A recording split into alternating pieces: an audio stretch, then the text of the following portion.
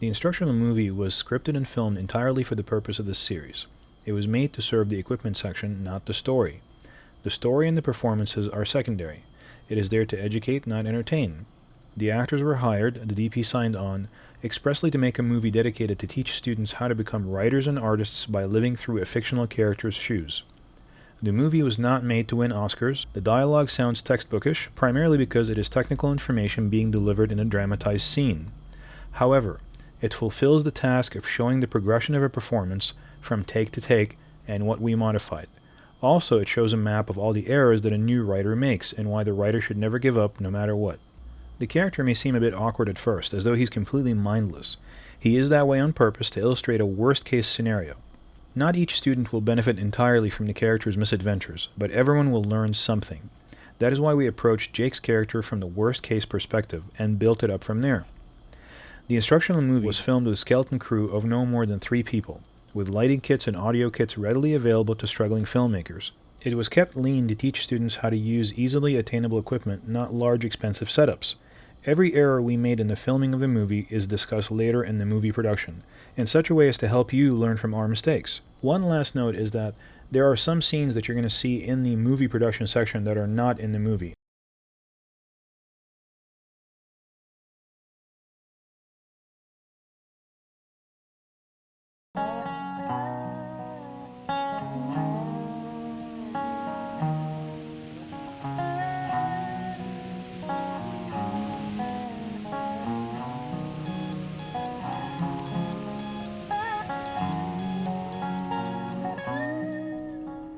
Ever since I was 12 years old, I wanted to make movies.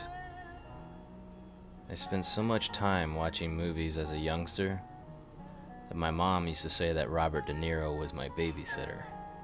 But things hadn't quite worked out for me the way I wanted them to. My life was kind of, well, not what I imagined it would be. I'm not saying that I hated my life, but when I was younger, I had seen myself doing bigger and better things by now. All I wanted was to make films. Hurry up! But I was stuck with 2 dead-end jobs. Although, I did find a joy in feeding people, though I tried to make the best of it. That's why you work in urban. It didn't always work. I felt like I was floating through life, never able to commit to anything. There wasn't much time for anything else, especially sleep. My thing, the thing I wanted to do, was to make movies. But how can you do that when you're too tired from working and working? Hey, bye. Poor guy. He's 40 years old, still washing dishes. I guess I'm not that far behind him. I really hope something changes in my life. Everywhere I looked, I saw a story taking place. I saw these images that I knew they weren't there, but they seemed so real. Sometimes they were so clear, I could feel myself drifting into their world. My mind would transport me to all these different places. I would see a series of events taking place, and something inside me wanted me to make these ideas concrete.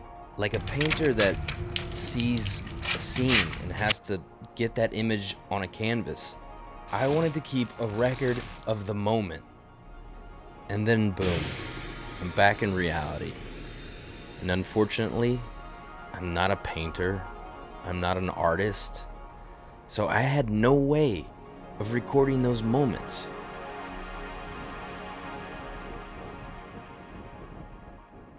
The gear locks in with the rest of the machine. Hey, grab him up, get over here. And it does as it should. The images kept popping in my head more and more. Again and again. And the more often that they popped in my head, I didn't want to leave them. I wanted to join that scene. I wanted that to be my world. Sleep, wake up, eat, work, sleep, over and over.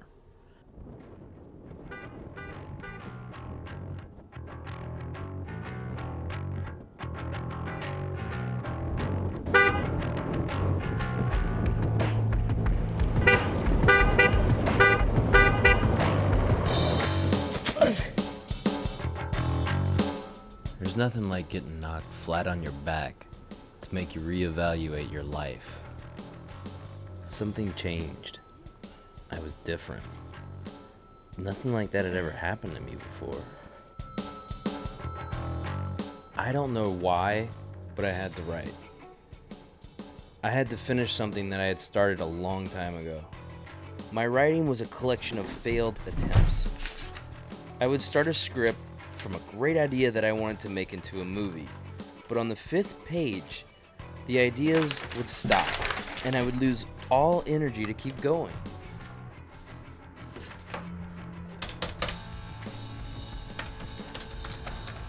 Yes! The ideas were flowing. I just hoped that my fingers could keep up. 0 hours sleep, but at this point, it didn't matter. I had actually started writing again. Time to put my mind on cruise control. Hey, wake up! Hey, what happened to you last night?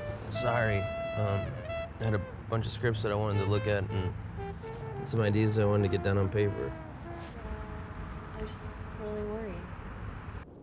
I couldn't wait to get back home to start writing again. Hello, DOS monster. Did you miss me? I'm gonna type away a whole script. The words, find them. My ideas were cemented in my head. Type, type. Sleep, sleep.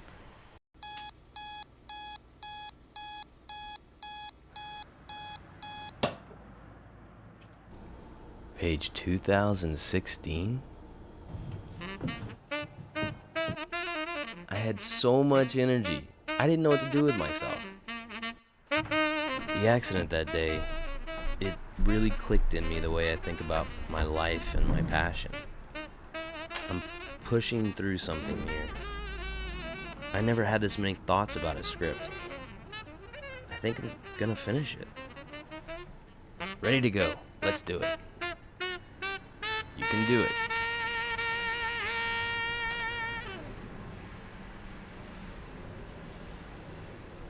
Fingers, work, mind, move. Why aren't the ideas coming? That's no good. That sucks. Who wrote this? Did somebody sneak into my apartment and write garbage? I figured if I couldn't write anything new, I might as well go back and fix what I already wrote. Erase. Erase everything. Just throw it out the window. Why am I even working on this computer? This is complete garbage. I'm so tired of this happening every single time. Why can't I write? Even 4th graders can write. Was it ever gonna happen for me? Was I ever gonna make it? I tried to get my thoughts together, but it just wasn't happening. Alright, fresh perspective. I figured if I could just get myself awake enough, it would come to me. The ideas would come to me.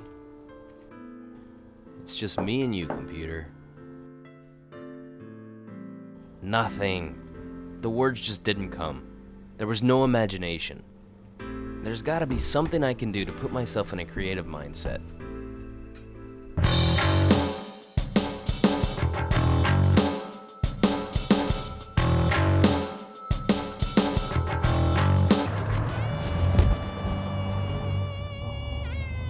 Hello? Rachel. Hello? Rachel. Jay? What are you doing?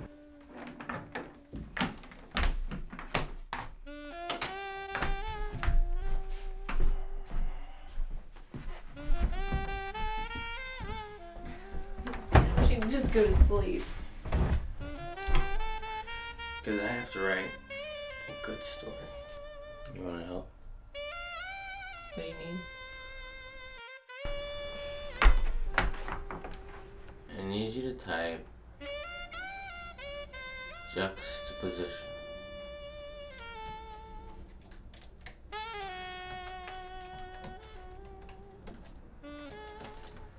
Well, I guess that didn't work out. I didn't write anything. I didn't exactly impress Rachel either. And there goes any respect she may have had for me. Back to the old snake pit. What a pathetic existence. Was I the only loser living this way? It's always going to be the same way. And I will never succeed. I will keep failing and failing. I'm right back where I started. Another roadblock, just this time at page 25. It's a process. You can't let that one thing get you down. You're on page 25. You have 25 other scripts that are on page 5. It's a start, right?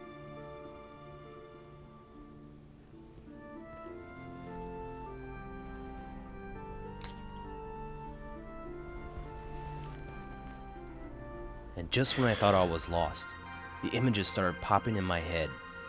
Vivid and clear, and I just described these images. Firefighters, cops, sirens, lights. For some reason, I didn't want to type them. I wanted to write them out.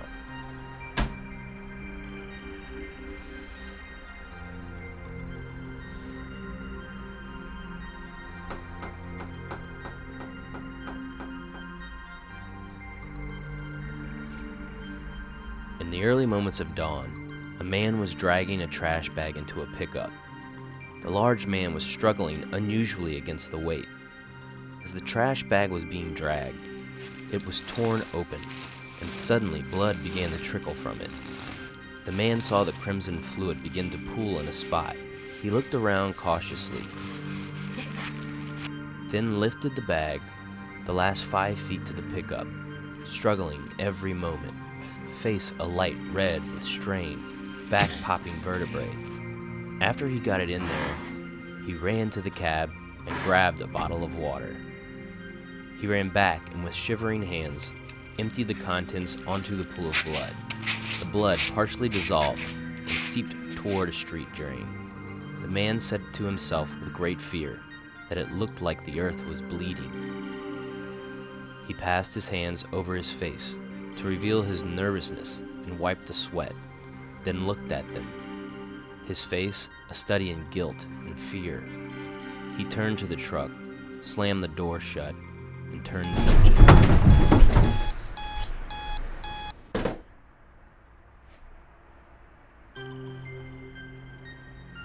I was so deeply embedded in that dream, it felt like it was real.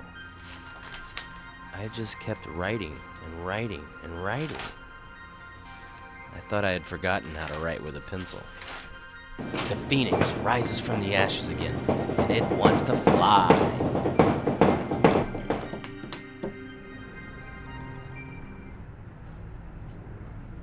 Come on. Why couldn't I write? Earlier that morning, the images were coming to me, and the words to describe them were all right there. It can't end this way. It's just started. This is so stupid.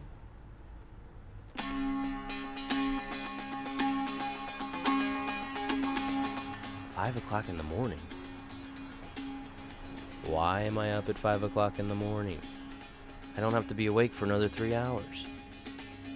I'm not hungry. It's nice and quiet. I guess I feel like writing. Maybe I'll just sit here and see what comes to mind. I don't care. At this point, I'll write anything. Detective Ronson is on the scene. She notices the blood stain on the ground, blots it, and saves it in an evidence bag. She discusses the details of the crime with her fellow officer. He agrees with her, and they decide to ask the neighbors some questions. I was on some type of hidden schedule. Every morning, an alarm clock would go off in my mind, and I would wake up and feel the need to start writing. I kept getting up earlier and earlier, around sunrise, so that I could write more. My mind wasn't filled with a day's worth of stress, and I was still in my lucid dream state. I felt like I was in the zone, my hands moved by themselves. I closed my eyes and my hands were still writing directly from my mind. I did a bit of research at the library, and I found out that when you go to sleep, you live in the unconscious mind, which is responsible for all of your creativity. It doesn't make any sense when interpreted by the conscious mind that does all the rational thinking, but all of the creativity comes from the unconscious. So you have to harness it to come up with creative thought. But it's not easy. You have to be consistent. It likes to be allowed to express itself at regular intervals every day. It lets you into its world. And that's where all the ideas are. That's where you get all the wonderful twists and turns. It's like walking into a room and knowing everything inside that room. The unconscious mind is like a little kid. When he sees familiar surroundings, he relaxes, and he knows it's safe to play. I also learned that it's important not to judge your creative mind, not to go back and correct grammar and spelling, or change any aspect of the first draft. It should come out as it is in your mind. I need to also write an outline, so that I know where the ending is. I also have to write a genre for the screenplay, so I can keep the story at the same key all the way through. I learned that I have to make a log line, so that I can quickly remember the tone and direction of my story. I fixed my story and rewrote it in screenplay form, but that's the last time I do it like that. Next time, I'll write it in screenplay format from the get-go.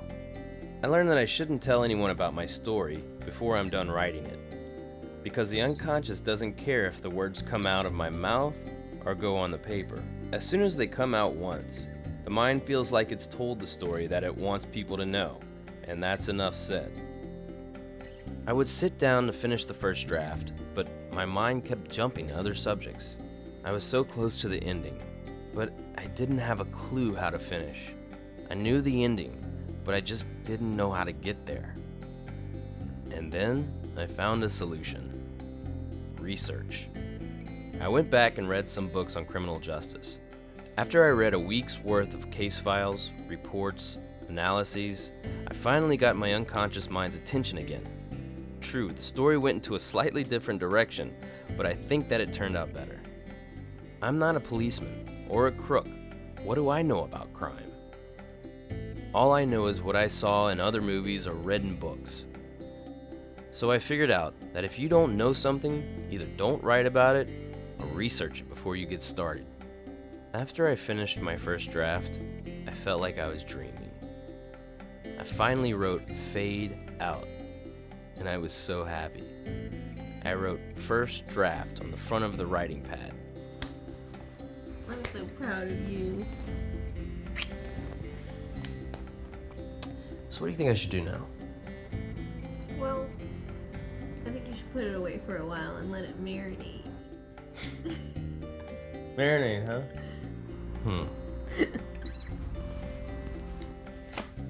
After a few weeks, I went back and started on my second draft. There were so many mistakes, continuity problems, grammar issues. I went back and fixed them all. Then I took a long, hard look at my characters. They were flat, lifeless. The dialogue was stiff and unrealistic. It's one of those things that looks good on paper, but it just doesn't sound right out loud. I think it needs a little work. I had seen the scripts from a few good movies, and the dialogue didn't sound like that. So, I went back to the drawing board, and I figured out that to make my characters come to life, I had to write their biographies, make them into real people. After I finished my screenplay, I showed it to some people, and I got a really good response. Some people said some things just to hurt my feelings, and I understood that after a while, but most people gave me very constructive criticism. I was able to go back and make some final continuity tweaks. Now that my unconscious mind was out of the picture, and this was a purely rational phase of screenwriting, I didn't feel like someone knocked the wind out of me. I felt appreciative of the new criticism, and went back and made positive changes. I loved making my short film, working with my actors and my director of photography. I learned more about life and people in 6 months than in 26 years of life. It was a wonderful experience, and when I watched the movie, I knew it was everything I had written. and just about everything I expected. But there was still something missing. It just wasn't me. I was never about murders and crime scenes and blood trails. I liked the movie, but I didn't see it as a representation of who I am. So I went back to the writing pad and created a new script about something I knew everything about: food service. I remembered everyone's stories, and I figured they would make a nice comedy. It put a smile on my face when I was writing it, and when people read it, they were laughing most of the time. I'm glad I made the first movie because it got me some investment cash to make this one. I learned that you have to write about what you know, and everyone will want to watch it. Who knows where my next story will take me?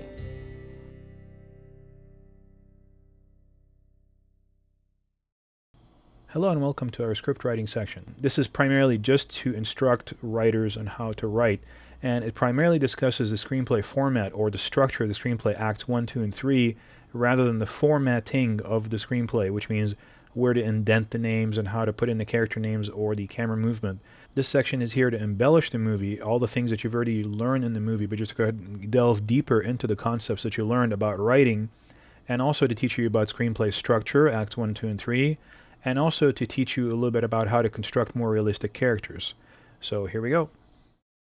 Every movie, video, training, DVD, or commercial always begins with one thing: a word. The written word is still, after 4,000 years, the way every performance begins, whether it's film, TV, or a stage play. Being able to creatively string words together still seems miraculous when you see a genius do it. You're in awe of their creativity. Were they born that way? Or did they just do their homework and dedicate themselves to writing? Every good movie started with a good script. Most bad movies started with a bad script. An uninspired director or a poorly cast actor can seldom ruin a good script. But even a master actor working with a veteran director can hardly rescue a bad script. So it all begins with the written word, being able to put words together in a way that pleases people, entertains them, stirs them emotionally, or scares the dickens out of them. Now, some will say that a good screenplay comes from good formatting. That is true to a certain respect.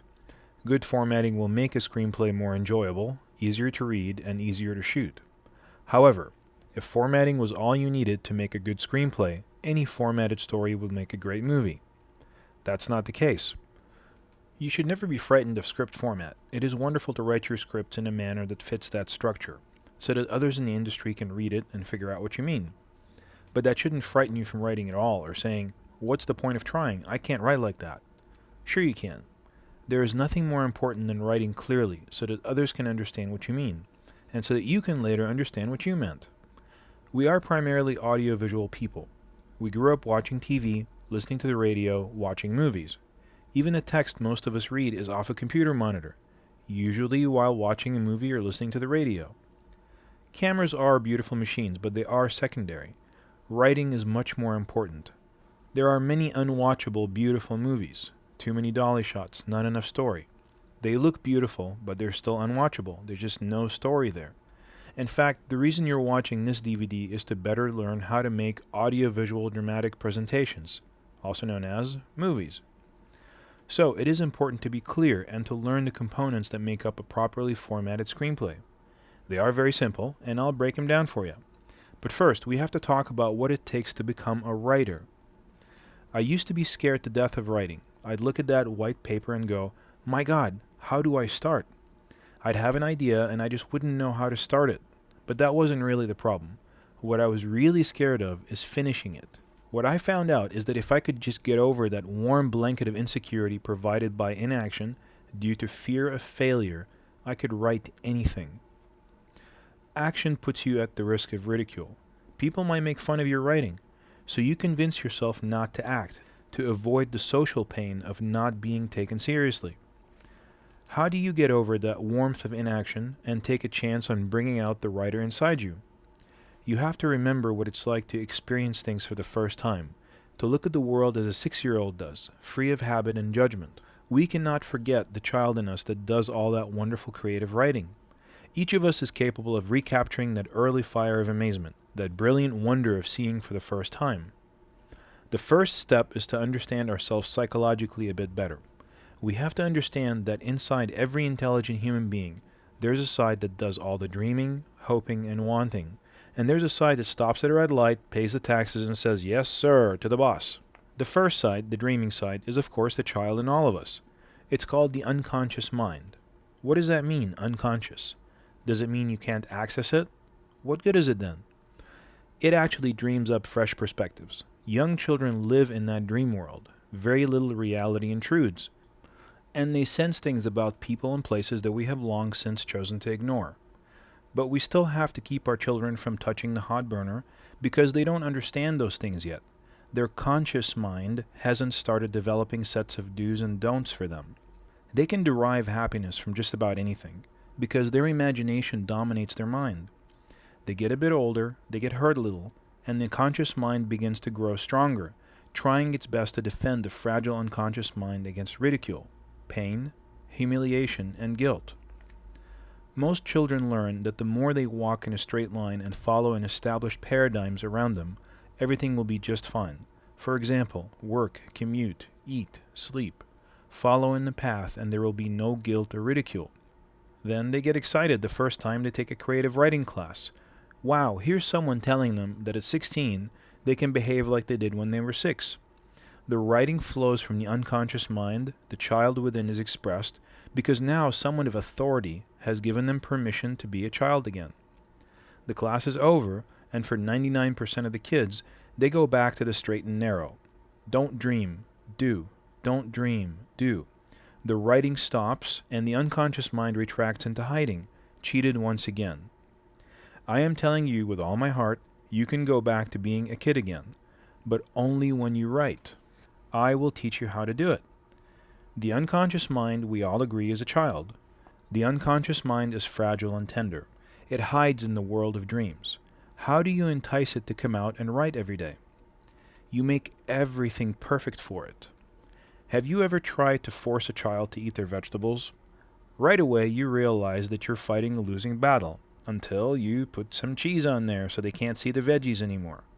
So it is better to be nice to the child inside rather than force it to come out.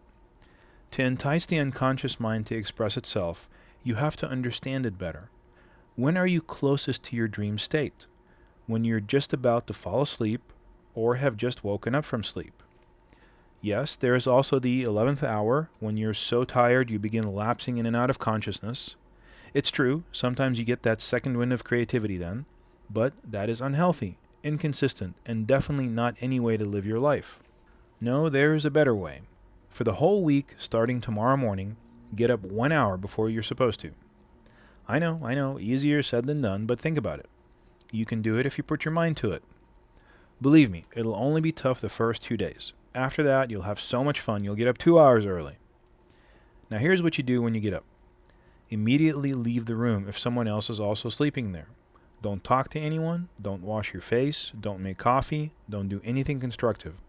Just walk yourself over to the living room, playroom, kitchen, even the garage, anywhere you can be alone that has a chair and a flat surface, and start writing anything that comes to your mind. If you live in a cold climate, just have a coat or robe waiting for you, with a pen and a writing pad, and a small bottle of water. What you write doesn't have to be a script, or an event, or even English. Just write any sort of babble that comes to your mind. The rules are that you cannot talk to anyone, cannot involve your conscious mind in any way while you do this. Tell your family ahead of time, the night before, that you'll be doing this, and you don't want to be bothered. Tell them this is important to you. If you're blessed with a loving spouse, they will want to check up on you. Tell them to please not do that. Explain that it's an exercise, and you have to have silence. If you have siblings that would never leave you alone, go to the car or the backyard. No radio, no TV, no internet. Don't use a typewriter, and don't use the computer.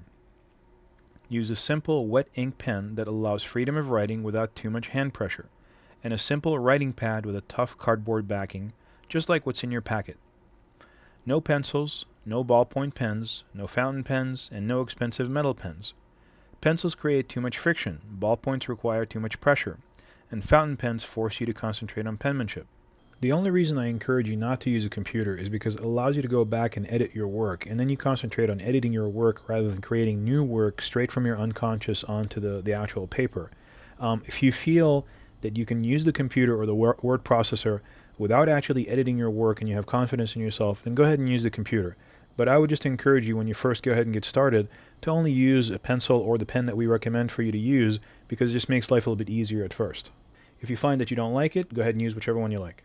It might feel silly right now, but when you're up that early and your eyes can barely focus because you haven't rinsed them, and your hands are shivering because you're a bit cold without your coffee and hot shower, you'll appreciate the wet ink pen that requires very little effort to write with.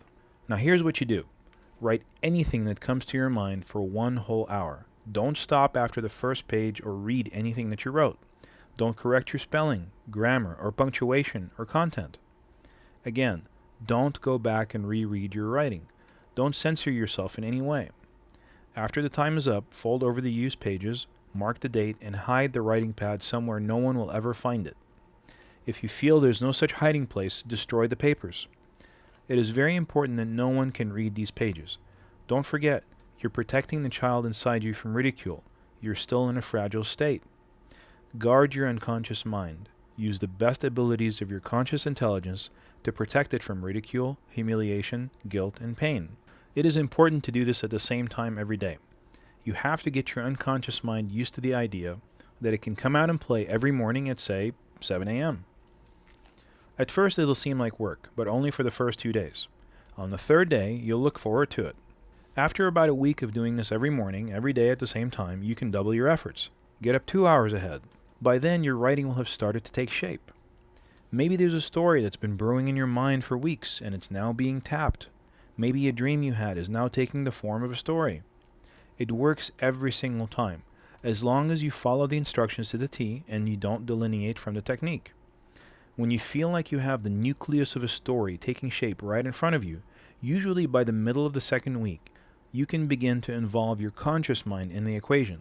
The next step is to outline your screenplay and make a rough guide that your unconscious mind can follow. And it will, because it feels that for the first time you're allowing it to express itself, and it will work with you a little. Make a short 1-page outline, just like the one in your packet. Outline the premise of the story, who the characters are, what are their necessities, what conflicts you think they'll go up against, and how the story will end. In the movie we saw, the premise of the story was that Jake wanted to improve his life. For some reason, he finds it necessary to write and make movies. He takes it upon himself to learn how to do that, but meets many conflicts on the way. The story ends with him beginning his career as a filmmaker. After you do that, make a short 1-sentence summary called a logline, just like the short description you see in your TV programming guide. So here's the logline for the movie we just saw. A young man encounters physical and emotional conflict on his voyage to become a filmmaker. Then, set a genre for your story. Action, comedy, horror, thriller, slapstick, drama, or anything that you like.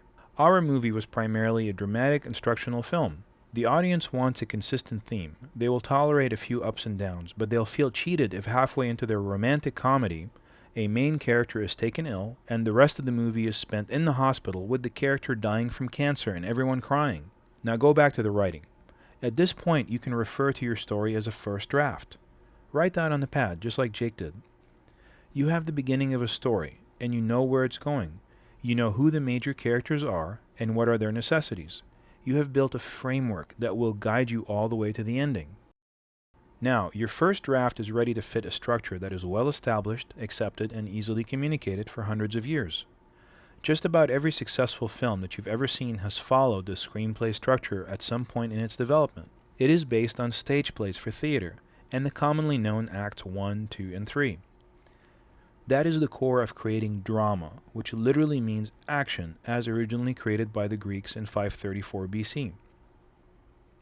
The stories used to be about Greek gods and nobility, but through the years the idea evolved, and the best drama, tragedy, and comedy screenplays were written about regular people being thrown into irregular circumstances. So the screenplay is linear, which means it is written in a straight line as it happens with no flashbacks or wild tangents. That doesn't mean it has to play that way. Once you finish your screenplay, you can shift things around. A scene that happens at the beginning of a screenplay can be removed and inserted halfway through the story to reveal events that took place before the story began. In our movie, there's a dream sequence when Jake first breaks through the fiber of reality and sees himself in the scene with the detectives. That is a flash forward. We are seeing ahead to the time when he will be directing his actors. The flash forward was a scene that was added to the screenplay to remind Jake of his necessities, and to remind the audience just how badly he wants to make movies. So let's define a scene, specifically the flash forward dream sequence. A scene is a set of action or dialogue in a screenplay, like a mini screenplay, and it has its own beginning, middle, and end. The scene has to do one or more of the following things. Number 1, driving movement can be added to the story. The flash forward helped the audience to viscerally understand Jake's necessities. Number 2, conflict can be created. Since there was no dialogue in that scene, there was no interpersonal conflict, but we learned about Jake's conflict with himself, his need to write conflicting with his inability to write. Number 3, new characters can be brought in. The scene brought in the characters of the detectives, and later we will learn that they were actually actors that Jake will hire to play a part in his movie. Number 4, enhancement of an existing character. We learn that Jake has a remarkable imagination, but he is not able to harness it at will, but only during times of extreme stress. He can't function like an artist and create new ideas whenever he wants. Even though he has heart, his mind is untrained. Number 5, suspense can be created. After the scene is through, we are prepared for another visceral experience, which is the near miss at the hill. The emotional flash-forward scene prepared the audience for another emotional experience. Suspense is best created by a push-pull method, where you create a tense scene, push forward, then allow the audience to relax for a few scenes, pull back. Then bring in another tense scene, slowly building tension until the ending of the movie. This is also called dramatic contrast, and we'll discuss it later. Number 6, awareness of some aspect of the film can be increased. The scene accomplished that by introducing new characters and exploring Jake's necessities. Number 7, mood can be created. The scene created a suspenseful mood and prepared us for the accident scene. Mood can also be changed with dialogue and lighting. Number 8, theme of the story can be pushed forward. The theme, as we set up in our logline earlier, a young man encounters physical and emotional conflict on his voyage to become a filmmaker. This scene illustrated that Jake isn't strolling through a field of roses on his voyage to become a writer, but is frightened of his abilities and the pressure to express himself. A scene can start in the beginning, middle, or end. It is up to you to determine if you can pull off starting a scene in the middle or the end. The dream sequence started in the beginning with Jake coming home, lying in bed, dreaming about his movie. We could have started this scene by jumping straight to the dream sequence and then showing him waking up from it, but that may have been confusing, and would also exclude the visceral experience of physically entering into the dream world by virtue of shattering its fiber. So as long as one of the last 8 subjects that we talked about can be satisfied in a scene, then it is a successful scene. A sequence, as it sounds, is a series of scenes back to back, also with its own beginning, middle, and end. All the scenes are connected either by time, place, or theme. Think about the sequence at the beginning of the movie when Jake is helping customers, saying goodbye to his coworkers, and bowling. It illustrates Jake's personality, habits, relationships with people, and how he spends his time alone. It is a sequence connected by time elements and theme rather than place. It happens in different places, but it has the same theme, which is that Jake is a good person caught in a bad situation. The scenes happen chronologically, back to back.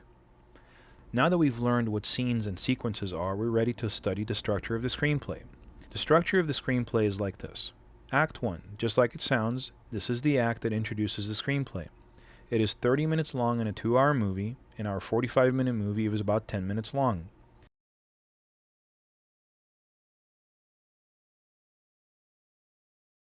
In the first half of Act 1, the audience has to know the major characters, where they are, and what they're going to be doing for the rest of the movie. Act 1 has to fully explore the major characters' necessities. Jake is the main character in the movie, but there are other major characters, like Rachel and his manager. So Act 1 has to fully explore all their necessities. That way the audience will understand exactly what they're after for the rest of the movie. For instance, Jake wants to be a better writer and make movies. Rachel wants to help him and have a relationship. The manager wants Jake to work hard and not daydream. It sounds tough to try to accomplish all that in the first 15 minutes of a 2-hour feature, but it's really not that tough. The reason is that just about every good 2-hour movie you've ever seen did this in the first 15 minutes. So you have a lot of models to go by. This is why it's even tougher to accomplish that in a shorter film. You only have 5 minutes in a 40-minute movie. Act 2 comes a quarter of the way into the movie. After Act 1, the audience will know your main character, your major characters, and what are all their necessities. Act 2 is where all the major characters have to overcome conflict while trying to get the things they find necessary. The conflict makes things difficult for your characters, just like life does for everybody. It's never easy to accomplish what you want in life. And just as in life, the characters have to get up and fight for what they want. It is more realistic and more interesting. Most people, and I do mean 99%, don't want to watch movies about how easy life is for the characters, and how everything is going just fine in their lives. They want to see them jump through hoops to get their brass ring. Conflict makes the audience go oops and oh no. They can't wait for the next one. They are plot hurdles or cliffhangers. If the character wants to get what is necessary to him, he has to overcome the conflicts involved. These events make the character have to think about the next move, and the audience is right alongside, scratching their heads, asking themselves, what the heck would I do in that situation? We understand Jake better when he doesn't slap off his manager's hand and say something smart, but just accepts his fate and keeps on working. You may not approve of that, but that's the kind of person he is. Conflict is the base of drama, and the character's reaction to it tells you a lot about what kind of person he is. Writing creates both physical and mental conflicts. Jake has to fight his physical fatigue in order to write in his lucid state, but he can't. Eventually he learns that if he gets up early and immediately starts writing, he can remain in that dream state for hours. So he circumvented a physical conflict and created a better situation for himself through research.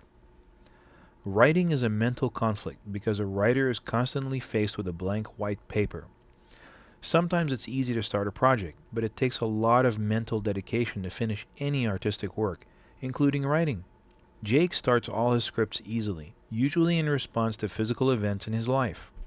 But as soon as he runs out of time and energy on the first day, he finds it very difficult to pick up the pace the next day. He writes in binges, which are all short-lived and lack meaning. When he figures out that he has to isolate his conscious mind from the equation by writing very early in the morning, he is then able to overcome the mental conflict that keeps him from writing the following day. Sometimes a main character like Jake can overcome extremely difficult conflict with the help of another major character, like Rachel. Remember how on several occasions she helped him through very difficult situations, like when he gave up on writing altogether, or when he reached a standstill on character creation. Conflict is important. How much fun would a spy movie be if all the doors automatically unlocked and there was no poison gas in the room? It would just be a guy walking through all these neat sets, getting what he wants and walking right back out. And while we wish we could do that in our lives sometimes, it just doesn't make for good storytelling. You need the conflict. Conflict hurdles can't all be the same height. That's no fun. The audience doesn't like it either.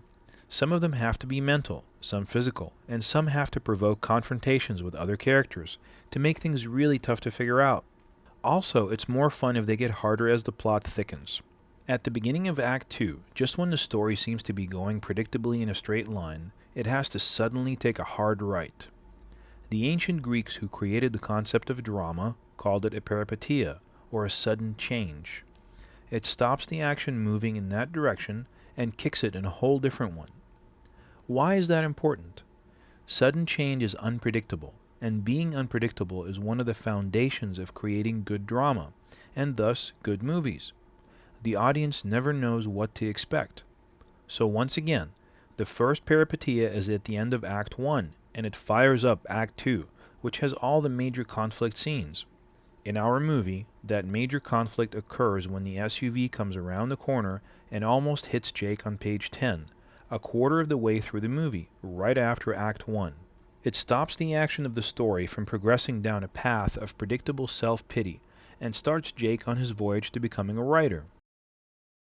Usually, there's another difficult conflict in the middle of Act 2, which also happens to be the middle of the movie. That changes things quite a bit for the main character. In our movie, that was the part when Jake gives up his quest.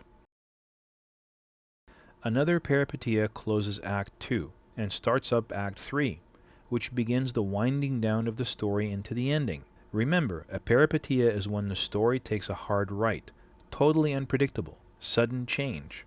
Act 3 comes 3/4 of the way into the movie. This is the hardest act to write because this is where your major characters live happily ever after or die in the last firefight. It is also the hardest one to write because by now, you love your characters so much you don't want anything to happen to them. They already went through the mild conflicts in Act 2, and now here comes the final showdown. Is the boxer going to win the heavyweight belt? Is the student going to pass the medical exams?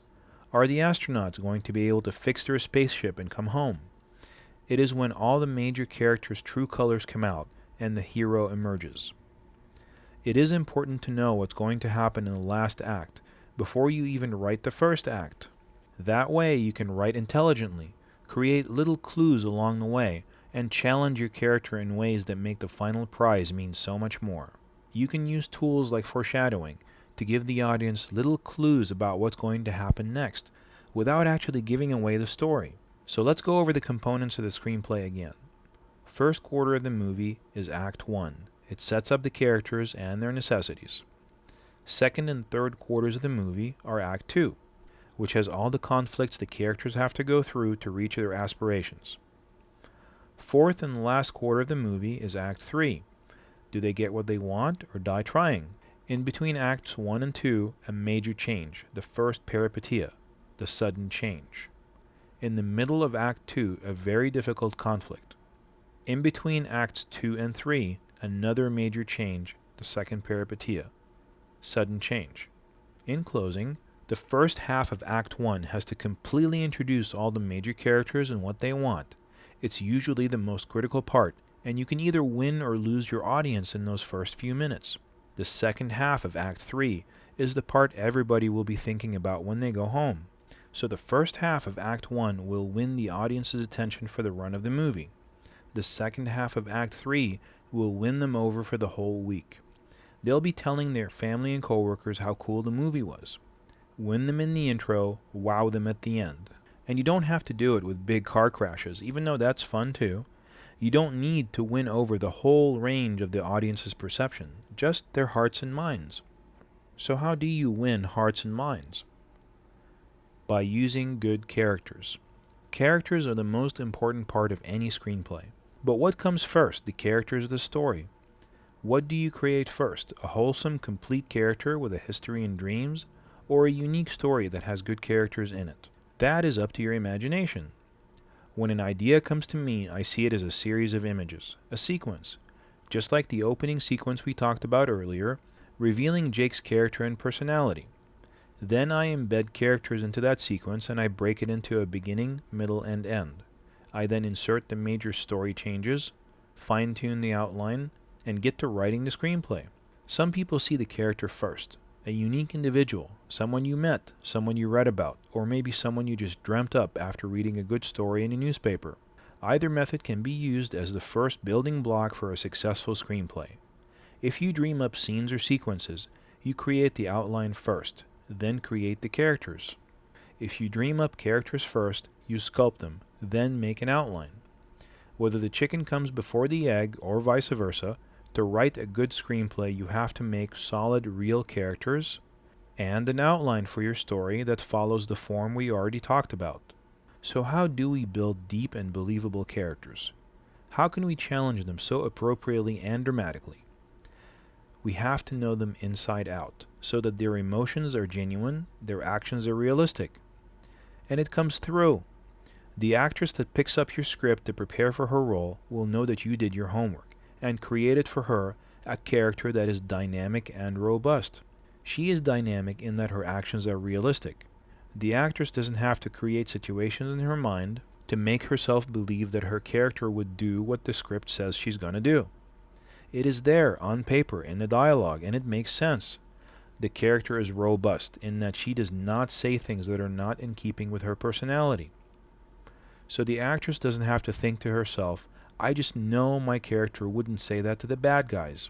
So we need to create dynamic and robust characters, and to do that, we need to know them.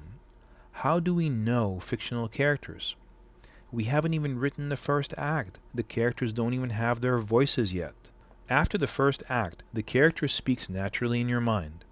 You know what they would or would not say or do. But you have to know that beforehand, and the way you do that is to start from scratch. In a movie, nothing can happen inside the character's mind. It is not a novel. They have to say it or do it, or it didn't happen. Yes, sometimes a lot can be said with a cold stare or a longing gaze, but that only gets you so far, and those devices are only unique to the audience when they already know the characters well enough through action and dialogue. So, to set up a real character, we need to know beforehand what they would say in a certain situation. What better way to do that than to ask them questions and see how they respond? In your materials packet, there are some forms for each of your main characters to fill out. Now, these are not for policeman number 2 or grocery shopper number 4. They are for your major characters, and if you really want to go further, you can use them for anyone with dialogue. No one cares what the character thinks he will do when confronted with conflict. All they care about is what would he physically say or do. The key to opening up Jake's character and making him into a real person with flesh and blood emotions is to reveal to the audience, number 1, how he talks and acts around other people. Does he speak differently to certain people than to others? Does he intonate his voice up or down in pitch when trying to make a point? Or is he monotone? Is there a tremble in his voice when he feels uncomfortable speaking to a person of authority? Does he relax around friends, or is it the other way around? Number 2, when he wants something, how does he get it? Morally, immorally, cleverly, childishly. Does he beg for it or steal it, or work hard and buy it? Exploring the character's necessities is where you get to be a creative writer. How he deals with his physical barriers and his attitude while doing his job all comes from his biography, and it helps the audience understand him. Number 3, how does he cope with his own emotions? If he really wants something, but the road ahead is long and cobbled, and he doesn't have a lot of confidence in himself, how does he deal with that overbearing fear of failure so that he can still get what he wants? To make good challenges, you have to know your characters. And knowing your characters in a screenplay means knowing what they would say or do. If a character feels sad, he can't act sad. Trying not to act sad while feeling sorrow is the best way to show sadness. Behaving in a way that tries to take your mind off of it, like when people act happy. Acting sad is more of a tantrum than an adult emotional display. It leads to indicating, in other words, trying to act. But that is not acting. It is amateur, and it comes from a lack of understanding of the character, because the character was written flat with no life. Remember when Jake was drunk? A drunk person in real life tries to act sober. The last thing a drunk wants is for other people to know that he's drunk. But he's drunk, so his senses are dulled and his movement is impaired. How does an actor act drunk? He practices feeling drunk and acting sober, and embeds that into his character so that the behavior is realistic. Now, this is not permission to go and get drunk in order to explore a character. An actor does not have to get shot to know how to act like he's dying. Much experience can be gained from observation and research rather than first-hand knowledge. A major star doesn't get drunk before he steps out of his trailer and onto a professional production set that costs $15,000 every minute. No one would work with him. However, he knows what it's like to be drunk, whether from experience, observation, or research, and he's worked with the director on exactly how his character would portray being drunk. So the character he's playing becomes realistic and believable, dynamic and robust. We discussed other ways to understand your character inside and out. Watch how they pass the time when they're alone, how they behave with their coworkers, how they behave with friends, and how they interact with their family. Think about all the things that we saw Jake doing to help us understand his character. So what is the most important block when building a character? The keystone that holds the whole arch together. Convictions. Convictions are things that your character knows to be true no matter what. The sky's blue and the water's clear. You have to die and you have to pay taxes. What is the character convinced of beyond the shadow of any doubt? When you know how this character talks to and behaves with other people at work and at home, gets what he wants, copes with his own emotions, and behaves alone, then you're ready to give him convictions. That is what helps you create a whole individual, inside and out, so that he behaves and talks with conviction. If someone challenges his beliefs, how does he react? Violently or calmly explaining his viewpoint? Does he try and force his point, or is he happy knowing that he has said his piece and now it's time to move on? Is someone able to shake his belief, or is it entrenched in his heart? When he failed again and again, he just kept on trying, never gave it up. In order to write a solid screenplay with dynamic and robust characters, you have to know them inside and out. You have to pour in all the knowledge, emotions, and convictions, close the tab, and move ahead. That effort shows in every bit of dialogue, and it translates into the audience through the actor.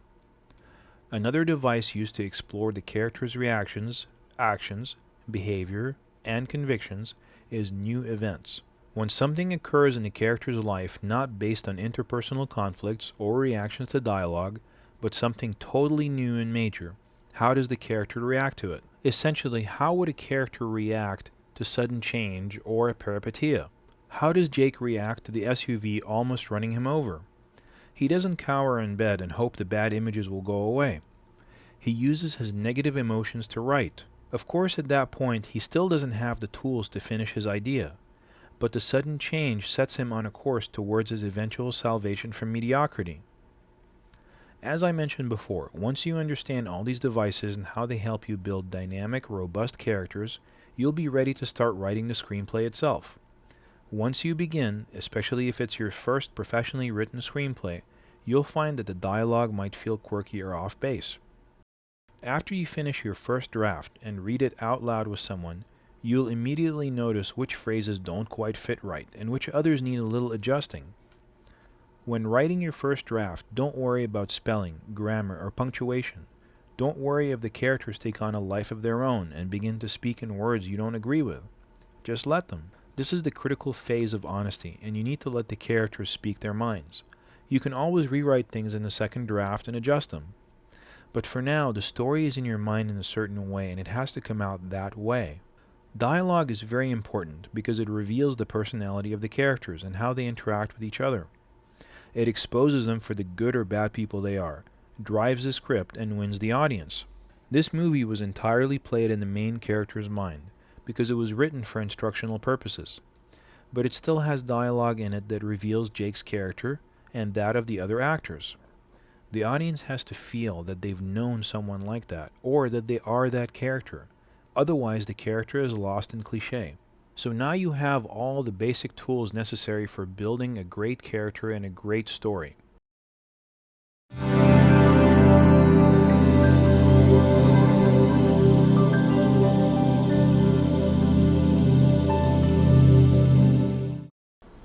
Okay, thank you for watching the writing section of our DVD series. Coming up is going to be the movie production series, and that entire series has many repetitions of the same white balance and gamma settings in different settings and environments. This is not unlike the film that anyone would show you to teach any difficult task. The repetition is similar to a film school classroom environment, where the student is exposed to the same information in different situations until it becomes second nature. It is the same reason they run soldiers through basic training and repeat the same concepts again and again in different combat situations.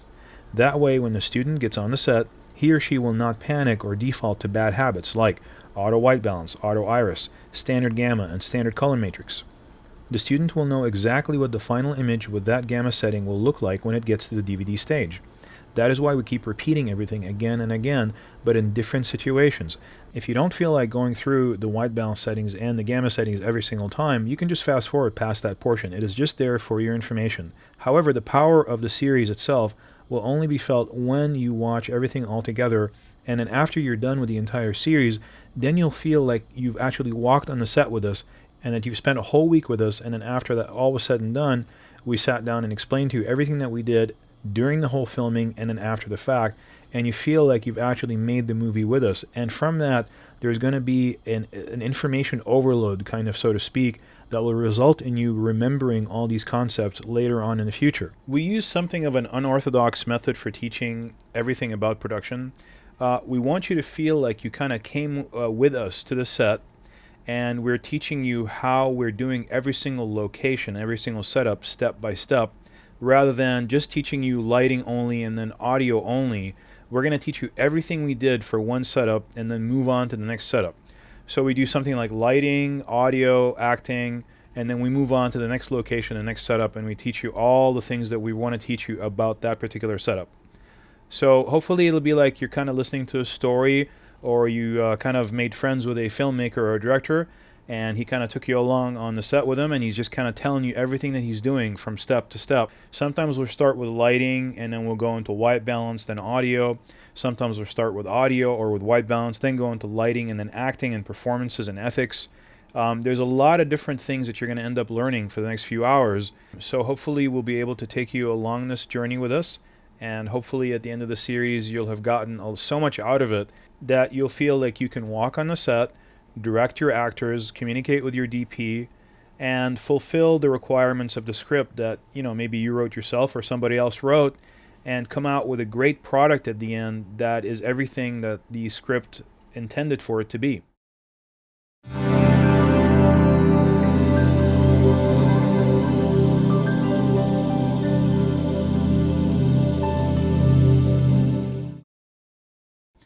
We're going to start with some interior lighting here. This is one of the scenes from the movie that you saw where Rachel comes over and she starts to paint. She sets down her coffee there and she begins to paint, and then she gets a call from Jake, who had just encountered the SUV and had a near-death experience, and he's going to tell her all about it. So what we're going to do in this section is we're going to discuss interior lighting for quite a few number of hours ahead.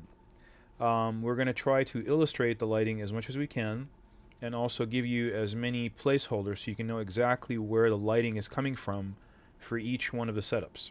While we're doing lighting, we're going to also discuss acting, we're going to discuss cutting, and all kinds of other subjects. So you're going to get the entire scene exactly as we did it, and we will discuss everything applicable to lighting and other concepts as we go through the scene. So this is our DP, Evan Grant, and he's assembling the Indie Dolly, which is a small portable compact dolly that can be packed into a small suitcase-sized carry-on bag. This is a very small crew, and he's doing pretty much all of his own grip work. I'm helping him out whenever I can, but we didn't hire any grips for him. Very small operation, pretty much 3 people on the team here. What he's doing is attaching clamps to the Indie Dolly track so that it doesn't roll away from the particular position that it's at right now until he's ready to use it, while we're framing up the shot. Eventually he removes the clamps and he's able to perform the dolly shot that he's doing right now. So let's talk about lighting.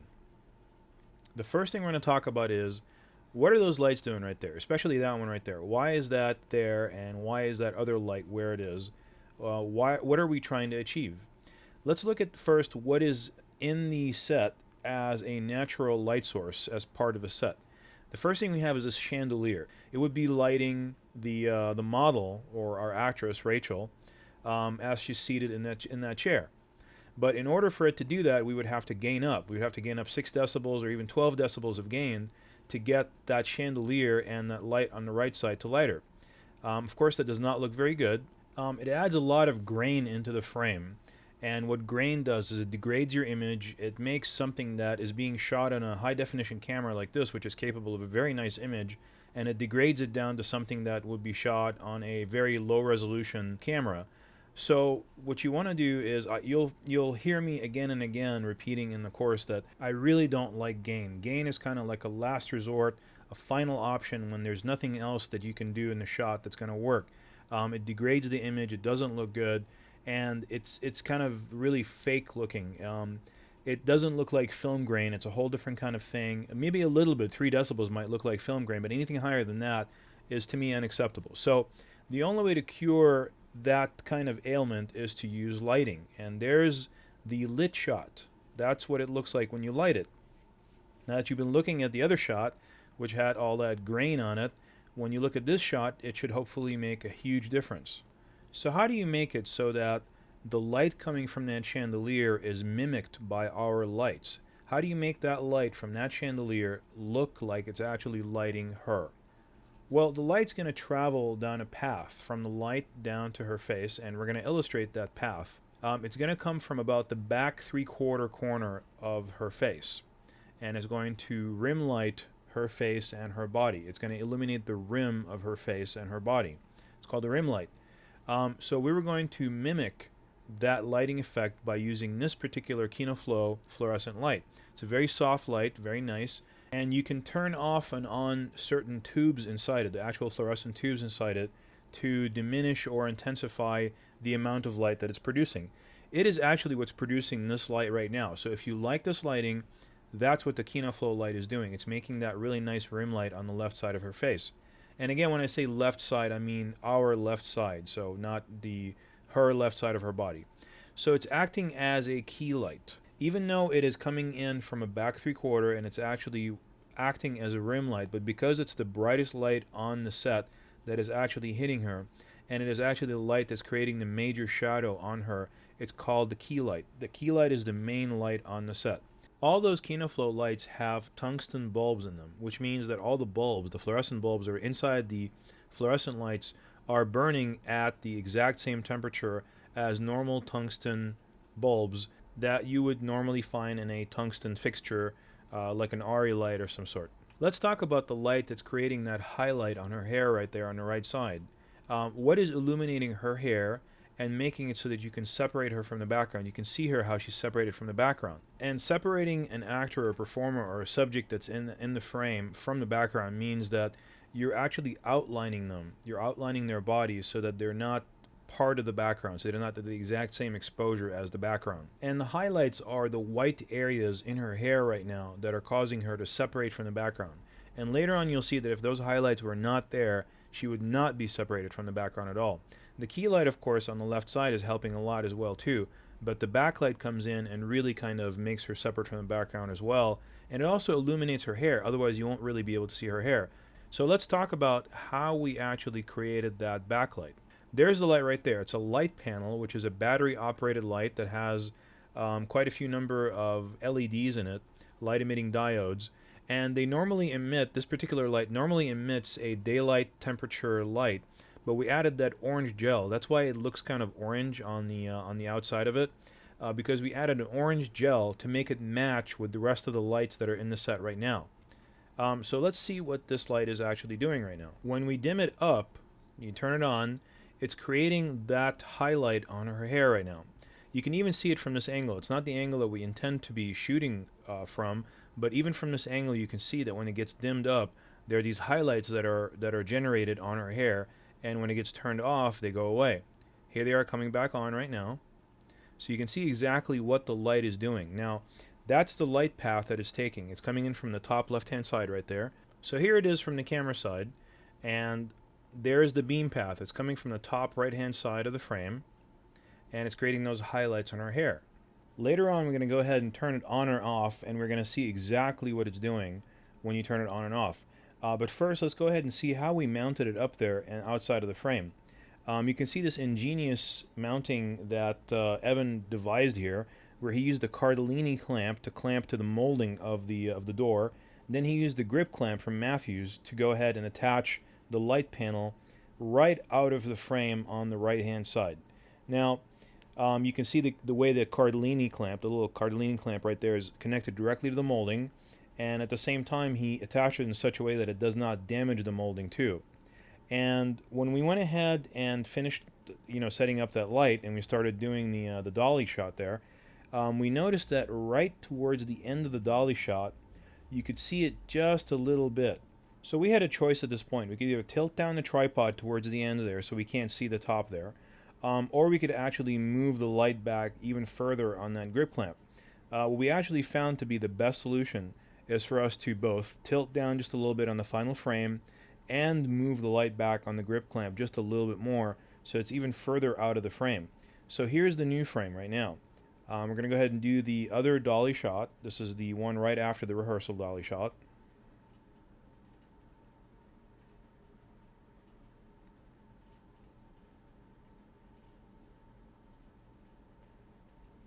And as you can see right at the end of it, you can see that there's a light out there, but it's not actually in the frame. So it feels actually really nice and natural. You'll find out that the more you do this, there's really never one fix to any one problem. There's always like 2 or 3 things that you're going to have to do to fix this one problem. Now, we're going to go ahead and do some light modeling right now. This is key plus fill plus backlight. So we've went over already what the key and the backlights do.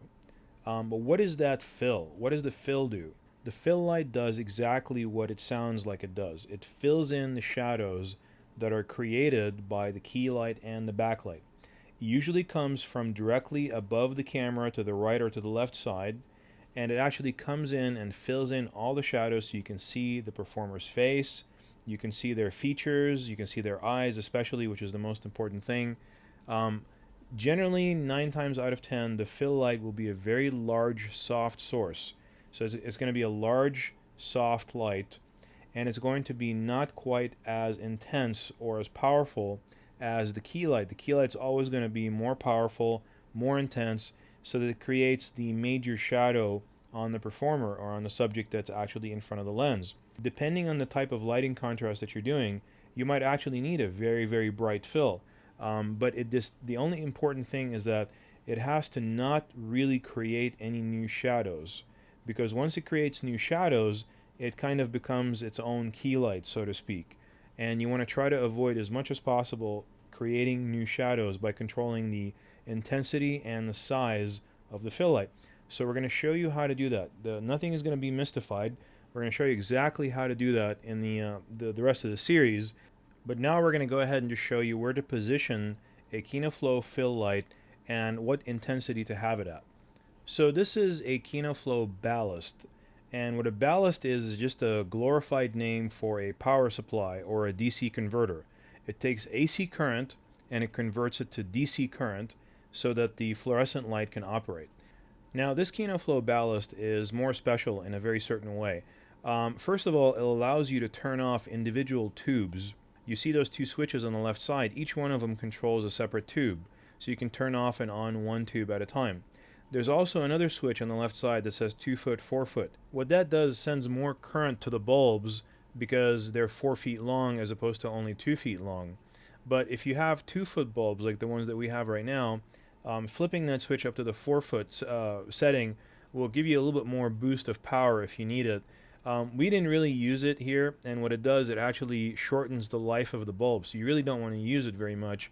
But you know, kind of as a last-ditch effort to get an extra little bit of light out of a KinoFlow 2 foot bulb, you can kind of flip that switch to the 4 foot and get a little bit more of a boost.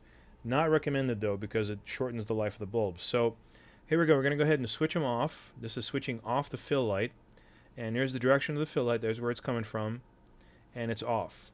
Now this is just key and backlight now. This is just key and backlight. We'll go over all the stuff again, so don't worry about it. We'll go back through this at least once more. So now what we're going to do is we're going to show the position of the key light again. So that's where the key light is coming from. It's coming from the left side. That's that 4-bank KinoFlow light. We're going to go ahead and turn off all 4 banks at the same time. There they all go. All the bulbs are being turned off. And there goes the key light. Pretty dark. Without the key and the fill, it's pretty much a dark set. Now there's the backlight. It's still making the highlights by itself. We're going to go ahead and in a second here dim down that backlight and show you what's going to happen when you turn off the backlight. So here it goes. We're dimming it down right now all the way off. And there it goes. So that's the set with no lighting from us, no professional lights. This is just a chandelier on the top left-hand side and that soft light on the right-hand side of the frame that are just practical lamps. They're just part of the set. So we're turning on the fill light again. There's the fill light. So this is the intensity that we had the fill light at. So this is the image with just the fill light. No key, no backlight, just the fill light. You can see what the fill light's doing just by itself. So we're going to turn on the second bulb and then back to just one bulb and then second bulb and one bulb, so you can see the difference and why we selected to only turn on just one bulb, because only one bulb gave us that feeling like the chandelier is actually lighting her. With the 2 bulbs, it just felt too flat, it felt too lit, but that was just our opinion. I mean, you know, It might be different for you when you're doing it yourself, but just our opinion was that we liked it was just one bulb. So if you have 4 bulbs in the key light and you only have 1 bulb being turned on in the fill light, that means you have 4 times more power coming out of that key light. The key light is also closer to her, whereas the fill light's even further away. So you have even less power that's being generated by that fill light that is actually reaching her than from the key light. So the key light is at least 4 to 6 times more intense than the fill light in this particular situation. But for us, it felt natural for this environment. So here comes the fill light coming back on, and you can see that there's a shadow in the background. This is when we have both bulbs on, and that's one of the reasons also why we turned down 1 bulb, because we didn't really like that shadow being there. It just didn't feel natural back there. Remember, one of the jobs as a fill light is not to create new shadows or to create extremely soft shadows. Now let's go ahead and see what it looks like with no fill. This is just keyless backlight. Now we're going to turn on the fill again, on and off. This is brighter. This is too bright. And we're going to go ahead and turn it back down to normal level. And then this is going to be the key down. So this is just fill plus backlight. This is just fill from backlight. We lose that highlight on the left side of her face, which was creating a nice shape to her face and kind of rimming the side of her face and separating her from the background. So this is now just a backlight. No key, no fill, just backlight. You can see exactly what the backlight does by itself, but then you can also see what you're missing with the key and the fill. So, you know, if you had used just gain on here, it wouldn't have looked very good. Even if you had just used the backlight, it just wouldn't look good. It's a key, fill, and backlight combination, that basic 3-point lighting system that really ends up working for you. So now we're going to talk about gain. So this is the scene with absolutely no lighting whatsoever, and we're going to go ahead and gain up slowly here until we hit 6 decibels gain. And we're going to look at the scene just with 6 decibels of gain. You can see that we lit her pretty much exactly the same way as if she was lit by just those lights, the chandelier and the actual practical right there on the right side. When we go to 12 decibels gain, you can really see it working for you right there. So you see that we motivated our lights pretty much where those lights are coming from. But had we not lit her, had we just used the lights and used gain, we'd have a lot of grain in the scene. It would look, you know, to me it would look really, really bad. To some people it might look good. Now let's go ahead and do an iris test here. When we iris down all the way, we can really see exactly where all the light sources are in the room. You can always use that as a little bit of a trick when you walk into a situation. If you can't see all the light sources right away, maybe there's a reflective surface that doesn't quite catch your eye right away, you can see that the highlight that we created on the left side of her face is a lot more flattering than the light that would have normally come in from just that practical on the right side at 12 decibels of gain. We're going to show you what it looks like and how to add motion to a shot, to a short dolly shot. You can see that black table on the right side there. It doesn't have anything on it right now. Now watch what happens when we add some foreground objects. That's what they're called, foreground objects, to the scene, so that when you make a small dolly move like that, you see those foreground objects moving closer to you. When you alternate that back and forth, and we're going to do that here in just a second, you can see exactly what foreground objects moving in the frame are going to do for a short dolly shot for you. They really make a huge difference. This is without, and this is with. You really get a sense of motion when you're approaching something. And don't forget, we learned before that wide-angle lenses, the closer an object is to a wide-angle lens, which is what we're shooting with, the faster it's going to move. So it's going to feel like we're moving even faster and closer towards the subject in this case. Now watch how important it is to take care of all the objects that are in the frame that are distracting. You see them shifting right there, the phone, the chair, the guitar, and also we'll show you one more here. There's that object in the background right there. Those are all the naturally occurring objects that are in the background, and we just move them around and watch the final frame. See how much more flattering it is? There's no highlight from the phone. The chair isn't distracting. The guitar is in the right place. Everything is right. And now we added that easel on the center of the frame to kind of add a little bit more ambiance as well to the scene and make it feel like it's lived in, like she's actually really painting, even though she's really not. So now she's coming in and she's trying to find the phone. We're trying to figure out where to put the phone for her, so that when she comes in, she can just reach for the phone and it doesn't feel like it's abnormal for her to leave the phone there. So notice where the phone is right there. It's right, and notice how her hand is kind of like, you know, ready for the phone. And I also made a note of that for her. Don't walk in with your hand ready for the phone. You got to kind of loosen up your hand and your arm, relax, and just kind of be surprised by the phone. So notice her right there. She doesn't have her hand ready for the phone anymore. It's just kind of relaxed, and she's looking for it because she forgot where it is. And now she has to reach back for it, which is not a natural movement. Even though it might happen in real life, it just doesn't look good on the camera. So we're going to have her walk in one more time. We put the phone in a different place. Now it's on a dining room table. That didn't look good either. It just didn't feel right. Like, well, she was walking there, and all of a sudden the phone rang, and it was just too opportunistic. It was too, regulated. It just wouldn't happen that way. So we had her do it one more time, and you're going to see that right now. And we put the phone back on that black filing cabinet right there in the center of the frame. But what we told her is that we're going to go ahead and have her sit down first. Notice how her hand is also ready for the phone again. So she went back to doing that. It's just really distracting. And that's another thing, as part of your job as a director, is to coach your actors. So now we had her sit down first, and then the phone rings and she reaches for it. So we're going to have her do it one more time without the distracting hand gesture, the hand movement. So now her hand is relaxed again. So she grabs the brush, she sits down, and she starts to paint with her coffee cup in hand, which also ended up being distracting. And now she hears the phone. She's looking for it. Oh, there it is. She grabs the phone and starts to talk. That's how that's how the basic building blocks of a scene, how you slowly establish something that feels natural. Because you don't arrive on the set almost ever knowing exactly what you're going to do. You just kind of discover it as you go along. And here we go, we're actually moving the dolly on a dramatic moment. So we're waiting for him to tell her the bad news, and as soon as we do that, we start dollying in. That's dollying in on a dramatic moment. So it increases the drama of the scene. And also, mind you, you don't always have to have your other actor in the set like we did over here. We were fortunate, we had David Lee over there right in the set to talk to her, but you won't always have that. The other actor might be, miles and miles away and he can't come in. So here we go, one more time. We're giving her some instruction right here. So essentially what I'm going to do is we're going to have you enjoy what you do, and you're going to come out and actually, this is the one thing that you wait for all day, so you can come home and do this. So you have to, this is something that you really enjoy doing. And then when he tells you, I almost got killed, that's when your psyche changes over and you become depressed. And I have to just kind of see it in your face, that change. So essentially what I told her is that she has to come in kind of like she's enjoying herself. This is her time alone. This is her time to enjoy herself and do her painting. And only when he calls her and gives her the bad news, that's when there's a shift in her personality at that point. That's when there's a shift in her character, and she starts to sympathize for him, and you understand more that she actually cares about him and she doesn't want him to be hurt. So at first she's nice and happy, everything's great. And then when she finds the phone, at first she's really happy to hear from him. That's naturally because she really wants to talk to him. And of course, it didn't work out in this first take, but you'll see on the next take it really did work out. So at first she's happy to talk to him, but then when she hears the bad news, she drops the coffee cup, and her demeanor changes. Kind of like a black cloud starts circling overhead, and we start also dollying in with the camera to add the dramatic moment, to add the dramatic impact of the moment. So now she comes back in and she's going to go ahead and carry that out. And we added a little cup on the bottom right-hand side, bottom center actually of the screen, for her to kind of put the brush in, and get all the watercolor out or the whatever paint she's using, latex paint. And so she sits down.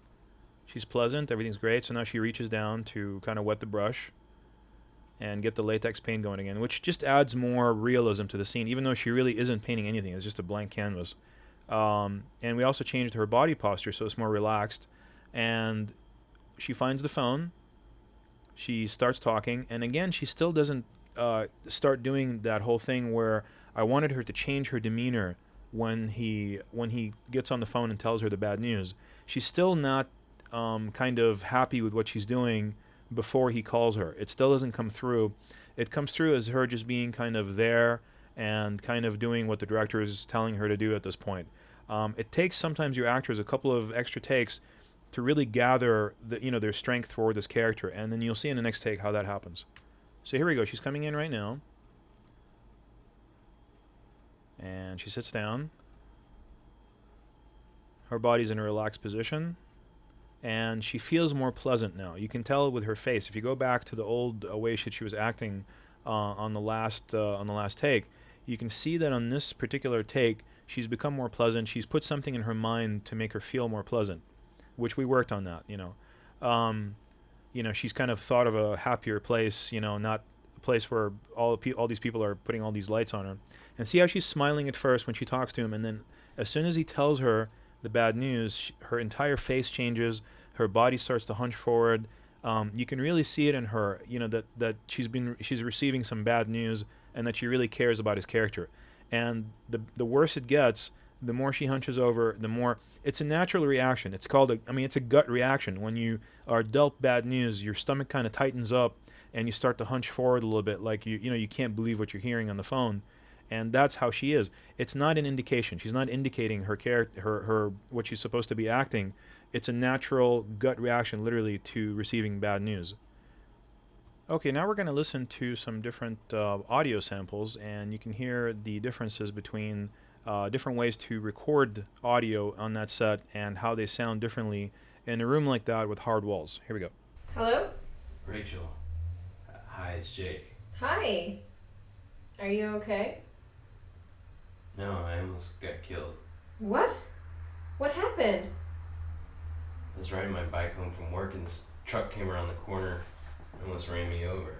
Oh my god. Do you need me to take you to the hospital? Hello? Rachel. Hi, it's Jake. Hi. Are you okay? No, I almost got killed. What? What happened? I was riding my bike home from work and this truck came around the corner and almost ran me over. Oh my god. Do you need me to take you to the hospital? Hello? Rachel. Hi, it's Jake. Hi. Are you okay? No, I almost got killed. What? What happened? I was riding my bike home from work and this truck came around the corner and almost ran me over. Oh my god. Do you need me to take you to the hospital? Okay, so as you can see, the mix is actually, to me, the best combination. When you get the warmth of her sound through the lavalier and also get the ambiance of the shotgun microphone, which gets that room tone in there. So when you can mix audio like this for one or two people, it feels really nice. It sounds really good. So now we're going to go ahead and switch to lighting her close-up. And this is with higher intensity on the 2-foot fill, lower intensity, more 2-to-1 contrast, a lot nicer. That's one less bulb, that's no fill whatsoever. 1 bulb, 2 bulbs, high intensity, low intensity. Cool, that's good. Okay, so we got a sense of the set communication there happening between me and the DP, and now I'm going to communicate with the actress and give her some instructions on how to kind of modify her behavior a little bit and modify her body positioning. And action.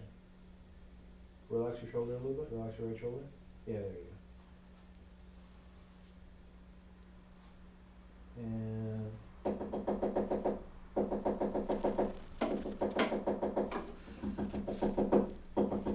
Hello? Rachel. Hi, it's Jake. Hi. okay, so you got a little bit of the set interaction between me and the actress, and also you got a sense of what we're using as an audio cue for her to pick up the phone. We didn't want to ring the phone every single time. It kind of didn't work out for us to do that, to call the phone and actually have a phone ring. So we would just knock on the door, or knock on the floor to give her an audio cue to pick up the phone. And you have to do that for your actors. You have to give them an audio cue of some sort.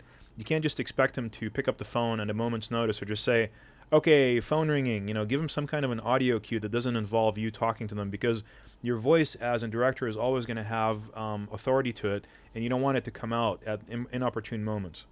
Here's one more take that we did where we used flatter lighting. You can see the fill light coming on and off right there, and we used a lower lighting contrast between the key and the fill. So the fill is brighter here in this shot than it was in the last shot, and we did that just to kind of get one last take, just in case we noticed that the one with the fill at half intensity was just not, was not bright enough to see her facial expressions and her action. That was the DP's suggestion, and that was a very good suggestion. It's one of those things where, when your DP suggests something like this, he's like, well, why don't we get one more take just with, with the fill at maximum intensity and get a lower lighting contrast shot. You really want to listen to these kind of suggestions. He's not telling you to, oh, let's do a cool shot. He's giving you technical advice that you always want to build on and always listen to and always evaluate. And, most of the time when you have an experienced DP, he's probably going to be right. And I would say take it under advisement. Okay, this is Rachel's apartment dining table scene. We just moved to the other side of that easel, further down the line, closer to the door. And we're going to take a look at a pan of the set first and kind of get a sense of exactly what's going on in the set. Here's the entire set. You can see the key lights up in the top left-hand corner. We have a practical right there on the left-hand side. You can see all of our gearboxes there, Kinoflow and, you know, all the other gearboxes that we have there. We just kind of put them out of frame so we don't see them. There's the easel from the last shot. And there's the other practical. And now we're going to do some white balance checks. This is at Cinelike V Cinematrix with the HVX200. And now we just switch to Warm Card's warm half white balance. You notice how it's a lot warmer and nicer. It's kind of easier on the eyes, more fitting to the scene. This is just a preset 3200 degrees Kelvin preset tungsten white balance. You notice you lose a little bit of that warmth and color, but it's more natural. I guess it's more what the scene is supposed to look like. There's a warm half again, white balance. This is what we ended up going with for the scene because we like the warmth of it.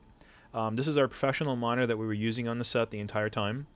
And we were also looking at our waveform monitor on the bottom right-hand side of that monitor to make sure that we weren't, you know, kind of blowing the whites or the skin tones weren't too dark. There's our DP, and he's preparing the camera. You notice how far away it is from the actual action. We did a dolly shot in this one as well, too, and you'll see the dolly shot. Let's talk about lighting right now. The top left-hand light right there, that's the key light, and you see what kind of light it's throwing right there. It is very flattering, soft light. It's coming in at the right angle, but it's mimicking the action of this chandelier. That's why we had the light up high on the stand and not lower, because it's mimicking the action of the chandelier. The chandelier is supposed to be making top light, which normally would actually make these deep set shadows on in the actor's eye sockets, which wouldn't look very nice. So we put our light a little bit off to the side, makes it feel like the chandelier is lighting them, and then we also tinted our light with quarter CTO, that's color temperature orange, and adding that gel to our light made it come down in color temperature a little bit lower and match that chandelier a little bit more naturally. And you can see it actually working right there. These are large gels, of course, that you would use on these lights. They're 2 feet wide. And so the light's going to be pointing in that direction through the gel, and that's the light path. So it's coming at about a top three-quarter off to the left as well, too. And it's going to be hitting the actors. You can see exactly what it's doing to their faces and their bodies. Right off to the left side right there, that's the direction of the light when you look at the actors. And so you know exactly where the shadows are coming from on their necks when you look at that light now. We try to do these diagrams and settings for you so you can really see exactly where the lights are and what exactly they're doing when you look at a set from now on. So there's the dolly from the perspective of the actors right there in the back. It's about, I would say, 15 feet away. Now in the kitchen we put another light, and there's the light path of that light source. That's just a 2-foot tube bank. And we'll show you what that's doing here in a second. Notice our advanced mounting technology there right on the porta brace bag. It's actually lighting her back and making the lighting in that area a little bit more even. And here's the final frame right there. And we're going to go ahead and turn it off. And there it is off. You can see it coming back on and off. And that's just one tube and then second tube. There's one tube coming back on. One and then two. You can really see the intensity and exactly what it's doing. And now notice when the actress walks past it right there on the rehearsal, you can see exactly what it's doing to her back. It's creating those pockets of light that we talked about earlier, where you want to have your actors walk through pockets of light to kind of feel like they're traversing more distance than they really actually are. I mean, she's only walking about 6 feet towards him, but walking past that light makes it feel like the area is larger. And also in the hallway, we have another light source right there, mounted on a very compact light stand, and that's the 2-foot 4-bank from Kinoflow. So we just used their interview kit, and we mounted it on their on the Matthews Preemie stand, which is probably the only stand that would actually fit in that hallway at that point and go up that high and still allow the actress to come through the hallway without tripping on it. So it's a very nice little compact stand. And so you can see exactly the position of the actress in relation to that light. And here she is coming through the hallway. Her hair on the right side right there of the frame is not lit, and it's also covering up her face. So she went ahead and put the hair on her back instead, opening up her shoulder. So now when she walks in the shot right there, you can see that there's an edge light on the right side of her body now, and also an edge on the door from that light. Before that, it was just, you know, you couldn't see her face from before. But now that she put her hair off to the back, you can see the light actually working and actually separating her body. There's that light going on and off, and you can see exactly what it's doing in that hallway. It makes it feel like there's a hallway light there. It's a very natural light source. It would be there normally, just a little hallway light. So that's why we also put it up high like that and not at a lower angle. So notice what it's doing just for him. It's actually lighting him in that position, and we're going to go ahead and model that light for you in that position for him, just to see exactly what it's doing for the actor in that very position, and then we'll do it for the both of them together. So we're going to go ahead and turn off the tubes one at a time and show you what that looks like. There's 1 off, 2 off, 3 off, and 4 off. You can see he's kind of wrapped in darkness right there. That's just being lit by the kitchen light. There's no light on the left side of his face anymore. It doesn't feel like he's being lit by that chandelier anymore. And here it is again, turning back on. You can see that highlight on his face, which matches the chandelier's direction, and it actually feels like it's a natural location now. Okay, and here we are. We're going to go ahead and start turning it on again and show you on a medium shot what it would look like. And here it is when they're both there. That's what that key light's going to be doing. It is still hitting the both of them, and it's creating that shadow on the back wall, which is a natural shadow that's in keeping with the chandelier's direction. Okay, so we're going to turn them off right now. And here it is going off and coming back on, and you can see it really doing, its job right there and matching that chandelier's direction. Okay, now let's talk about the background. Notice how that credenza in the background there, it's a little bit too dark. There's really no light on it at all. It has no life to it. So we're going to go ahead and add a little light panel right there on the left-hand side. And it's not really creating a lot of light there. What it's creating is a highlight. And that highlight is going to end up selling that particular credenza as being lit, as having more life and depth to it. Don't forget, lightness advances, darkness recedes. So when you have something advancing from the background a little bit that has a little bit more light on it, it's going to feel more natural. It's going to feel like there's more depth to the set, because it is a very compact set that we're working on here. So there it is again with the light on right now. And you can see that you have that highlight in there. It feels like it's more natural. It separates it from his body, from his shoulders. So now we're going to go ahead and do no lighting and just gain up for you, so you can see exactly what it looks like if you'd arrived on the set and you had done absolutely no lighting and you just wanted to use gain. There's 12 decibels of gain. And you can make your opinion about whether you like that particular type of look or not, but there it is, just so you can see it. You can see how the chandelier is kind of burned out there. And here's our lighting. It's motivated from the natural light sources, but it feels nice, and we actually have a proper exposure on the camera. It still feels dark and dim, which is what we wanted it. We wanted it to feel dark and dim, but it actually has a decent exposure and doesn't have all that grain and noise in it. Okay, so now we're also catching the Kinaflow ballast there in the bottom right-hand side. I caught it a couple times when we were doing rehearsals, so we didn't want to take any chances of not noticing it in the middle of a take because we were both looking at something else. So we just took a pillow and we covered it up. And that's how easy it is sometimes to dress up the set and make sure that you can't see the actual ballasts and lights in the background. And now we're going to add the transmitters to our actors, lavalier transmitters. So it's a lavalier microphone. You can see where the actor is putting it right there, right underneath his shirt. And now we're going to show you a little trick on how to hide a stand like this. This is the DP's specialty here, is to hide light stands in the shot. He takes a cardellini, which is that little device right there, that is a very nice little clamp. It's about $50, and he's clamping it to the light stand, and he's putting a coat on the cardellini. And there we go. We just covered up a stand. We're going to go ahead and show you what that looked like before and after, because we were catching it.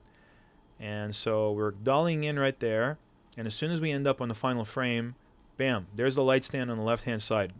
And we actually move it in for you so you can see exactly where it is, because it was within TV safe, but at the same time we wanted to just make sure, because if people are watching it on their computer monitor, they'll still see it. And so it kind of blows the effect.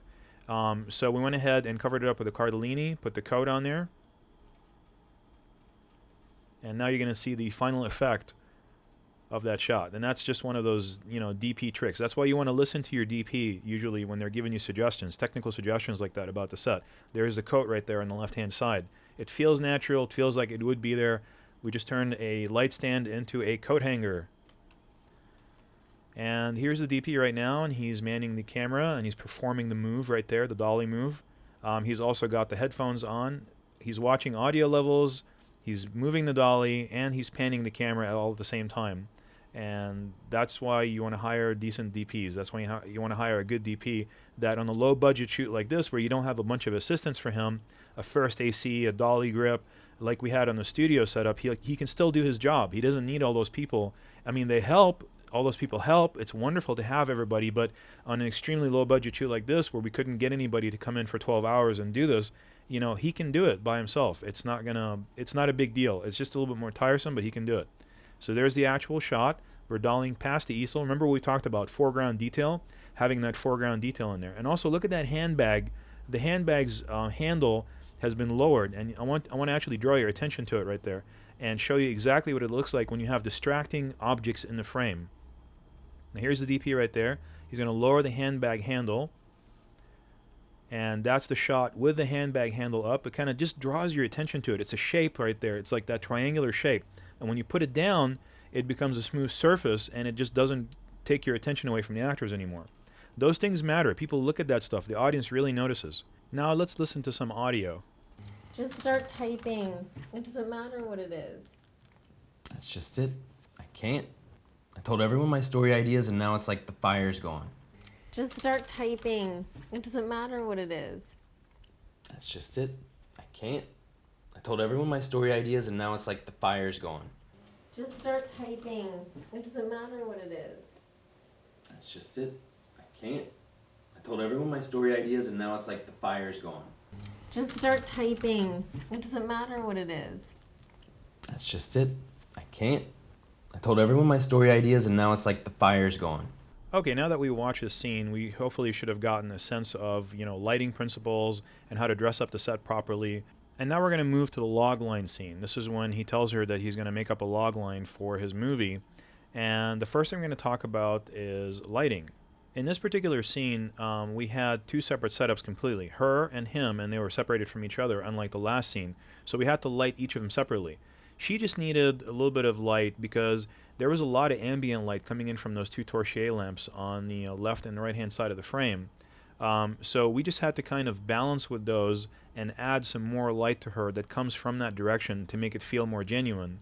So we essentially, what we did is we added that Kinoflow 2x2 bank right there in the center of the frame that comes from the same direction as those torchliers, but at the same time brings up her skin tones and her video level to acceptable levels. And also I wanted to make a note that the practical that is on the left hand side of the frame right there, that is actually close enough to her to actually make a difference. It is actually lighting her, and you can see, you'll actually see when you start modeling the lights that it is actually making a difference on her face, and it is throwing enough light on there to make a difference because of the proximity and the fact that there's a 100-watt bulb in there. Now, when you see it on the left-hand side there, you see that it's illuminating her hair, and even when we take down the key light all the way down, you see that her hair on the left side is still illuminated by that practical lamp. So we're taking the key down all the way right now, and we're flickering it on and off so you can see exactly what it's doing. And here in a moment, we're going to 12 decibels of gain, so that you can see exactly what it would look like if you just arrived on the set and done no lighting. So this is 12 decibels of gain. You can see that the practical lamp on the left-hand side is completely blown out, and also the wall right behind it too, and it draws way too much attention away from the actress in that particular circumstance. It's just too much contrast. So when we bring it down and turn on the key light, our key light, it just feels a lot more natural. It feels like those torchliers are lighting her. Now for him, we had to do a whole different setup. So we had to, generate light from that key light on the right-hand side. This isn't the one that mimics the chandelier. This is the one that mimics the actual light from the hallway that we'd already established in the last scene. So here it is going all the way down, and here it is coming back up. And we're turning it on and off, finding the right levels. That's why it's nice to have those 4 tubes, because you can always find just the right level by turning off either 1 or 3 or 2 tubes, whatever. So let's talk about his close-up right now and how exactly we lit it. Notice how we're moving the key light off to the left-hand side a little bit, trying to find just the right angle of the key light. You can see his shadow moving behind his head. And now the DP is going to go ahead and move over to the backlight or the kicker, and he's going to actually change the angle of that kicker light. The reason being is that, see that shadow that's being made on the left side of his face?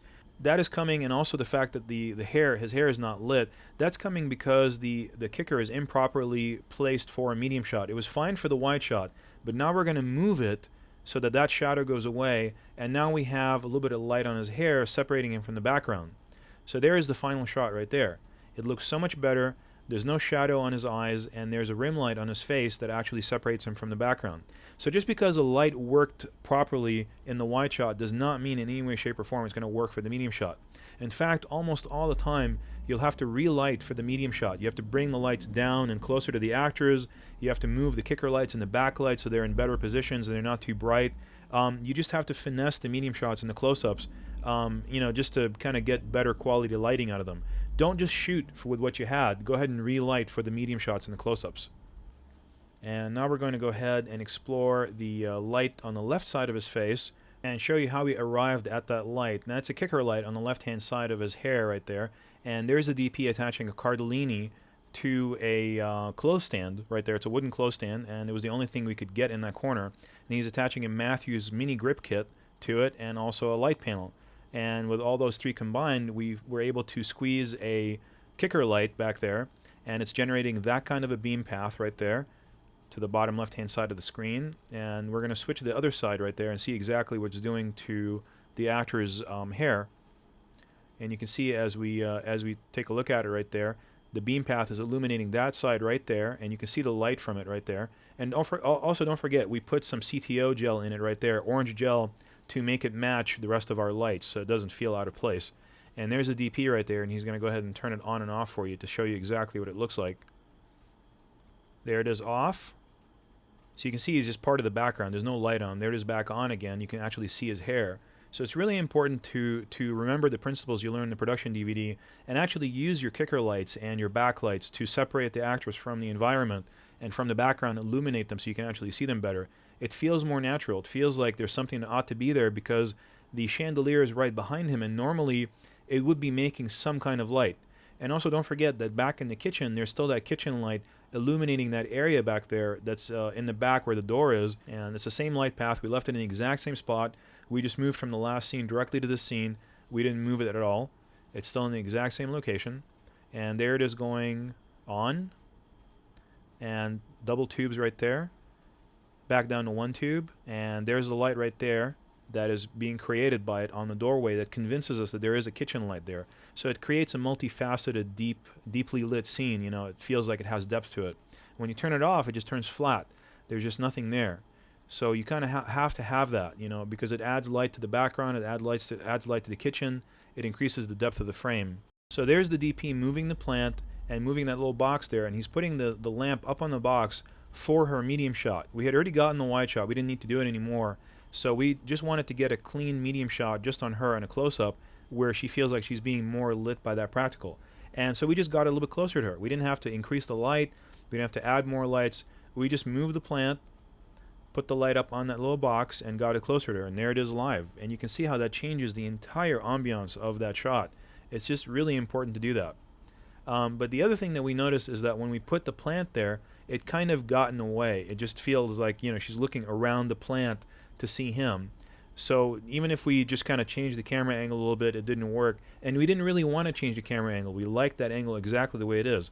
So we decided to do is just move the plant back and forward towards the camera, which changes the entire angle, and that kind of removes that distracting thing that's going to be in the frame that blocks her from being able to look at him. There it is before, and there it is after, and there's the actual scene that we ended up using. And watch when she looks off now. Her face is very nicely illuminated by that practical light. The plant's out of the way. It's a very nice, well-balanced frame, and it's very cohesive. It's harmonious. The color of her shirt is harmonizing with the color of that blanket that's on the couch. It's just a nice frame. And you notice that people will only notice all the good things that you do when you take care of all the bad things that are in the frame. And there's the DP performing the action. You can see just how difficult of an action that is. And there's the actual real dolly shot.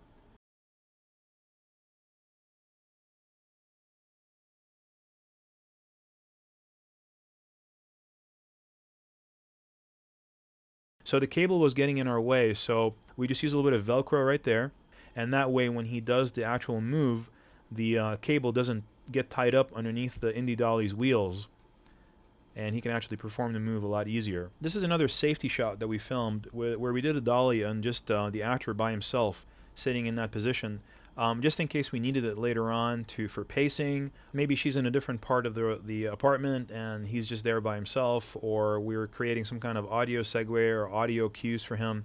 It's always good to do that while you have the dolly set up and while you have the shot set up. Just do one more move, you know, do one more action, one more take, just to make sure you've got coverage of a scene. Even with just one of the actors, you never know how you're going to use it later on in the future. Another thing we could have done is just had him wear a different outfit, like this is a whole different day. And that would have worked out too. Let's talk some more about set dressing. Notice that phone cradle on the left-hand side of the frame and how it's reflecting so much light back into the camera. And we're going to go ahead and turn that phone cradle so that it doesn't reflect as much light, and we actually see the gray side of it instead. It's just a minor thing. I mean, it feels minor, but it really is a major thing. Whenever you have chrome or reflective surfaces, make sure you mind them. Notice also when we cover up those cables, those distracting cables behind the table right there, that way when you see them, it's not these cluster of cables that are distracting you underneath the table, but just a pillow and nothing more. Now let's talk about blocking and her body position right there. Let's see her body position as it is right there. Now see, that's just a little bit more of a compact frame. It feels nicer and more natural. Just the fact that her foot was right there in front of the camera, it didn't feel right. Even though it kind of looked good from other angles, but it didn't feel right on this one. So we had her kind of draw her legs back so that, you know, you have to modify your actor's blocking sometimes in ways that are kind of weird, because in this particular case, the reason I did that is because of the foreshortening. It just felt like her foot or her leg was just so much larger than her face, and it just didn't feel right. So we had to have her draw her legs back. Now let's talk about eye lines. See how she's looking off to the left-hand side? Well, it feels like when she's sitting in a position like that, like maybe she ought to be looking to the right-hand side of the frame, because that would feel more natural with her body position, the way that she is. However, that would not end up cutting with the other shot that we did of him, where he's looking off to frame right. So if she's looking off to frame right and he's looking off to frame right, it's just not going to work out. She has to look to frame left, because we're staying on the correct line of sight. They have that invisible line between their faces, between their eyes, and we have to stay on the correct side of that line. So let's watch exactly how that works. We're going to actually demonstrate this right now. Here's her shot. That's her medium shot. There she is looking in the incorrect direction. This is if we had crossed the line over to the left side of her, and she's now looking towards the right side of the frame instead. And watch how that does not work, because her eye line goes in this direction right here to the right-hand side. And he's also looking in the exact same direction. So if they're both looking in the same direction, it's not going to cut. But when she looks off to the left-hand side, and he also looks off to the right-hand side, then their looks match. So he's looking to the right, she's looking to the left, their looks match, we stayed on the correct side of the eye line. You always want to manage that.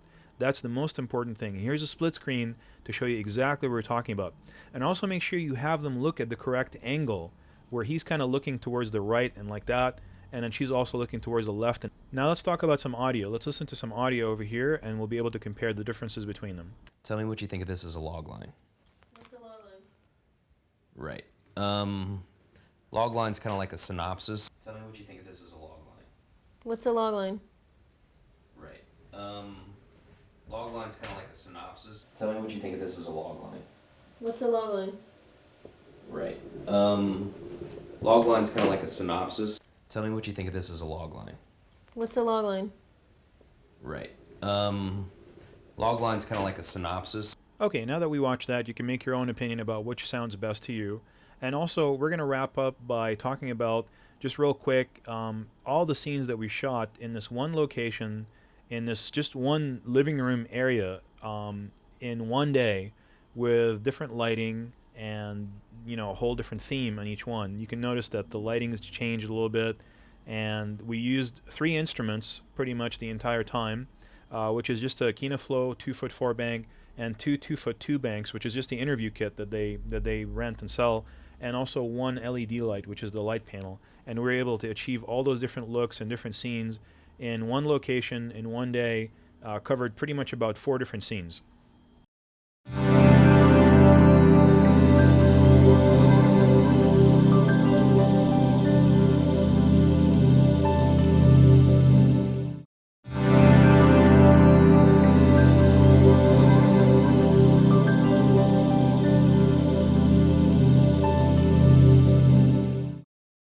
Okay, now this is the scene where Jake is having problems writing characters. Let's watch the actors rehearsing the scene before we go ahead and get into it. It's not writing. Right. Okay. Honey, this doesn't sound like something anyone would say. I guess it's one of those things that, you know, looks good on paper, but doesn't sound so good out loud. Well, I definitely think it needs some work. The characters, they're like flat and lifeless. I mean, I have to turn them into real people. Well, maybe they're lifeless because you don't know anything about them and they're not even real yet. Alright. What if, you know how on the back jacket of a novel, they'll have a whole bio of the author and stuff? Mm-hmm. What if I just make like a bio of each character? Like a whole life story. Well, that should work. I mean, it's only your first draft, so now that you have some perspective on this, you can go back and change it. Yeah, I think I'm gonna do that. Yeah, I think you should. Comes with coffee. All right, well that was cool, just to kind of get an idea of how they rehearse. So let's go ahead and do some white balancing right now. Notice that we're white balancing off of the warm card system again here, and that's allowing us to create a lower color temperature in the camera than it would normally measure in that particular room. This is the standard preset, Daylight 5600K white balance, and here in just a moment we're going to go ahead and switch to the warm cards warm 1. This is the exact same scene, same lighting, same everything, but just with a different white balance. So white balance can do a lot of incredible things for your image without really doing a lot more as far as your lighting and as far as the set. This is just with existing colors in the set and existing lighting. Let's talk about audio. We have one of our receivers right there, receiver number 1, and that receiver is going into channel 1 on the camera. And then we also have our receiver number 2, and that receiver is going into the other channel on the camera, which is channel number 2, as you can see with that XLR cable where it's hooked in right there. That allows us to have two completely separate transmitters transmitting from the actors into two separate receivers on the camera. Just as a test for you guys, we're going to also transmit to just one receiver, and we're also going to use a shotgun going into channel 2 on the camera as well. And that's going to allow us to do a little bit of a test so you can hear exactly what this scene would sound like. We also tested the on-camera microphone, which on the HVX naturally is always being recorded at channels 3 and 4, no matter what you're doing with inputs 1 and 2 on the XLR. The camera's always recording channels 3 and 4 through the built-in on-camera microphone. And we're going to also listen to that too. On other scenes, we use the shotgun microphone going into only channel 2 instead of just channel 1. Notice that channel 1 is empty right there. When we use a shotgun going into channel 2, what it allows you to do is to essentially split that signal into two separate channels that are being recorded on the camera. And when you do that, it allows you to set up one channel as being higher in gain and one channel as being lower in gain. And that what that allows you to do is that essentially you don't have to ride the levels the entire time. The channel with the higher gain can pick up all the low sounds, and the channel with the lower gain can pick up all the high sounds.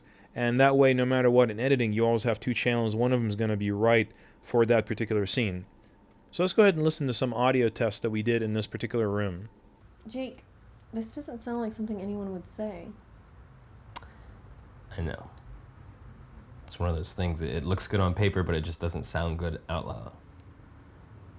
Jake, this doesn't sound like something anyone would say. I know. It's one of those things, it looks good on paper, but it just doesn't sound good out loud. Jake, this doesn't sound like something anyone would say. I know. It's one of those things, it looks good on paper, but it just doesn't sound good out loud. Jake, this doesn't sound like something anyone would say.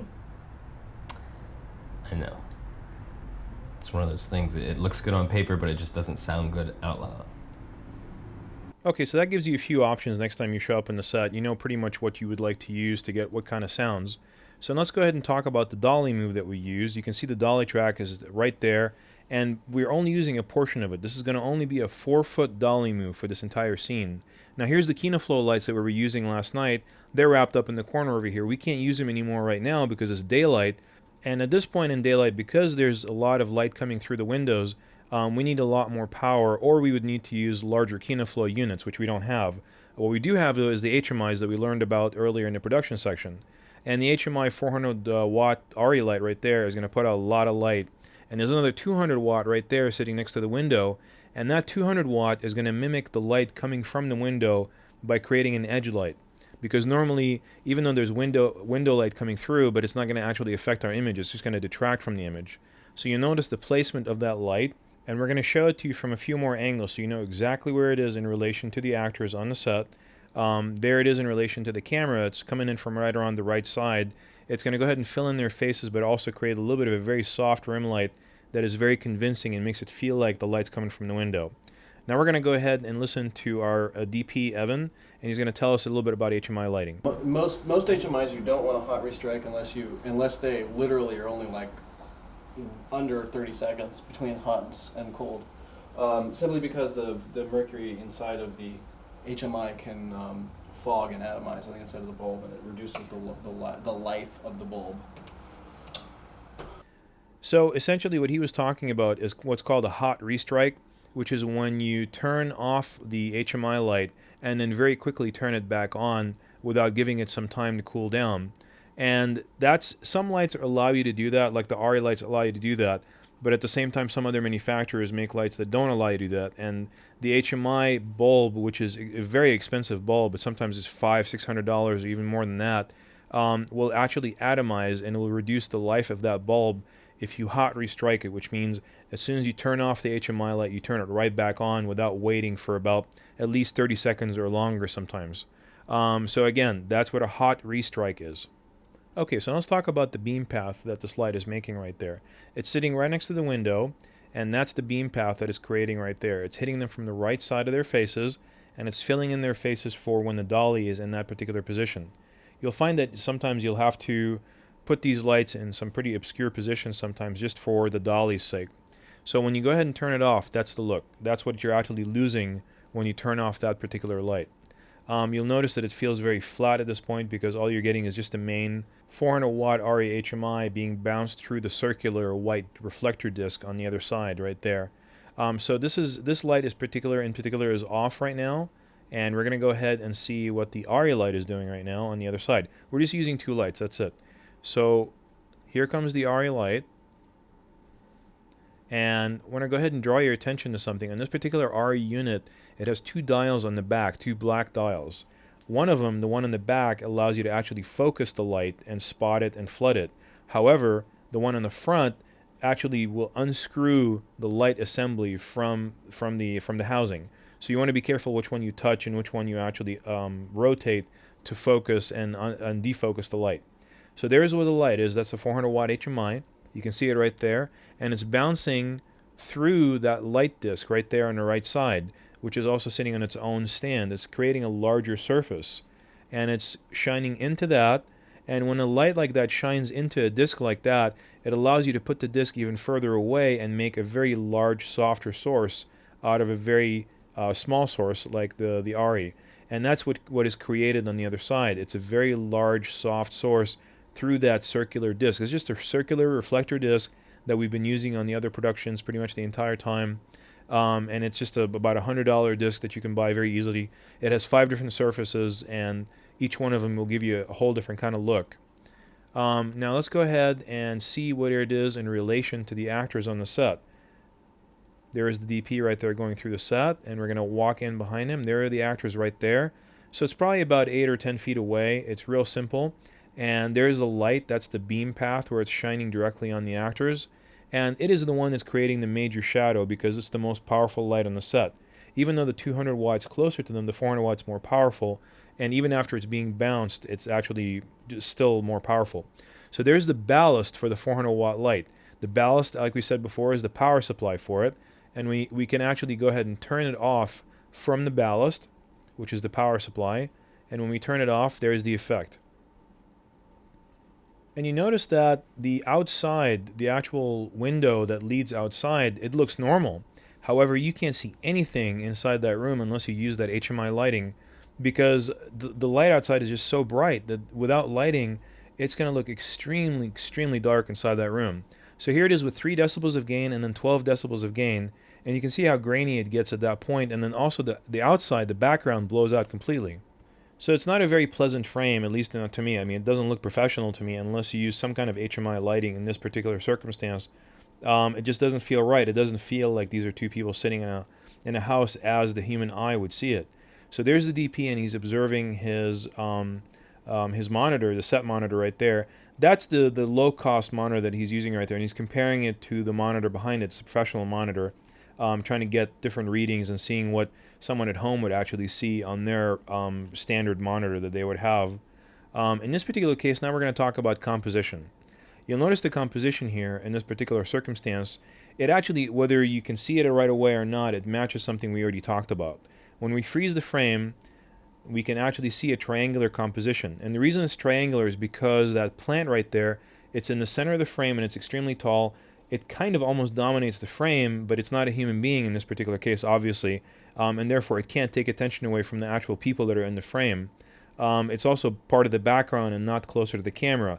But it does form a triangular composition with the people that are in the frame, and also Jake's feet and his legs, the way that he's got him actually bisecting the frame towards the right-hand side like that. So that's the kind of composition that we have right now, and it kind of creates a feeling that Jake is kind of feeling low at this point because there's something in the frame that is taller than him that's kind of overpowering the frame and being dominant, even though it's not immediately obvious, but that is something that's happening. So there's the first, that was position 1 on the dolly, and this is now position 2. And we didn't like how far we moved in. This was way too far. The next dolly shots, we modified it and stopped way, way before we even got that far. Let's freeze the frame here real quick, and we'll talk about another item of composition, that's the lines. You can see that here, the reason that we chose not to go with this particular composition is very flat. There's only one line of axes. There's nothing that leads the eye into the distance, like in this composition right here, which has several lines that lead your eye into the distance. There's one, and it's more diagonal line that kind of goes left and right, left to right, and from bottom left to the top right along the couch. And there's another line that leads your eye into the distance. I know it seems kind of flat, but if you go with the actual angle of the wall and how it's actually going directly into that corner, whenever you shoot into a corner, it's always going to feel like there's more depth to the room.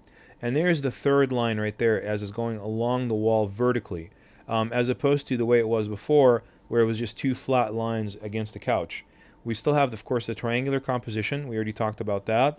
That in conjunction with the depth of the lines that lead your eye into the distance, and of course that window where you can actually see outside into the background, it makes for a really nice frame, and it makes it so that you don't want to go so far that you actually get into a two-shot on these people where they're flat up against the wall. That just doesn't look good. So on subsequent dolly moves, we actually stopped short. We stopped way before we actually got to that final frame like we showed you before on the two-shot. We stopped where they still have the same exact composition, but we just moved a little bit.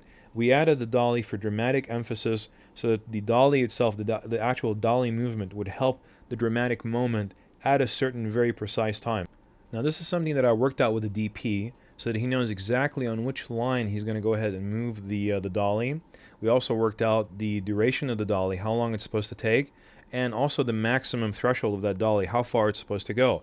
So this is all stuff that I worked out with the DP, with the actors ahead of time, so that everybody knows exactly what they're doing when the moment arrived. Let's watch it. You're very right. Okay, how about this? You know how on a novel they have the book jacket with the bio of the author on the back? Yeah. What if I do that for each of my characters, like a backstory? So essentially we moved at the moment of discovery. When he discovered something important, something new that he was not aware of before, he actually came to a conclusion. And when he came to that conclusion, something in his character changed. He's grown beyond where he started the scene. So there's a transition in the scene right now. There's a positive improvement in his personality, in his persona, and his character. He just started the scene extremely frustrated, and with the help, of course, of his ally, and that's Rachel, he was able to positively improve inside the scene and rise up to becoming a better person through research, through actually introspection. And he came up with that idea, because she said, well, maybe you need to do some research about these people. And then he said, well, why don't I just write a little bio like you see in the little book jacket? So there's a moment of discovery, there's a moment of introspection, and after that discovery, that's when the dolly move comes in to accentuate that discovery. So here I want to draw your attention again to set decor. or actually cleaning up the set for HD. This is something that back in the DV days we wouldn't really have to worry about it.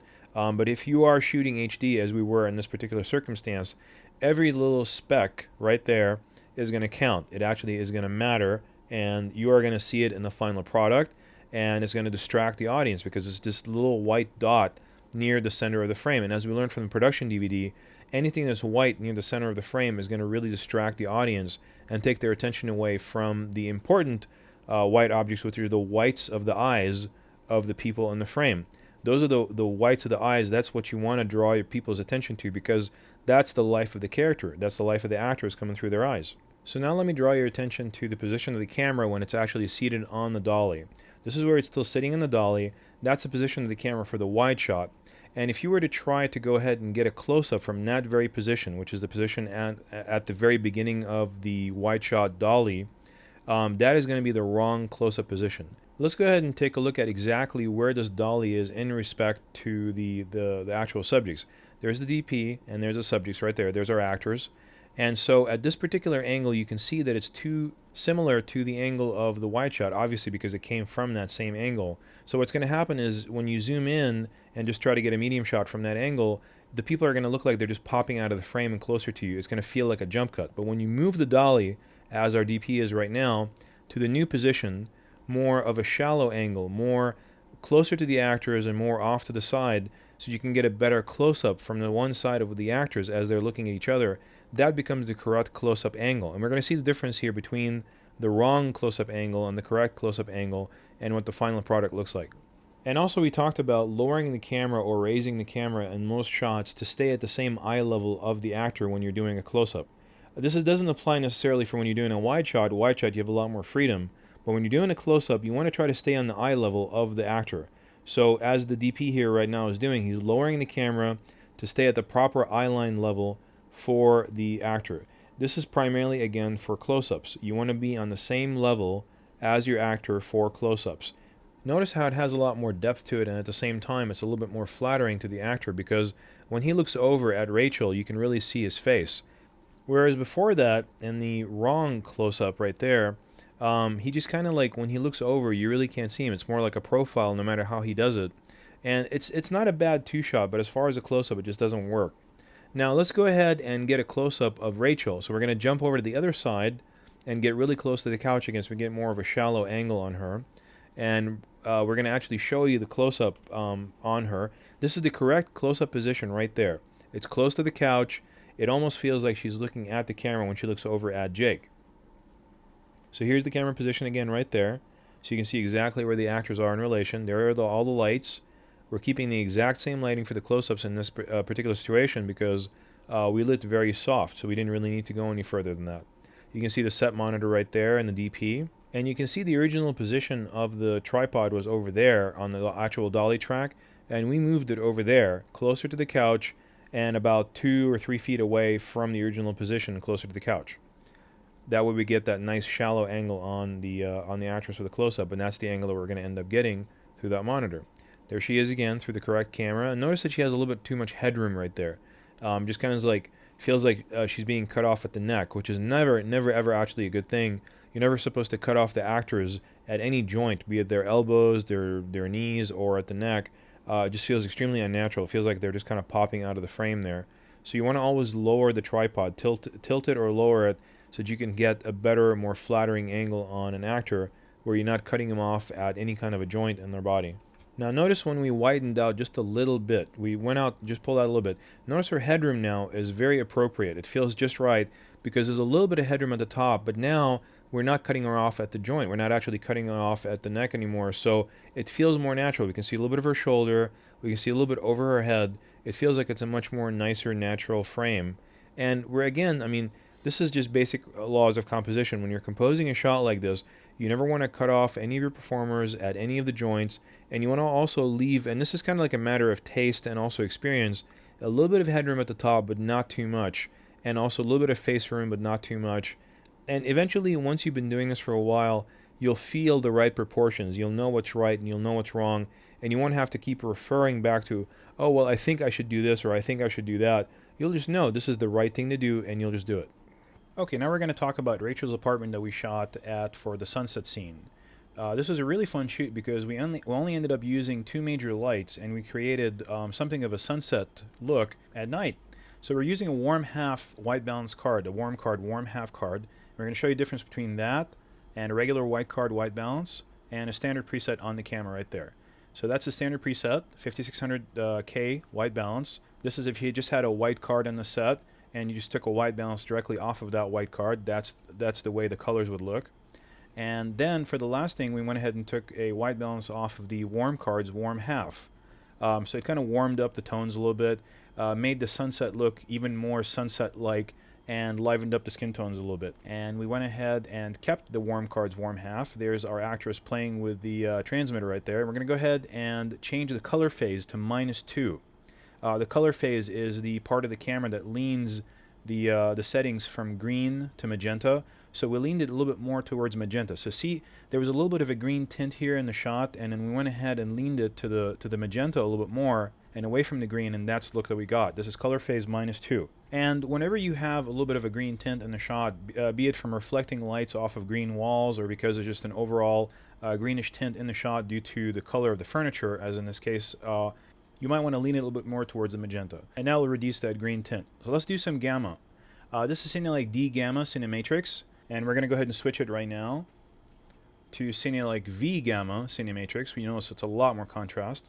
This is Cinelike D Normal Matrix. The colors have lost a little bit of their saturation. This is Cinelike V Gamma Normal Matrix, so the contrast is there but the saturation is down. This is Cinelike D Gamma Fluoro Matrix. It's very pastel-like. Cinelike V Gamma Fluoro Matrix. The colors are pastel but there's too much contrast. So here's our lighting. We had a 400 watt HMI right there reflecting off of that white card, bouncing back into our actors acting as a fill. And we also had a 650 watt tungsten RE light, and it's reflecting off of that gold reflector and back into their faces, into the frame, and that's creating that golden kind of sunset look. And so the 400 watt HMI is acting as fill, and that little LED panel right there on the bottom left hand side, that one's acting as fill also for Jake's face when he's leaning forward. So let's start with the 650 watt RE tungsten light. That one is bouncing off of that gold reflector. This is full gold reflector. It's the same reflector that we're using as a reflector for the HMI, but we just peeled off that gold side and we just attach it to the glass with gaffer's tape. So it's bouncing back into the actors from that direction, and that's what's creating the golden highlights in her hair at this point and also in the master shot. So there it is again, so you can see exactly what we did. We spotted it into that into the center of the reflector, so we can create a little bit more of a specular highlight, more of a tighter highlight, but just from that particular angle. We didn't want it to flood too much and create too much of a large area because the setting sun is a very small specular light that's very far away, and we wanted it to have that exact same feeling. So that's the lighting for that. So you can see it one more time. Again, we're showing you every corner of the set so you know exactly what's going on. Here are the actors, and that's what the light is doing to them. And this is the frame from the A camera, and this is in Cinelike V mode, Cinematrix. And we went to a Cinelike V because we wanted a little bit more contrast. What we're going to do here is we're going to turn on and off that tungsten 650 going through the reflector, and you can see there's a dramatic difference. So this is just a fill light by itself. Nothing else is on, just a 400 watt HMI fill light being bounced off of that white reflector on the left side of the frame. And we're going to turn it back on right now.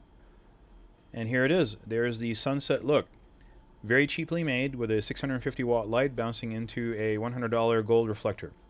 So you don't really need a lot of lights on the set to create this kind of a look. It's really not difficult to do. We just did it right now with 2 lights. There's really nothing much more that you need. As long as you put them in the correct places and the correct ratios, they're going to look really good. And we'll show you how to change those ratios and how adding more lights to the set is not necessarily good. So this is the 400 watt HMI, our fill light, being bounced off of that white circular disc. And I'm sorry that the image is very overexposed, but I wanted you to see exactly everything that was going on. So there's the light going into the white reflector, the light path. It's actually spreading out a little bit more than that shows. And then the white reflector is bouncing it back into as a very large source. So it creates almost no shadows, or very, very soft shadows. And we have the HMI dialed down very precisely to create just the right amount of light. And so there are the actors, and that's where the light's coming from to hit them, right there on the left side. And so it's filling them in with this daylight balanced white light that feels like it's just natural white light inside the room. And here we go. We're going to go ahead and turn it on and off so you can see what it's doing. There it is off, and there it is on. Off, on. So you can see exactly how much more contrast you're going to get without that light in the shot. So here we are dimming the HMI up by 1 stop.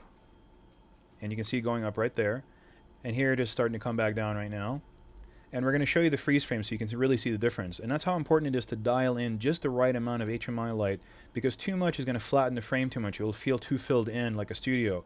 But if you dial it in just right, it'll allow that 650 watt light, the tungsten, going through the gold reflector to be really bright and extremely shimmery and golden. So here it is. This is when it was too bright. We didn't like that kind of look. I mean, other people might like it, but it raises the skin tone level a little bit too much, but it also creates those new shadows from her hair on her face, and I didn't like that look. I liked it when it was a little bit lower like that, and it just felt more sunset-like, you know, like there was actually a sunset going on outside, and this is about how much light I felt would be inside the room if there was sunset outside. And, you know, because our eyes correct for those kind of things in real life, and I want it to be real. Here it is dimming right now again. It's going up right there for the close-up, and then back down again so you can see the difference. Up and then down.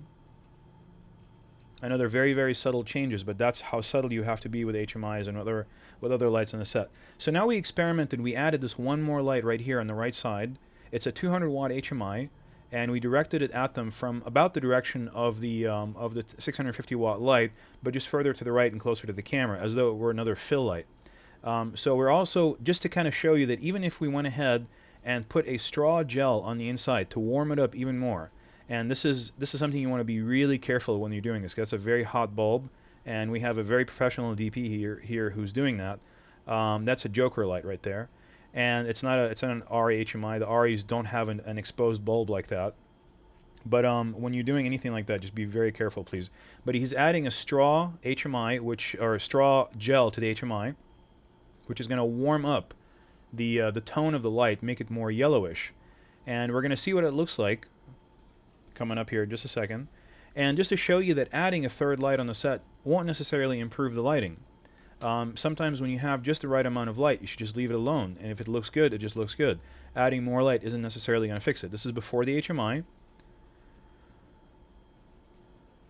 and here it is with the HMI. See, it doesn't feel like a sunset anymore. It just feels like a studio. This feels sunset-like, and then when you kind of, you know, put it on and off like that, you can see that also it's creating a new shadow on the left side of her face and on the back wall, and we didn't like that shadow. You'll see it when it goes off right there. It's just, you know, it's one of those things where adding another light is not necessarily going to improve the lighting in your set. This to us looked a lot more sunset-like. It felt more directional, like there was more light coming in off the right side of the frame. And all we had to do is a little bit of color correction in post to remove some of that green cast, and we were done. And that's with the HMI on again. So we went ahead and removed the HMI from the set. It was deemed too flat, so we went ahead and removed it. But we left it in here just to kind of show you exactly how that works. And so we're going to also add now a light panel. This is the little LED battery operated light, and we're going to put it in the front of the table right there. And the DP right now is putting some diffusion in it right there also. He put a half CTO in it to warm it up, make it a little bit warmer than the HMI light, and also put some diffusion in it. He's dimming it to just the right amount of light, and you'll see it on Jake's face here as he's dimming it up and down. The reason we added that in there is because when Jake leans forward, he's out of range of that 650 watt tungsten light going through the reflector, and his face was, you know, just kind of like reaped in darkness there. So we added that light, and that's exactly the beam path where it's shining on his face, so that when he leans forward, it feels like that light from the sun is actually wrapping around his face as it would in real life. So here's how it was before, and watch us dimming it up right there to fill in the shadows on his face. And this is without, and this is with. So you can see he really needs something there, because it's just his face is too contrasty. It doesn't feel like it's actually sunset right there. Our eyes, if we were sitting in the room in front of him, would normally compensate for that darkness in his face, and it would feel like there's more light on him. There it is on the left side. So we were actually catching it in the dolly shot. So we had to remove it and actually replace it, because we didn't want to reframe the shot. Every time we do the dolly, we were seeing it right there on the bottom left-hand side. So we had to do something with the light panel. And when you're happy with the frame, when you're happy with the dolly move, you don't want to go and change your dolly move to compensate for a light like that. Just move the light. So here's the DP attaching a cardellini. You've seen these devices before. We've used them before. He's attaching it gently over to the table, and then he's going to go ahead and use that arm that the light panel is sitting on. He's screwing it into the cardellini. It's a 1/4-20 thread, just, standard photographic 1/4-20. And see how he's letting it suspend off the table.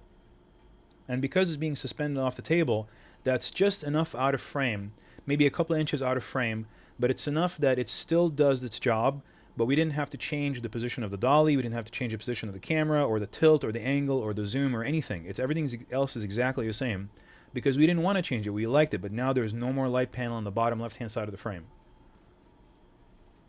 Okay, so now we're going to talk about how to make things convenient for yourself when you're doing dolly moves. You can see the DP here. He's switching the handle of the tripod from the right-hand side, because he's right-handed normally. He operates from the right-hand side. He's switching it over to the left-hand side, and he's mounted a cardellini on the handle right there, which is very ingenious, because what it allowed him to do is to be on the left side of the dolly. So he can be on the other side of the dolly and swing that dolly from left to right, and also have kind of like a little turn handle for like an extension for that handle that he can grab with his hand, but in a much more ergonomic way for himself. And we'll show you how he did that here in just a moment. So there's the position of the camera. We noticed also that we wanted to get some other shots, and that the camera was too close to the actors. So we couldn't move back any further because the TV was right behind us. So all the DP did, he switched the tripod from the left-hand side to the right-hand side, just spun it around. And the configuration that in the dolly is it always leans the camera more to one side than the other. So when he leaned it back in that direction, he bought us an extra 6 inches or so of distance away from the actors, without actually having to move the dolly back, where we couldn't, because the TV was right there behind us, so we couldn't get any further back from them. But he bought us that extra 6 to 8 inches that we wanted to get just the right frame, which is another ingenious thing. So the actors are 6 feet from the camera, 9 feet from the HMI reflector, and 5 feet from the gold reflector. That's all the distances right there. And you know what the wattages are. It's a 650 watt tungsten light going through a gold reflector, and it's a 400 watt HMI light going through a white reflector. So we measured the distances to the actors, and we're doing just a 4-foot dolly move. That's it. That's all we're doing, just a 4-foot dolly move. But because the DP switched the handle to the left side and has that cardellini on it, now he doesn't have to be on the other side of it. He can just be on this side and watch the monitor, the LCD monitor, which is on the left side of the camera. So it's just, he really helped himself out in order to create an even better move for us. So there's the actual shot. This is a rehearsal shot. And you can see, because we placed some foreground detail in the shot there, which is that small rectangular vase there with the corks inside it, you really get a sense of movement. That's really you have to put foreground detail into these short dolly shots that you're doing. You're not doing a 10-foot dolly move. You're not even doing, a 5-foot dolly move. This is just a 4-foot dolly move, and that's all you need to get the shot that we wanted. We just wanted to get a little bit of movement to dramatize the moment. So now the DP right there is going to move the tripod off of the dolly and off to the right-hand side of the frame so that we can get a close-up. Because you don't want to get your close. We already discussed this before. You don't want to get your close-ups from the original master shot position, because the angle is going to be too flat. The actors will not look good. You have to be more head-on into the actor so you can really see their face as they're talking to the other actor. So you shoot across. You always shoot into the face of the actor to get the close-up. You can see in the DP's LCD right there exactly what the shot's looking like. So there's the original position of the tripod. This is on the dolly to get the master shot, and this would be the incorrect position to get a close-up from, because it would make too much of a flat angle. You want to move it and get more of a head-on type angle. This is the angle that you would get from the dolly. This is if you wanted to shoot a close-up from the dolly. Notice how it's almost in profile. Everybody's in profile, including Jake, who we're trying to get a close-up of him looking at Rachel. So it's not a very good looking close-up. It's too much of a flat angle. We want to get more head-on into him. So let's see what happens when we move the tripod. So here we are. We're going to move the tripod over to the right-hand side of the frame. This is closer to the couch, closer to the actors, more of a dead-on perspective. You can see it in the LCD of the DP right there, what kind of angle we're going to go ahead and get. This is the new angle. So you can see that the actor, it feels like he's looking dead-on into the camera at this point, almost. He's looking right off of left frame. So it feels a lot more realistic. It feels like he's actually looking at Rachel. It's more flattering to him. We just adjusted a little bit, gave him a little bit more face room later on. So now we're going to go ahead and move the tripod over to the complete other side of the set. That's a hard-working DP right there, I can tell you that. He did primarily most of the labor on the set. And again, like I said, that's what it pays to hire good DPs, because when they don't have people helping them, that's what happens. So there's the shot that we're getting now from that angle. Look at that shot. It's a great shot. You can see her face. You can see her in the best light. The HMI is fully filling in her face. The tungsten light going through the reflector is coming back, and it's making really nice highlights in her hair. We're head on into her face so that we can see the actress in her best form and her best light. And that's what happens when you select the proper angles for your close-ups. So every time you go to a close-up, don't stay on the master shot and just zoom in. Move to a better angle, get a better angle on your close-ups. There's the DP right now, and he's watching the monitor on the left-hand side of the frame because he wants to make sure that all the colors are right. He wants to make sure that the lighting is right. Because those little LCDs on the cameras, they're good, they're okay, but they're never going to give you the truth like a large on-set monitor will, like that monitor that we're using. So let's talk about composition and framing right now. The first thing we're going to talk about is the fact that this is a triangular composition. And why is that? It's because both of the actors are looking at the pen. The pen still has its cap on because it's just a rehearsal, but the audience is going to keep bouncing with their eyes from her face to his face to the pen, to her face to his face to the pen, and that creates those invisible lines of movement in the frame. That doesn't just create interest in the frame, it also creates an emotional impact on the audience as well too. What is that emotional impact of having a triangular composition in this particular situation? It is that he is the main character in the movie, right? She's his ally, and there's his achievement on the paper. He is at the apex of that triangle. He's at the top of the triangle. That's the apex right there on the top left-hand side. And he's also centered in the frame. And everything around him is all the things that are good about his life right now. So there's his ally on his right side, and there's the paper, his achievement, and marked by the pen being on the paper right there. And all that is tying into his life and making him seem at this point larger than life, which is important because it's important for us to feel like he's actually achieved something at this point. And it's important for the camera to influence the audience and tell the audience indirectly that he has achieved something now. This is a good thing, what he's doing right now. So the camera can help the audience understand that about him, not just through the dialogue and through the achievement itself. It just works as a frame. And that's the importance of framing and composition. When the frame means something, when the composition means something, and the actor's arrangement and the blocking and their body movements all mean something in the frame, it actually influences the emotional response of the audience. And believe me, they all get it. It's just all on a subliminal level, that's all. We also have color harmony. That's another thing that's working for us in the frame. His shirt is harmonizing with that background. That's why we selected that shirt for this background for the scene. And also her outfit and her skin tone is harmonizing with that wall coloring right behind her. You notice it's almost the exact same tone. All those things matter. It creates a very harmonic frame that where all the colors are in color harmony from foreground to background. They all, and at the same time though, he's separated from the background and she's separated from the background, which is the back wall. And also his shirt, even though it's the same tone as that quilt, that burgundy quilt that's right behind him, he's still separated from it because of lighting contrast. That side light's coming in and it's separating him from that mid-ground quilt. So we have a lot of different layers of action. We have the cork inside the vase in the front. We have the script in the center.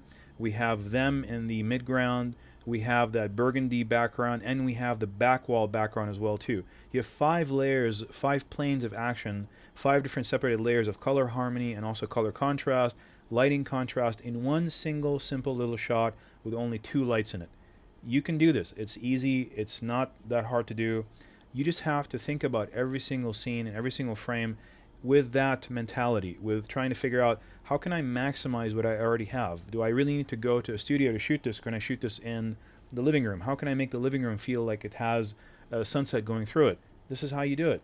It's not that difficult. You just have to think creatively and think with composition in mind and also blocking. The blocking of your actors and the composition of the camera are extremely important to not just adding visual pleasure as far as like actually having a layered nice frame that is pleasurable for the audience to look at, but at the same time it's technically creative and it's very powerful and dramatizes the story.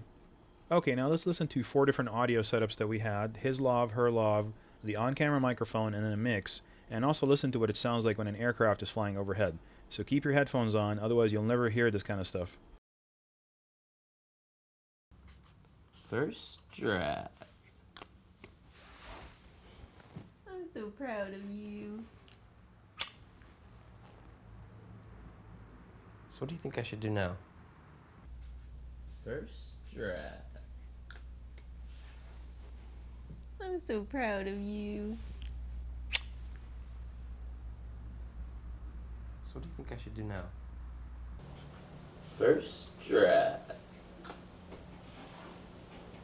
I'm so proud of you.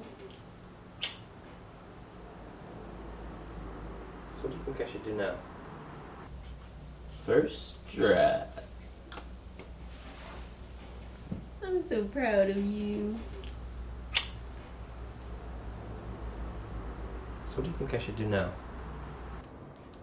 And roll camera and action. Wait, cut. You got aircraft. No, I'm just Now you should disgusted. roll this so that people.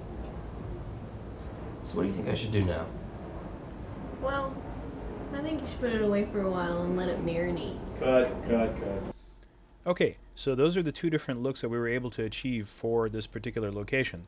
It's just a couch in the living room with two people sitting there, but we were able to achieve two completely different looks for two completely different times of day and actually illustrate that both pretty much within about 2 hours of each other and finish the entire location, finish the entire scene in a half a day.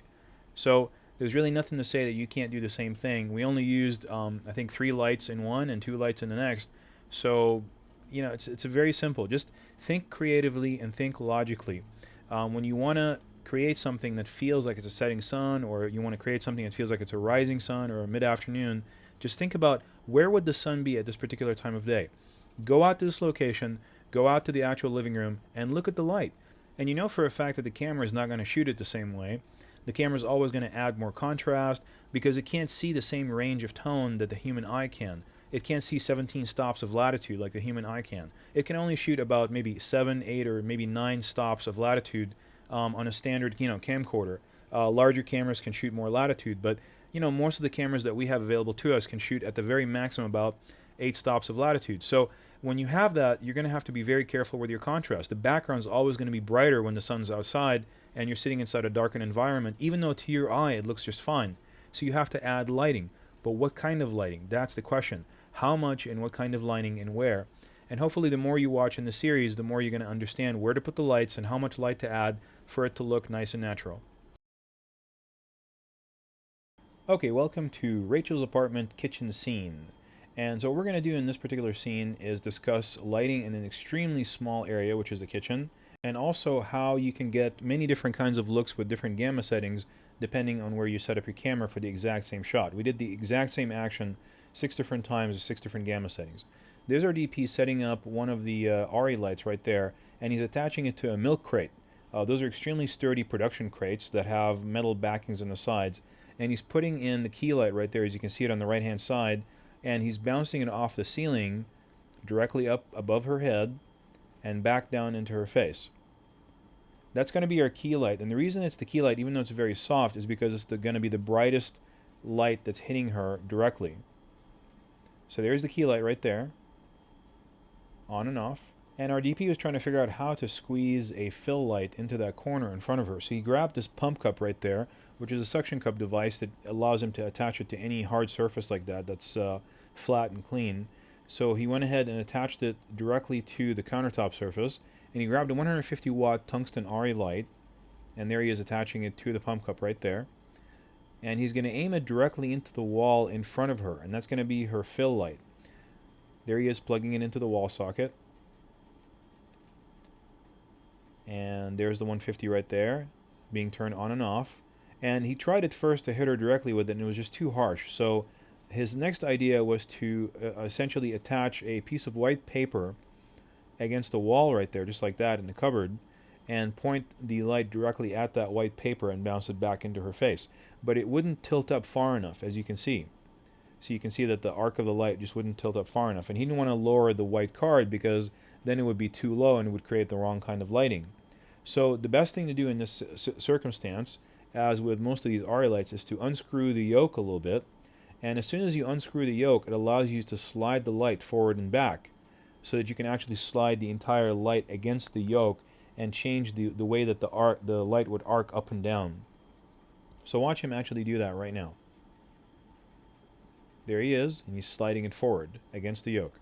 So now, once he slid it forward all the way against the yoke, and I do mean yoke, Y-O-K-E, not Y-O-L-K, and that's that Y bracket that goes around, that black Y bracket that goes around the light and holds it in place so it can tilt up and down. Now he can actually point the light directly at that white card. So that is the yoke, and that's what he unscrewed in order to make it go forward and back. Okay, so this is where the light's going to be coming up now. It's going to be coming up from the left-hand side, the bottom left-hand side of the frame, and that's going to be her fill light now. So her key light's coming from above, and that's going to be her fill light. And don't forget, we actually didn't move very far to get this kitchen scene. You'll remember that that's the dining table on the left-hand side, and right over here on the right-hand side is where we shot pretty much all of those character problem shots and everything, the dolly shots up against the couch. So all we moved is from right here to right over where the DP is right now, maybe about 12 feet. So we've really capitalized on this setting. We've shot so many different scenes in this one set. Now, in order to get it a proper white balance, we're using the Warm 1 warm card system, and that's allowing us to warm up the tones just a little bit, but not going too far. Remember, the Warm 3 is pretty much the warmest one that you can get. We just wanted to tint the colors just a little bit. And we're going to show you the different, all the different colors that we could have gotten here at this point. This is Warm Card's Warm 1 white balance. This is just regular white card white balance. And this is just standard preset tungsten 3200. So you can see why we use the Warm Cards now. So now you can see our model in the production monitor, and you can notice that on the right side of her face, her hair is not being separated from the background. You can't really see the hair very well. It looks a little bit too dark, and it's her hair in real life is not that dark. So we wanted to add a little bit of a hair light on her. So as you can see, the DP here in the back, he's actually putting up a light stand where he's going to be adding a hair light back there. And that's a 300 watt light. It's a 300 watt tungsten RE light. And that's the right position for it because it's going to come in from the right hand side. And there's the light actually right now.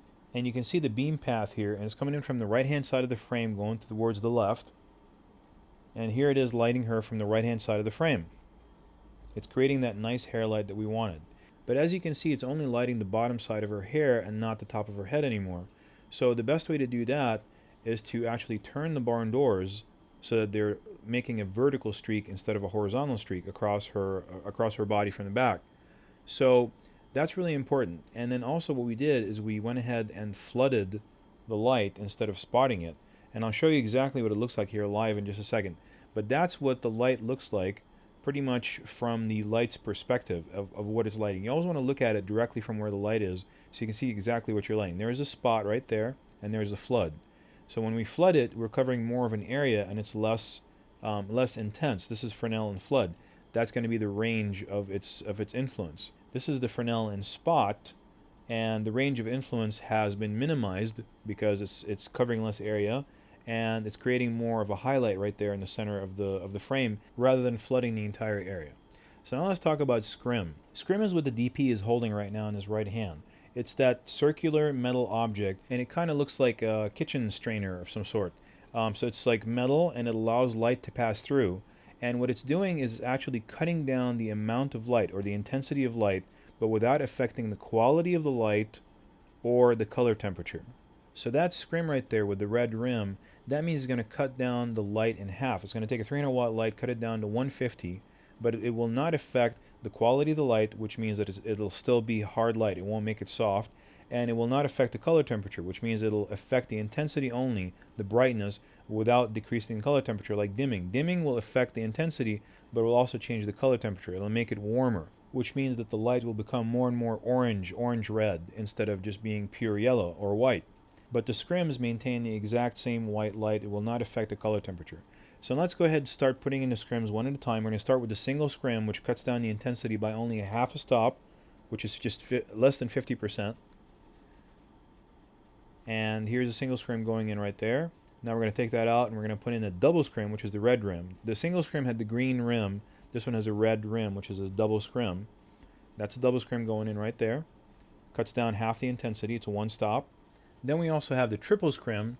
The triple scrim has the blue rim, and that cuts down even more than that. That cuts down a stop and a half. And then you can start to double up on your scrim. You can put a triple in and a double if you want to get just that right intensity. This is a double, triple scrim. So any combination of the scrim can be used, and they're specialized pieces of metal that can be in front of the light for long periods of time, whether in spot or flood. So in summary, the most important thing to remember is that using scrim does not affect the color temperature of the light. However, dimming affects the color temperature of the light. So you can dim, and it's easier to dim things, and actually just put them on a dimmer, but scrimming will not affect the color temperature or the quality. That's a single scrim. Here's a double scrim. There's a triple scrim. You can just barely see the difference, but it's there. And there's the double, triple scrim. So you can have a lot of different combinations and even more than the ones I just listed. So we finally have our 3-point lighting setup ready. We have our rim light or kicker, then we have our face light or fill light, and then from the top we have our key light. Okay, so now that we had our lighting set up, we wanted to try to perfect it a little bit more. We noticed that she didn't have any catch lights in her eyes, that we wanted to, when we get a close-up, to actually see the highlights in her eyes a little bit more. And also we noticed that because it's kind of a little bit of a dim set, we wanted to actually make her pupils not be dilated, and we actually wanted to have them be constricted so we can see the color in her eyes a little bit more. So we went to our trusty light panel, and we put it right above the camera, as you can see right there, using a Cardellini, which ended up being a little bit safer than actually attaching it directly to the camera. And as you can see, we're turning it on right there. And watch what it's doing to her eyes now. You see that? You can actually see it live. The actual pupil size decreases live. That's where it became when we turned on the light panel, which allowed us to see the green in her eyes a little bit more. And watch what happens when we go back to the way it was before. That's the way it was before, where the pupil size had actually increased, and it was kind of taking over the color in her eyes. All you could see was just the black inside her eye. So when you're dealing with a dim set right there, where you have a lot of very dim lighting, adding a very, very faint eye light from the camera is going to go ahead and constrict the actor's pupil a little bit, without actually, of course, harming them in any way. I mean, that's what these lights were designed to do. They're just designed to go on top of the camera and create catch lights in the eye. But it'll just reduce the pupil size a little bit and allow you to see the color in their eyes a little bit more. And there it is again. So there's our DP right now with his receivers and his fully loaded camera, and it's actually pointing at us. Oh my goodness. So he's very proud of his camera setup right there. It's about as many things as you can pile up on that camera at the same time. It looks really nice though. I mean, I must admit, we had to do this shot just because it looked so nice. Okay. So this is going to be our first take, and we did this at Cinelike D Cinematrix. Each subsequent take from now on is going to be at a whole different gamma setting, just so you can observe an entire take from a different gamma setting, not just a brief freeze frame. Another thing I want to talk to you about is look at the hair and how it's off of her shoulder in this particular shot. And see how she's holding the phone right there? Now what we're going to do is we're going to go back to the rehearsal and show you what it looked like before we adjusted it. See how her hair was down to her side and you couldn't see the her shoulder and the rim light hitting her shoulder. And also the phone was too far to the right side of the frame, and it was kind of covering her up a little bit and taking over. But when she turned more towards the left side of the frame, the phone kind of was able to go back against her ear a little bit more. And also we pulled her hair back, which allowed it to rim light her actually side of her body, the right side of her body, and separate it from the environment. So this is Cinelike V Gamma Cinematrix. You'll notice that there's a lot more contrast in the frame. The colors pretty much look the same as when you're using Cinelike D Gamma Cinematrix. However, the contrast range has really been expanded because now her hair looks darker than it was before, and her skin looks a little bit lighter than it was before. So everything's been expanded because Cinelike V Gamma is always going to expand your mid-tone range. Okay, so this is Cinelike D Gamma Normal Matrix. We're back to being kind of grayish, sort of, because we're using a safer gamma. Cinelike D Gamma is grayish, but it's safer. So if you want to be able to play the most with your midtones later on in post, that's what you want to shoot with. However, Cinelike V is going to give you the best range of tones straight out of the box without any kind of manipulation in post-production, because it comes out of the camera ready to go. And also this is normal matrix, which is not as saturated as Cinematrix. So now we're back to Cinelike V Gamma Normal Matrix. The last one was Cinelike D Gamma Normal Matrix. This is Cine V Gamma Normal Matrix. So we're back to getting our contrast range, but the colors are still the same. They seem to be a little bit more saturated, but only because of our expanded contrast range. We're not actually doing anything different with the colors right here. It just expands naturally with the gamma because of the place and fall of all the midtones. Now this is Cinelike D Gamma Fluoromatrix. Notice how our skin tones are a little bit more reddish. Anything that's reddish in the frame is going to become even more red because that's what Fluoromatrix does. It just boosts the reds in the frame. And this is, of course, again, Cinelike D Gamma, not Cinelike V Gamma. So we're back to having that kind of grayish, maximized dynamic range ready for post. And now the last one we're going to look at is cine like V gamma fluoromatrix. So this is with the expanded gamma range of the cine like V gamma that comes out of the box ready to go. You don't have to play with it in post. But at the same time, everything gets a little bit darker. All the darker midtones get darker, and the lighter midtones get lighter because you're expanding the gamma range. And this is also with the fluoromatrix, which is also enhancing all the red inside the frame.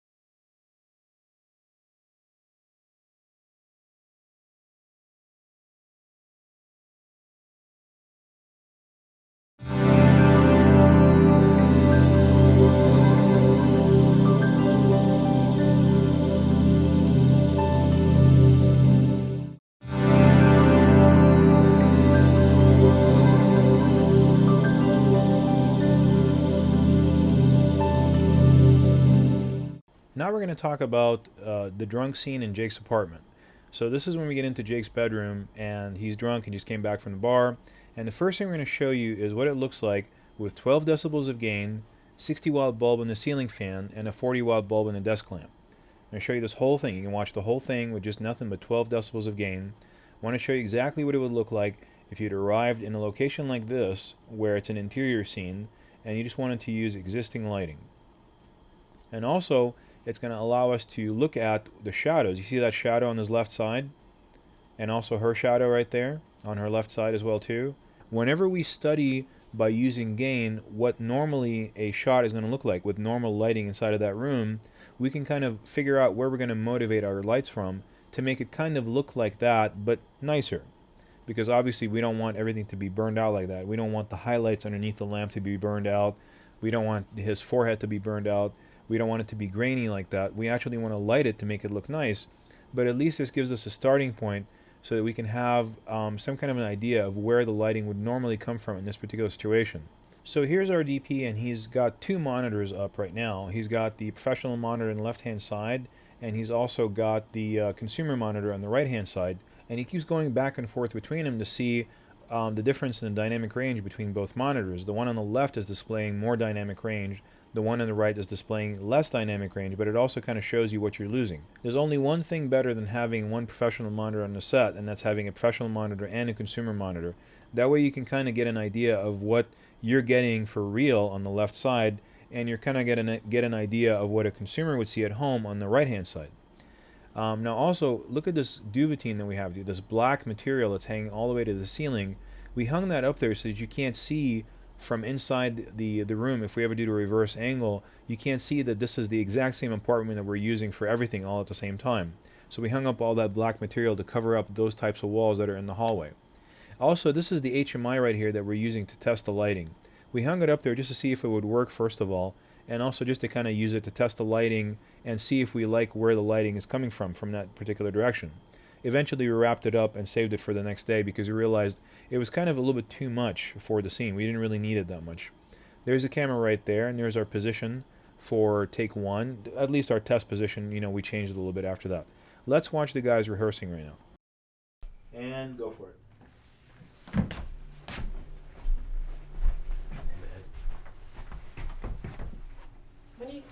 What are you doing? I'm gonna finish typing something. Why am I here? Can you help me type juxtaposition?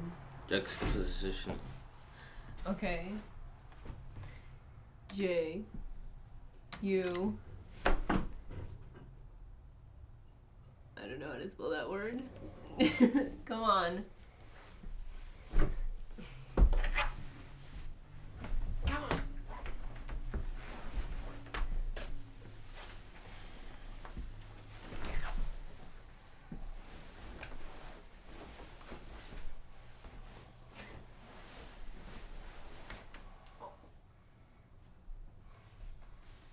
Okay, so that was our first rehearsal. Notice that we switched her body over to the right-hand side, but we also wanted to make sure that she's really careful not to cover him up with her shadow. You see that where her shadow is right there on the left-hand side of the frame? If she leans forward too much, you're not going to be able to see Jake at that point, and he is the main character. We don't want to cover him up. So you always have to manage your blocking to make sure that your secondary characters in the frame don't cover up your primary characters that the audience is trying to have sympathy for. So this is another shot that we did for you that has very poor lighting. We just took the worst lighting we could possibly do, the worst framing we could possibly do. Notice you can't see her in the frame. You have to kind of pan to the right to see her in the frame there. And we're going to show you kind of how it would look like if you walked on the set and you didn't really think about where everybody is and how to frame everybody up. Notice how we cut off the top of her head there. We have to tilt up, and then we lose him a little bit, and then he kind of ducks down over there on the left-hand side, and just everything looks really horrible, you know? So, and then he just stands up and walks to the bed, even though he's supposed to be drunk, and she just kind of pushes him in. So we did this for you just kind of as an example of what it would look like if you didn't really coach your actors and didn't worry about the framing or the blocking or anything like that. And now we're going to go ahead and move the HMI over to the right-hand side and save it for tomorrow because we don't really need it anymore. And that particular clamp that we're using is a Lowell clamp right there, and we have a piece of cloth underneath it right there which allows us to clamp it to that door without actually damaging the door. It's just a piece of black duvetine. You should always be careful when you're shooting in these interiors, especially if someone is loaning you this particular location, not to damage anything in the location. You want to guard their doors, windows, floors, everything from any kind of damage. So there's the HMI, and it's being saved for tomorrow. We don't really need it anymore. We just wanted to kind of test the lighting from it. We went ahead and replaced it with this Chimera, and it's on top of a 300 watt tungsten Fresnel.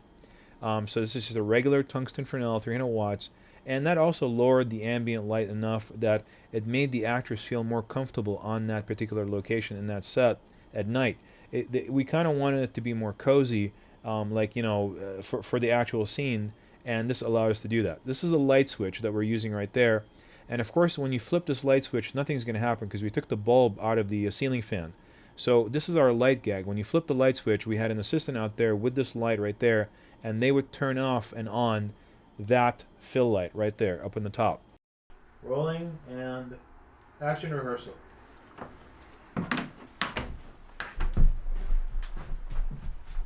Have a seat. Where'd you go to sleep?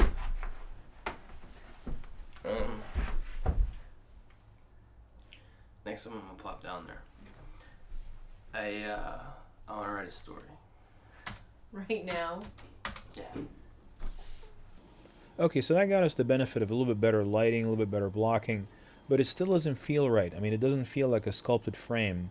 We still don't have that nice lighting that feels like it's a nice interior. There's no warmth to it or ambiance or mood to it at all. And also, I didn't like the fact that there was a little bit of a lack of a contrast range in the frame too.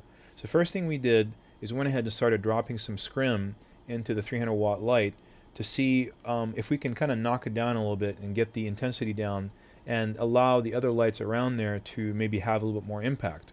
So when we scrim down the 300 watt light, that means that it's allowing us to make the other lights around it more prominent by opening up the iris of the camera some more. So here's the DP adding a triple. As we can see, that was a blue rimmed scrim, which is a triple, and there's the effect of that triple going in right there. So you can see that the fill light is going down in intensity and it's creating a little bit more of a mood because it's allowing the key lights to have a little bit more of an effect. So this is no scrim right there. I'm going to show you all the scrims again one more time. This is no scrim right there.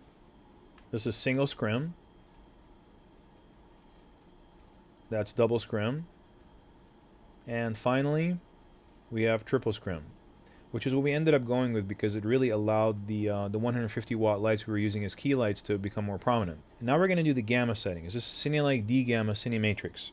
We're going to try all different ones. Cinelike V Gamma Cinematrix, Cinelike D Gamma Normal Matrix, Cinelike V Gamma Normal Matrix, and also Cinelike D Gamma Fluoromatrix, and Cinelike V Gamma Fluoromatrix.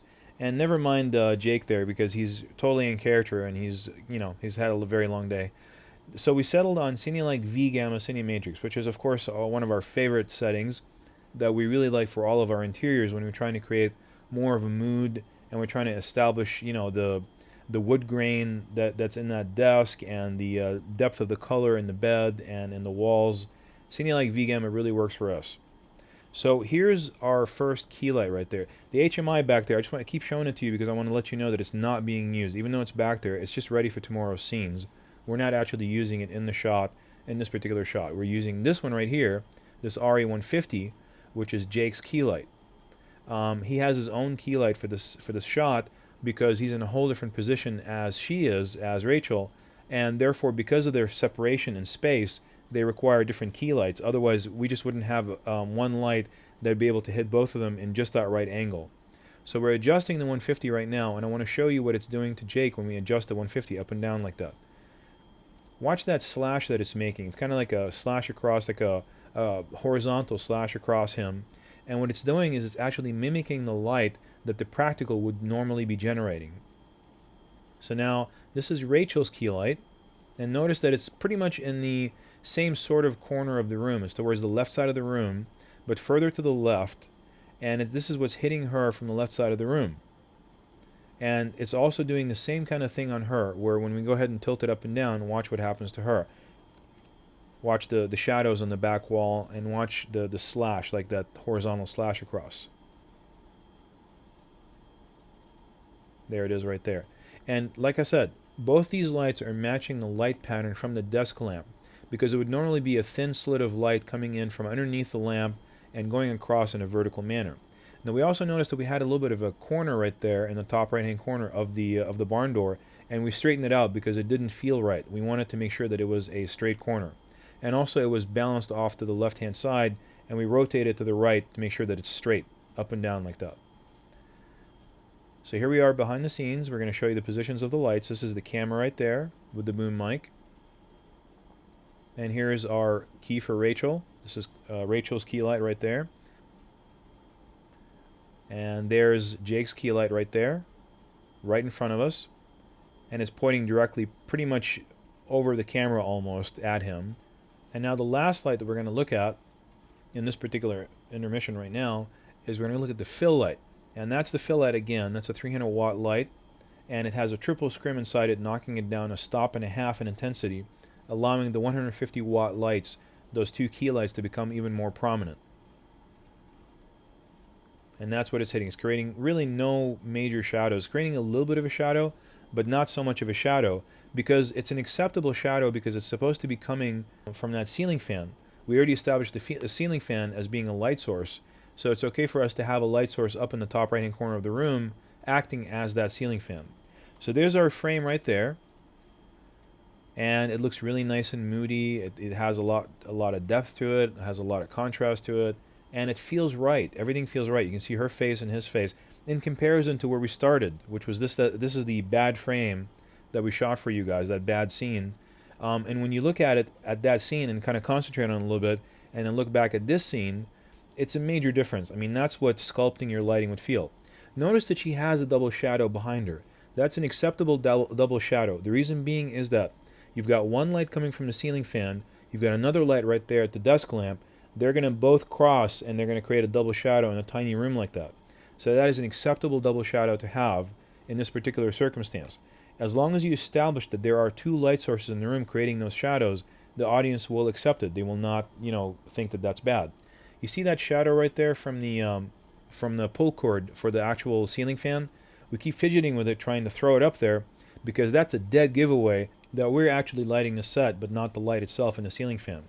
So remember on take 2, he was wearing a little bit more of a lighter colored t-shirt, and in take 1, he was wearing that black shirt, that black sweater, and which kind of blended too much with the background. We had him change it.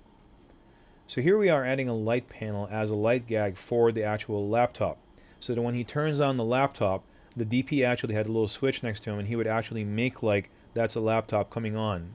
Yeah, I'm just reminding you that David is in character right there, so please forgive him. He's in character, and I'm not going to knock him out of it just to do some lighting. He needs to be in character for a scene. So this is what the light panel is doing right there. We're going to dim it up and down to show you exactly what he's doing. He's not actually drunk, he's just in character. And there's where the light is coming from, and it's kind of hitting him. And we left the light blue. And don't forget, the light panels are actually bluish in tone because they're daylight balanced. So we allowed them to be blue We did not balance it with the rest of the lights inside the room. We didn't put any orange gel in it to balance it. So it feels like it's blue light coming from the laptop monitor. Because normally if you had the laptop monitor on there, that LCD, it would have absolutely no effect in the scene. It is so dim that it would not affect the scene any one bit at all when he would turn on the laptop. So you have to augment it or enhance that lighting somehow so that it actually is visible. So there's that lighting right there. This is before we started actually doing the light gag. He would actually sit down and the light would already be on at the laptop. Okay, now let's talk about some composition. So let's look at the shot when they come in. She's going to walk him in and they're going to sit down. We're going to talk about the triangles here in just a second, because I know that's a little bit of a confusing subject for some people. So when he sits down at this very position right there, he's going to have a line that goes from his head over to her head. They're pretty much about at the same level when you look at it as being traveling in depth just a little bit. She's slightly higher. And this is going to change dramatically here in just a second. And you got to always remember the reason we're demonstrating this is that some character, if you want him to as part of the story, can dominate the frame. And that can add drama to the moment. Now watch her get up right there. Now when she gets up and she leans up over him like that, that creates a whole different dynamic. She becomes the dominant character in the frame. And the reason we wanted her to be the dominant character in the frame is because she's helping him make a positive change in his life. By being part of his life, she's allowing him to kind of move forward in his life and become a better person. So it's alright for her to dominate this particular scene because he's drunk, he feels like he's failing, he's not going anywhere. She's here, she's helping him out. We wanted all that to be visually obvious as well too, not just in the action or in their dialogue, but also in the way that we handled the camera. We could have had her we could have had her kind of sit next to him. We could have had her, we could have had him a little bit higher. There's a lot of things we could have done, but we chose to do it that way. It's a choice. You do it every single time. You exercise a creative choice, and when you exercise a creative choice in that manner, in a way that helps the story, you're going to end up with a better story altogether. In this particular situation, again, she is definitely the dominant character in the frame. Look at that triangle and the way it's kind of leaning in and back with her at the same time. She is dominant, but at the same time, he's still the main character because he's still the focus. We can't really see her face. It's his face that we're concentrating on. So as soon as we wrapped that particular scene, we went ahead and switched gears to a whole nother scene in the exact same situation. This is a new scene, same lighting, same camera position. So this is when he comes in with a mug of coffee and he tries to sit down and wake himself up, and he figures that if he can just wake himself up enough, he could actually start writing again.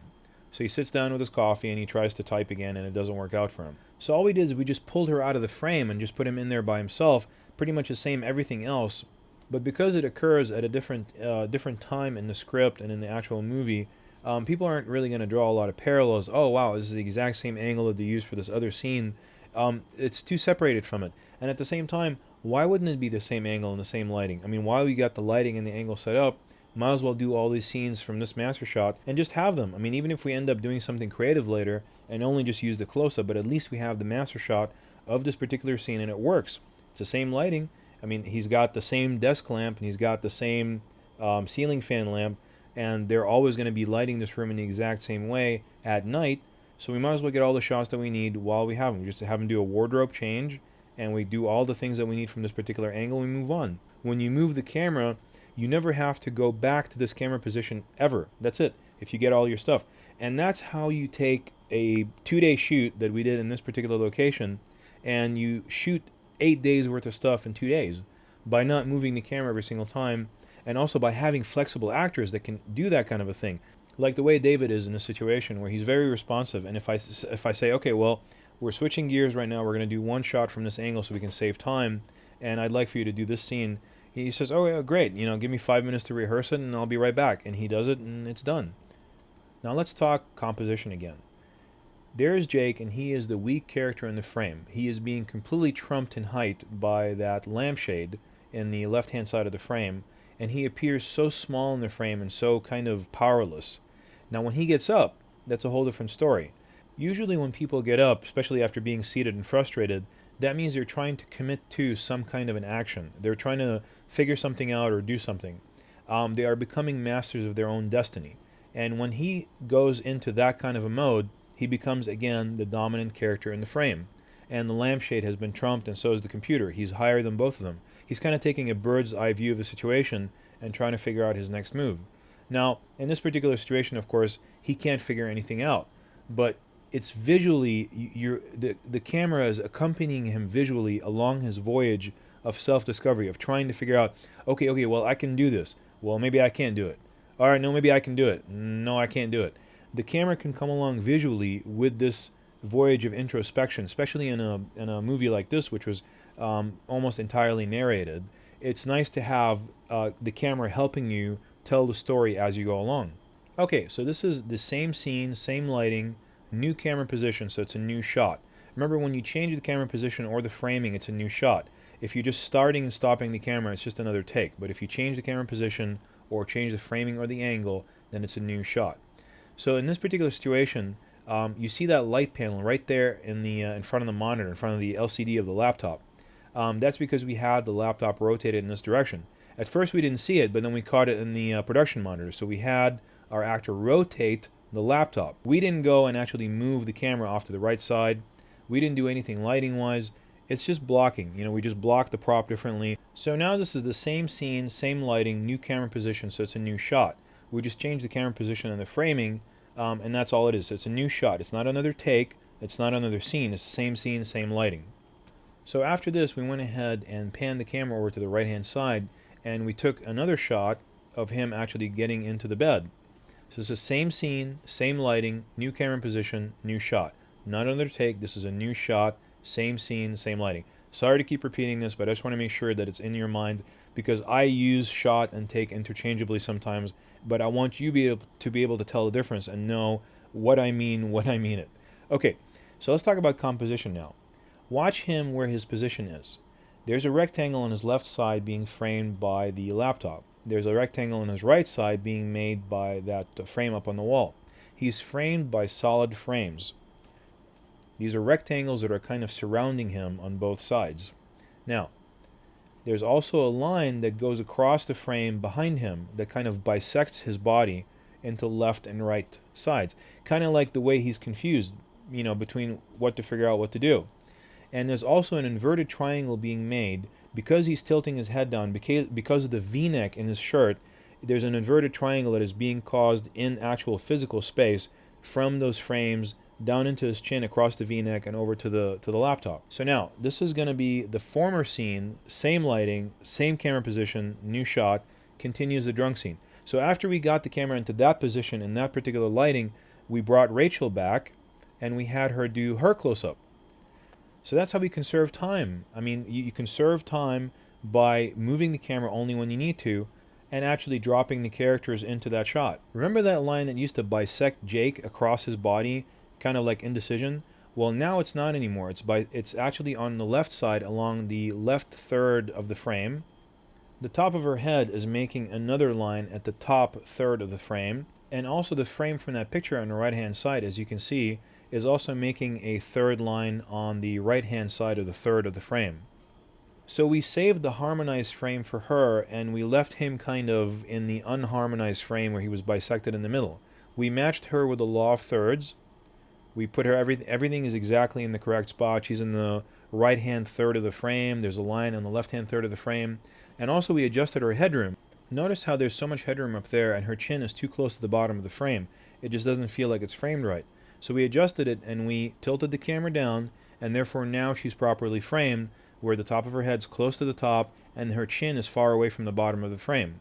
Now also, you've been watching this whole time, and you didn't know that I was actually holding a light panel the entire time we were shooting her close-ups next to the right side of her head, and actually creating a rim light on her hair with a light panel. And I actually did not change the color temperature of the light panel. I left it blue, which is its natural color. It's daylight balanced, rather than changing it to orange, because I wanted the light that actually hits her hair to be even more blue than normal.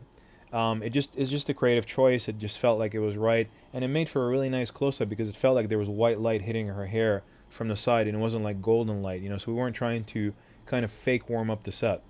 So now we went ahead and changed the position of the camera. This is from the position for her close-up over to this position right here next to this pile of clothing, which is, that's the way the set is supposed to be. He's supposed to be very disorganized. And we were able to do the former scene, which is the drunk scene, same lighting, new camera position, which is a new shot, and it continues the drunk scene. So this is the former scene, the drunk scene, same lighting, new camera position, new shot. So we were able to do at first the drunk scene, then we switched gears and we did the thing where he comes back with the coffee mug. Then we switched gears back again, back to the drunk scene. And this is only to curtail for the camera, so that the camera doesn't have to move for every individual scene, back and forth, back and forth. We just park it in the right spot, we do everything we need to do from that particular angle, then we move to the next spot. That's how we did it, and we were able to get done with this entire location and everything that we shot in all the bedrooms and the living room and the kitchen, everything in 2 days. Okay, so this is also the former scene, same lighting, same camera position, same shot, new take. We're just stopped the camera and now we're starting it again, and therefore that's a new take. It's not a new shot. Okay, another thing we're going to talk about here is character blocking and how it helps with framing. Notice how you cannot see the left side of his face in this particular take 2. And now we're going to go back to take 1 and show you what it used to look like. There's take 1. You could just barely see a little bit of his left side of his face right there, but it wasn't cleanly bisecting his face along the center of the nose. So now we're going to go ahead and create symmetry again by going back to that framing. You see how there's symmetry there? To me, what that creates is it makes the audience want to kind of lean to the right side and see what's going on the other side of the face. But if they were to see his left eye, they wouldn't need to do that anymore. Okay, so now let's talk about, again, composition. This is take 1. Watch where her face was. We didn't have her lean in far enough, so the blocking was bad. Now on take 2, we didn't want to adjust the camera, we didn't want to do anything. All we did was just adjust her blocking. We just had her lean down further into the frame, which made it an even cozier shot anyhow. It actually worked out in the end much better. Now here's composition again. She is once again the dominant character in the frame. In all the medium shots and the wide shots that we did for the scene before, she was also the dominant character in the frame. We continued that theme all the way along. We didn't choose a camera angle that defied the logic from the other shots as well too. So it's really important to also keep that kind of the framing ideology. Once you come up with an ideology for a scene, keep that framing ideology all the way through the entire scene so that it makes sense. Unless there's a shift in the paradigm of the scene. Like for instance, if they're having an argument and then he actually gets up taller or yells louder or moves around when she's steady, then that kind of shifts the dominant theme over to him instead of to her, and then she can kind of shift it again by, I don't know, stamping her foot down or, hitting the wall or something like that, and then also takes the dominance of the scene back to her again. So now we did one more angle. Notice where the camera tripod is right there. And this is new scene, same lighting, new camera position, new shot. So this continues that other new scene that we had started, where he was by himself and he was drinking coffee. And notice how we're having him lean into the shot. Because when you have your actor lean into the shot, again, you can cut on motion. And when you can cut on motion, you can cover up any kind of errors in costumes or acting or body positions or blocking in any way, shape, or form. So once again, why do we pick this angle? Because high angle camera diminishes character. And also watch where his eyeline is looking to the bottom left-hand side of the frame. That's really important because we already discussed the axes of movement and also the invisible axes that are made by the character looking in a certain direction, the look axis. So when you have all these things in your mind and you're trying to select a shot, this starts to make sense when you can actually frame it in that position. Now watch what happens when he lays down and he puts his arm. He could have put his arm down on his sides. He could have rolled on his side. He could have done a million different things, but we had him put his arms in that particular configuration because it made a downwards facing triangle.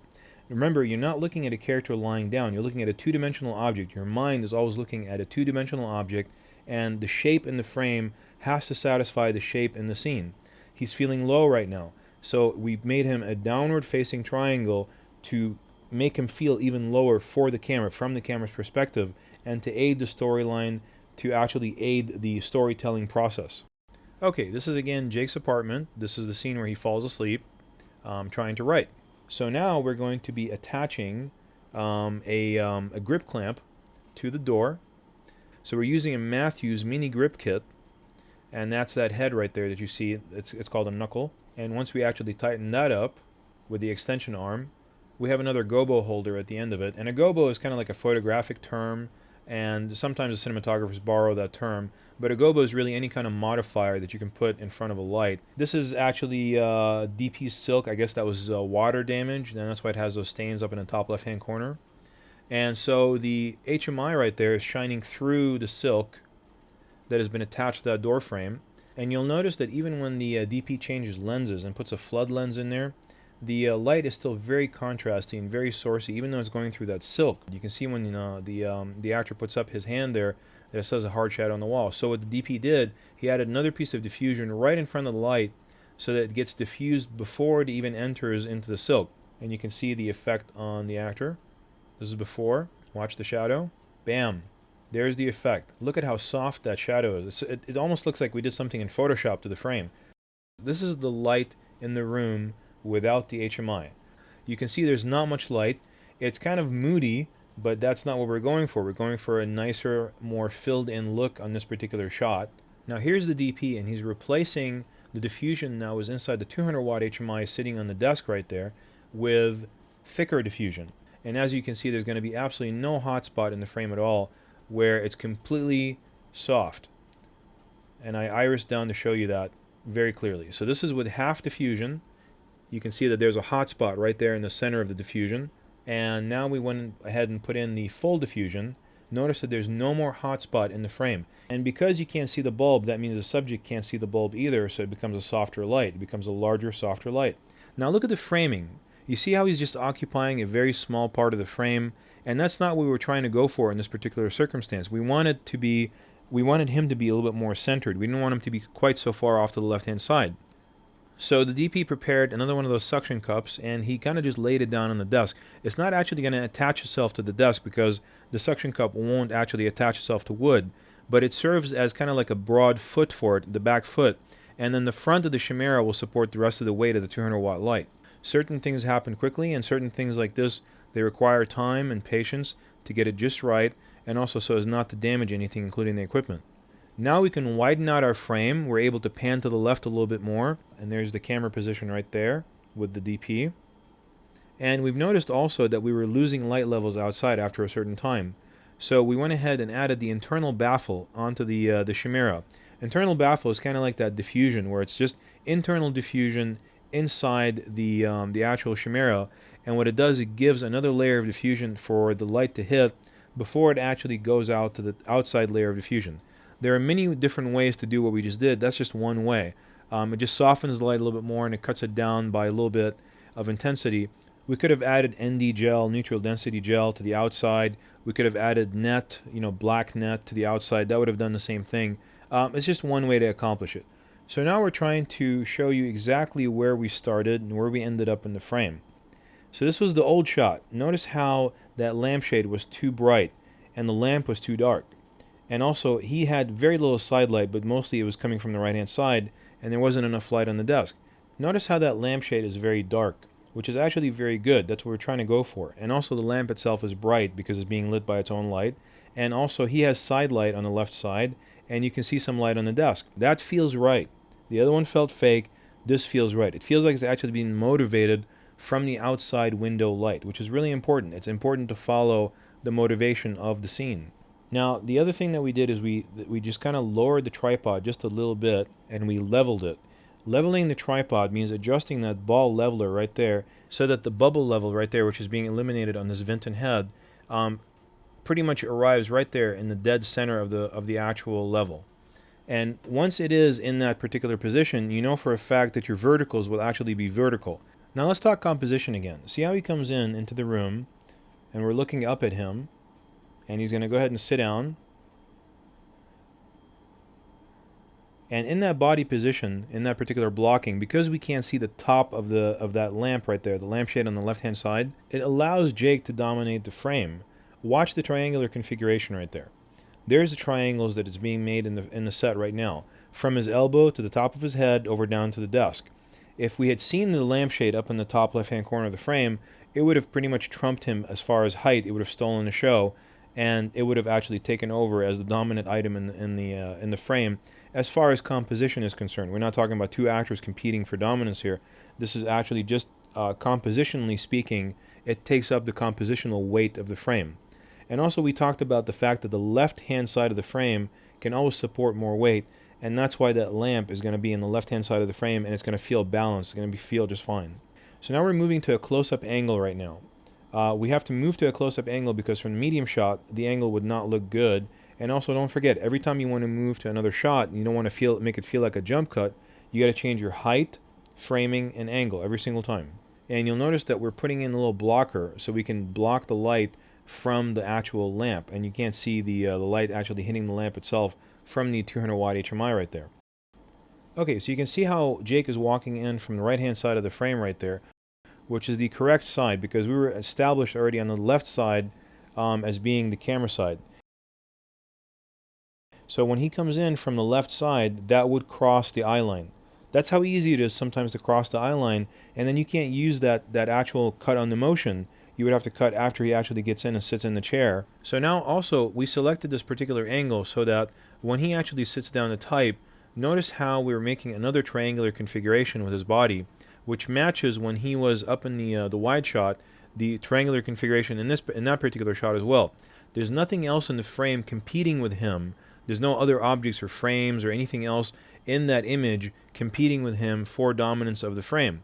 Now, of course, when he goes to sleep, we once again have a downwards facing triangle exactly in keeping with the wide shot as well too. And also don't forget to have your actress sit into the close-up like we showed you before, because it allows you to have some imperfections from the wide shot to the close-up, not produce a jump cut. So there's the DP now. He's moving the tripod a little bit further to the left so that he can actually get a better shot on just the keyboard by itself. There's a shot.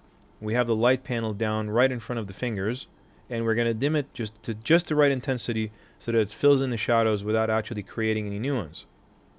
So there's the angle of the camera. You can see it. So we wanted to get just Jake's fingers typing into the keyboard. That was the shot. That was the action from the script.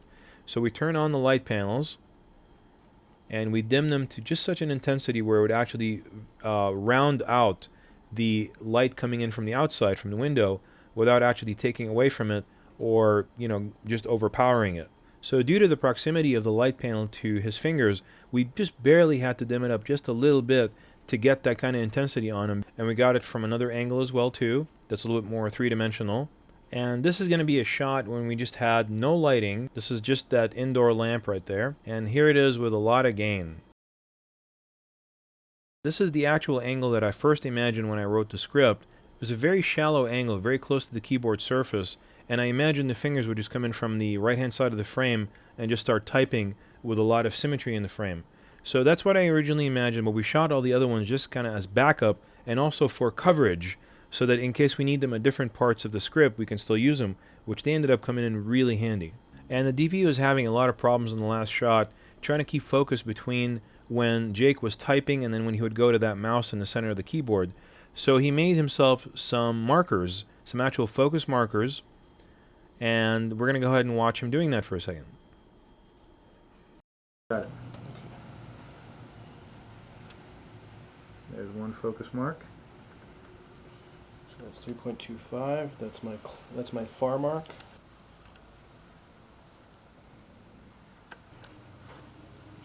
Go to my next position, which is 3.0. Right there. Where is it? Right Oh, there. So now you'll see when we actually watch this take that he doesn't have that problem anymore, because he knows for a fact that when the fingers are typing that he needs to be on one focus mark, but when Jake actually goes and just starts using the mouse, he needs to be on the other focus mark. It takes all the guesswork out of it. Notice how it's perfectly crisp right now when Jake is using the mouse. Once again, I promise to show you some more extreme close-ups. This is another ECU that we're doing. We're going over his left shoulder, over Jake's left shoulder, staying on the same side of the line, and we're going to go ahead and, well, first of all, clean the keyboard, obviously, because high definition picks up every bit of dust. He's using like a little squeeze blower. There's the actual ECU. It is concentrating on a very small part of the frame, a very small part of a prop or an object or a person. Normally, if we were taking a close-up of a laptop, it would probably have the entire keyboard in the shot. But when I tell the DP I want an ECU or an extreme close-up of the same action, he would know that I just want one key or one group of keys around it. Ambient light outside actually increased because the clouds went away from the sun. So do we relight to balance with increasing outdoor ambient light? Nope. We're just going to go ahead and lower that shade. And we decided to do a light gag on this one as well too. You can see the DP right there plugging in the light gag into the battery. Essentially there's a cable extending from that battery over to the light panel that's sitting on the laptop in front of Jake. And when the DP plugs it in, that's when the light comes on, but it matches with Jake flipping that switch right there on the left hand side of the computer. And it makes it feel like the screen has actually come on at that point. What if you shoot a certain shot where he starts right there on the desk and then he goes to the bed right there on the right hand side, but you only like the first part of it, and then when he actually gets into the bed right there, you don't like the action anymore, but you already wasted all that time doing the entire first part of the shot. You don't want to redo the entire thing, you just want to redo the part that you didn't like. So what do? You just frame up the bed, put up a static shot, and let him walk into the shot from the left-hand side without crossing the eye line, and that way you can just cut to it. Okay, the next scene we're going to talk about is Jake's apartment inspiration scene, where he finally finds the inspiration to write, and then he writes all the way up into the morning, and he gets startled by his alarm. So here's where we started with the shot. This is where all the lights were on, and we were kind of trying to play with the ratios and trying to figure out how to make it feel like this is a sunrise scene, even though it's kind of actually in the afternoon right now, and obviously the sun itself is not going to help us make that kind of an illusion. If it was sunrise, it would be coming in from the left-hand side of the frame through the window. So how do we kind of duplicate that kind of lighting? So we decided to go with our instincts, but of course we have a calibrated monitor on the set. So when we go with our instincts, we know for a fact that what we shoot is actually what's being printed to tape. There you go, feels right, just like a sunrise. And the reason being is it's very sourcey. If you had a sunrise, the sun is going to be coming only from one side. You're not going to have any fill light practically in the room at all. And even though it felt like we needed to add some fill light to fill in the shadows, in this particular circumstance we didn't. All we needed is one 200 watt HMI sitting on the desk right next to him on the left hand side, and we tinted the white balance to a warm 3, and it felt right. But then we lowered the camera, and when we lowered the camera we were able to change the perspective completely. The low angle camera empowers the character. This is supposed to be when he's actually writing into the morning. This is about 8 o'clock in the morning, right before the alarm actually goes off. And we wanted it to feel that because he made it through the night, because he was writing all the way through the night, that he was actually empowered as a character. And like I said, we went with our gut instincts on this one, but we had a calibrated monitor on the set to back us up so that we know that, you know, if we actually can see some shadow density in there, we know for a fact that we can actually see into the shadows. And then we actually reduced the light intensity on him from that 200 watt HMI by putting some net in front of it. This is a single black net which just cuts down the intensity of the light by about a half a stop, and it does not affect the quality of the light.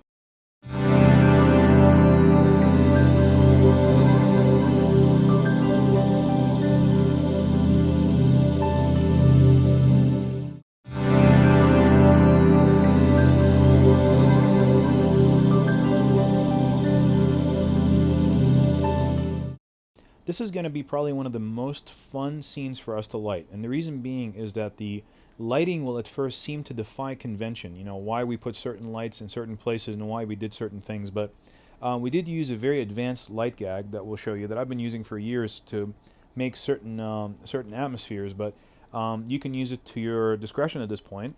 Just probably don't overuse it, because then it kind of doesn't really mean very much. Only use it for certain situations where you're trying to elicit this kind of a movement of the sun. We're going to go ahead and mimic the rising of the sun, which normally the rising of the sun wouldn't actually just dim up. It would actually rise up and change the shadows as the sun rises in the horizon. But sometimes when it just peaks over a mountain and the shadows don't really change very much, the light just kind of changes and gets brighter and brighter. And that's the kind of lighting we're going to be doing here. And we're also going to show you how to be able to see into the room right before the sun rises without having to make major lighting changes. So let's first listen to Jake talking about his character. So what are you going to be doing now? Well, I'm at the point where I've learned how to write and let the mind, the conscious go, so that the subconscious comes up, and this will all show that transition of time and space and the zone happening. And you got to understand, the actor wasn't just being silly here. He really believes in this role, and he believes in what he's saying. He's putting himself in the right state of mind for the next scene. And here's also the DP talking about undercranking the camera. To undercrank means to shoot at a slower frame rate and play at a faster. So you'd be shooting 12 for 24. Oh, okay, cool. As opposed to 24 for 24, which would be normal, or 48 for 24. But okay. it allows you to shoot at a lower frame rate so that when you play back at normal speed, everything seems to be going a lot faster. Normally it's being used for comedy, but in this particular case we're using it to elicit the rising of the sun. You can also overcrank the camera, which means shooting at 48 frames per second instead of 24. When you play back at 24, it seems like it's playing at half speed or slow motion. Instrument on the left right here.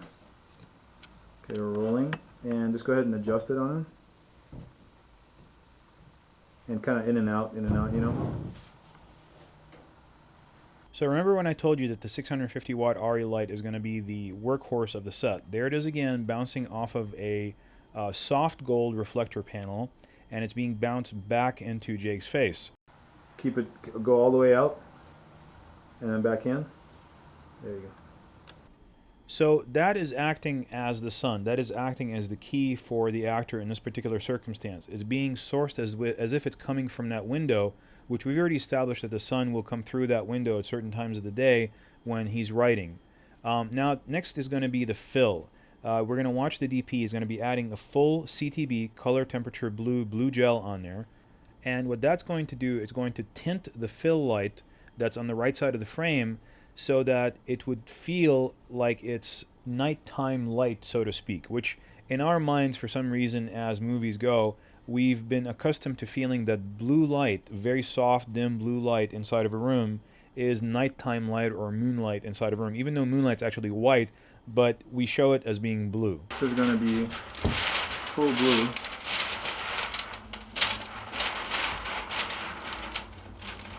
Going on the fill light. Okay, so now the DP is going to be adding a thinner material of diffusion onto the chimera. Okay, so now that we've labeled this light as being the fill light, because we know it's actually flooding the room with the light, there's a light path that is going to be generating, and it's going to be actually hitting Jake on the right side of his body, and it's going to be kind of raking the room with nice even light, you know, but also it still feels like it's coming from one side. So this blue toned light is what's going to be there before we turn on this left side light, the one that's shining through the reflector. This blue tone light is going to give us a very low level light that when the actual 650 watt being bounced through the reflector comes on, we're going to practically not see that blue light anymore at all. Notice that the amount of light that's in the room right now, it's very, very dark. So it feels like it's nighttime light, and you just kind of go with your gut feeling on that. And there's our dimmer. Notice that it says 1000 watts max. This is a homemade dimmer that can dim up to a 1K or 1000 watt, which is more than enough for our 650 watt tungsten RE, which is this one in particular right here.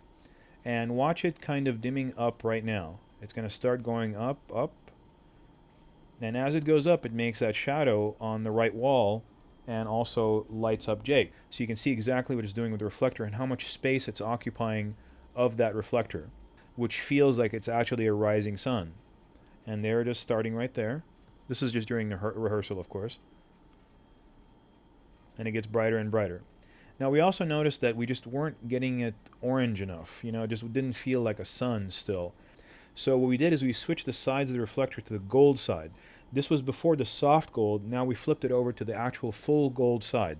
The soft gold is kind of intermixed silver and gold, whereas the actual full gold is just nothing but a gold reflector. So the best marriage that we found between those two lights is to actually use the Warm card's Warm 3 card, and we went with that white balance.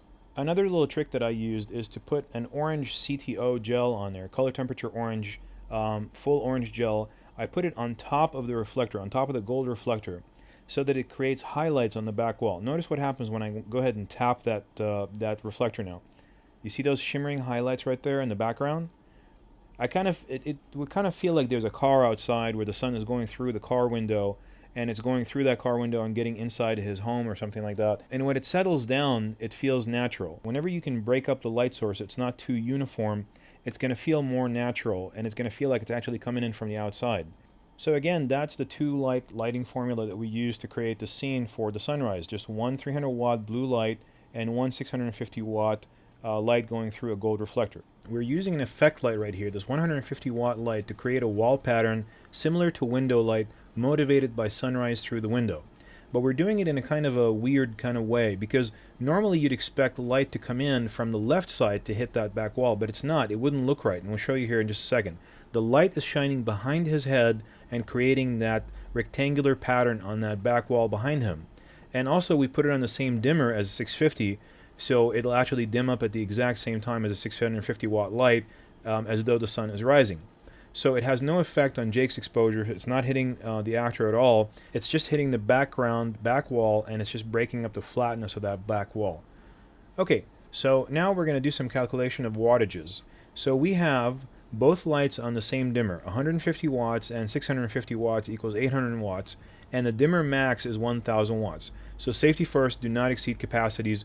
We know for a fact that we're way underneath, actually 200 watts underneath the maximum that the dimmer can tolerate. So we can put both the 650 watt light, which is the one shimmering on the left side right there through the reflector, through the gold reflector, and the 150 watt light on the same dimmer. Now this is the other dimmer that we're using for the 150 watt light, so we can have individual control over just that one light. And this is the master dimmer that we're using to dim both of those lights together at the same time, and then dim them back up for sunrise. And there it is, coming back up and all the way. Now here's Jake right there, and he's straightening out the bed. He's making sure that it's nice and clean and clear, and it's actually also very smooth, because that's going to add to that effect. And this is the effect with the bed clean and the pillows straight exactly as they're supposed to be. And it matches the cleanliness of the lighting as well, and also how far he's advanced in his life. That is, his life is being reduced in chaos a little bit. This is where it used to be. He had two different kinds of color pillows on the back there, and also there was a blanket that was a different color than the actual sheet that's on the bed. So it was very distracting. It just didn't feel right. But when you smooth it all out and you take away all that clutter, it feels more symmetrical. Now he's leaning back and forth so you can see exactly where the lights are and what's hitting him. So you'll notice that when he leans back at this point, you'll see that the shadow on the wall, that's from the 150 watt background light that's supposed to be creating a pattern on that wall. And there's the shadow from the 300 watt fill light going through the chimera. That's the one that's creating that blue light tone in the room before we put up the sunrise. And there's the 650 watt light going through the gold reflector, bouncing back and acting as his key light, and that's a shadow that it creates on the back wall as well. But when he leans forward, of course, you're not going to see the shadow from the 300 watt fill light or from the 150 watt background light. Now coming up here is Jake, or David, the actor, expressing his dissatisfaction with us and how bad of a job we're doing at the lighting, and how he just wants to walk off the set. Hold on, there we go. Rolling? Yeah, rolling. Okay, so he wasn't dissatisfied, I was just kidding. And I just wanted to kind of express to you how important it is sometimes to show your actor exactly what you're going to be doing from the camera after you do the rehearsal, because it really, really boosted his confidence in us. And when he actually walked into that scene, he did such a much better job knowing exactly what the final product is going to look like on that monitor. Okay, now we're going to go ahead and dim up from behind the scenes the main light and show what it looks like when we dim it up. There it is coming up right now. That's the speed that we use pretty much for the actual shoot. And you notice his hand is just kind of drawing left and right. You can see that line that he's creating on the pad right there. Because when you speed it up, and because we were actually under cranking the camera, it looked very natural when you actually shot it. We shot one normal and then we shot one under cranked. You know, always take a safety. You know, you never know what an under crank is going to look like when you actually get to the editing studio. Now for this shot, let's talk about color harmony again. For this particular shot, we really wanted to get more color harmony, so we had him finally take off that coat that he was wearing. And notice that particular coat right there, the purple one, when he takes it off, he's wearing that green shirt. You've got green shirt, you've got green sheets, you've got a greenish kind of wall tint in the back there. You've created a color harmony from the foreground to the midground to the background, which is what we wanted to do in this particular shot. Now, that doesn't mean that you have to create color harmony every single time you do a frame or a composition. But in this particular case, we wanted the composition and the color choices in the frame to actually help the scene to make it feel even more pleasant and peaceful. There's another scene coming up where we actually use color contrast, where we contrasted the shirt that he was wearing with the background and with the sheet that's on the bed, because that worked better for that particular scene. Now let's talk about the fact that as far as framing is concerned, you can't really see the pad in his hand right there. All we did was just ask him to raise the pad so we can actually see it. That's blocking. And it's really important for you not to ever sacrifice your frame when there's something that you can ask the actor to do that is just blocking him differently that will actually save the day. So here's another scene that we did. This is the exact same day, same lighting, same everything. We wanted to get a whole different type of scene. So there's the DP raising the tripod to get a slightly different angle on the scene, so it's not low angle looking up through the pad at him, but we want it more of a higher angle looking at him. You'll notice that the 150 light is still exactly where we left it, and the 650 is still in the same place. We're just going to use a slightly different framing and a little bit of a different decor and different wardrobe. And there's the DP actually measuring right there the distance to the camera.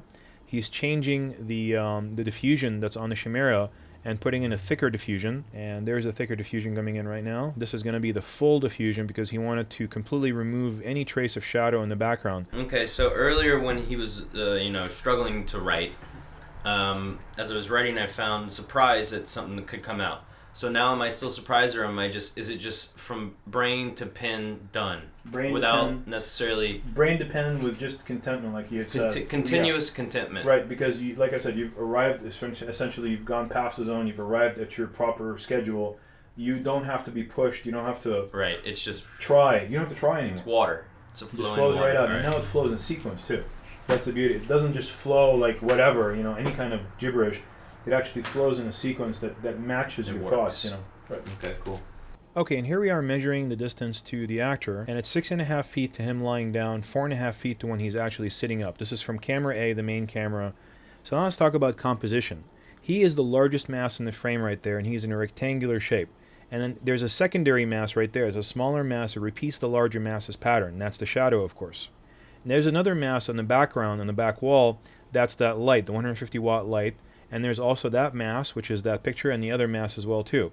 So what's happening is that there's his mass, left side of the frame can support the greatest amount of screen mass, which means that when you want to put your actor someplace where he's isolated from the background, there's nothing else around him, so to speak, or draw attention to him, you put him on the left side, because for us always the left side of the frame, for some reason, can always support more weight than the right side of the frame. And we're going to go ahead and prove that to you. We're going to go ahead and flip the frame here in a second and show you exactly what it would look like if it were flipped. There it goes. You can see that there's just something wrong. The framing just feels a little off, like this is just too heavy. The right side of the frame cannot support the same mass because it challenges the path of the reading eye.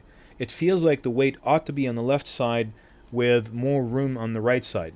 So we generally want the left side of the frame to bear the greatest weight and be the anchor for a harmonious frame. Now this is for harmony. If we were creating disharmony, we would put him on the right side of the frame. It would work out then. So this is take 2. And as I promised you, I'm going to give you an example of color contrast. We've been talking about color harmony before, but this is color contrast or color separation. He's being separated from the background because he's wearing that bluish colored shirt, whereas everything around him is greenish. Now, the thing is, though, it is not quite very much separated because he's still wearing a cool color. He's not wearing like a red or an orange shirt. He's still in the cool toned family of colors. However, he's separated from the environment by use of color. These kind of concepts that I'm explaining to you, sometimes you don't really exactly know why when you get to the set you're going to make a choice like this. But if you know why, that way when you make a choice, you can evaluate it. You can say to yourself, okay, I just made this choice. I would rather him wear a red shirt. But why? Why am I doing that? And would a blue shirt work better than a red shirt? And that's when you can come back to these concepts, these principles, and apply and say, well, that's complete color contrast because he's wearing a whole different hue. Why don't I just have him wear a blue shirt? That way it'll match about the same kind of cool tones as the background. It won't completely separate him from the background, but it'll still separate him slightly. He's still in the same kind of cool tone family. We haven't gone over to the warm tones of colors, but he's still separated from the background. Those are all creative choices, and hopefully we'll help you make some more of those. So let's go through some gammas and matrices right now. Okay, so this is Cine like V fluoromatrix, Cine like D fluoromatrix, Cine like V normal matrix, Cine like D normal matrix, Cine like V cinematrix, and Cine like D cinematrix. So we've already talked about all the differences between all the gammas. The gammas, of course, Cine like V being the most contrasty, Cine like D being less contrasty and more in keeping with keeping that dynamic range, so it's a little bit more grayish. And also the matrices themselves, the cinematrix being the most saturated, but also still within range of the HD medium. The fluoromatrix boosting the reds, but at the same time being more pastel-like, and the normal matrix being less saturated than either one of those last two. So we noticed that the only way we're going to be able to do the shot where he gets up into the camera is for us to flip the bed entirely to the left side so that we can place the camera right there with the tripod. Otherwise it wouldn't fit on the other side. So we flip the bed all the way around so we can get the lights in exactly the way we had them before. By that I mean not having to move the fill light. This is right here the RE150, which is acting as a key light as well as a background light. There's the light path. It's shining to the right-hand side of the frame. You notice that it also has a blue gel on it. This is a full CTB color temperature blue gel that converts it to blue light. And you notice exactly where it's shining. It's shining first on Jake, creating that shadow on his right-hand side. It's also creating a pattern on the back wall as well, too. So it's a double duty light. It's doing two things at the same time, which you can do that. And this is with a little 150 watt light. But because of the proximity, that's the only reason why you can do it. Because it's only a few feet away from it. It's only about 4 or 5 feet away from the subject. So therefore, it can spread its light source out and do that. We're also adding an LED light, the light panel LED light. We're putting that right on top of the camera. And we're putting some diffusion on there. So we put full blue gel and also diffusion. So it's already daylight balanced blue, but we're adding even more blue to it, and we're adding diffusion to soften the highlights and soften the throw. And there's the DP right there. He's mounting it on the articulating arm. And then he's mounting that on the back of the HVX right there with the 1/4-20 thread. And he's going to actually lay the light panel down on the sun hood. So now this is a shot without the light panel. We're doing the shot without the light panel, and now we're going to show you with the light panel right there. You see that cool blue tone that it puts into his eyes and also into his face. It creates new highlights in his eyes as well too, and we're going to take it away here in just a second. This is without. So you can see it's a nice pleasant frame, it's fine, but we weren't going for that. We were going for more of a creative type of lighting arrangement. So that's what we have to go through, and essentially to get that kind of lighting situation. So there's the LED light right there, and it's dimming up and down. And you can see the shadow on the back wall from the 150 as well too. And there's Jake, and we're dimming it up and down on his face. So you can see exactly what the light panel is doing at that point. There it is, dimming up and down through the A camera. And there's the shot now. This is with the light panel. Of course, we overshot it. There's not enough headroom. And of course, that's one of the blocking issues that you have to work out with your actor as well too, is that headroom. You can't have the actor's eyes that close to the top of the frame. It just doesn't feel right. So you work it out with your actor, and the next time he does it, you just tell him to angle his head down just a little bit, or you tilt up with the camera to compensate a little bit if the frame will allow you, so you can get that proper headroom. In this case, we couldn't work it out with the actor. He has an arc of his body. That's the only way he can come up, so we had to tilt up to compensate for him. That's the only way he can do it. So here he is coming up, and he bounced back a little bit, and that's the shot that we wanted. Now let's also look at that shine on the left side of his face right there. A little bit of a shine right there, so we added a little bit of powder to it, and we're going to show you what a little bit of powder is going to do to take away that shine. Here it is coming up again. Right there. A little bit more powder, and the highlight is still there, which we need it to be there because it doesn't feel right without it. But when you put the highlight back in at full intensity, it's just so glaring. So you don't want to have too much powder, and then it feels like the face has been powdered. You just want to have a little bit to kind of blunt that light a little bit, to dull that surface a little bit more so it doesn't reflect it in such an intense way. So this is going to be the fill light. This is the fill light coming on and off. You'll notice it from the last setup. It's the exact same thing. Let's see what it's doing to Jake. There's the fill light coming on.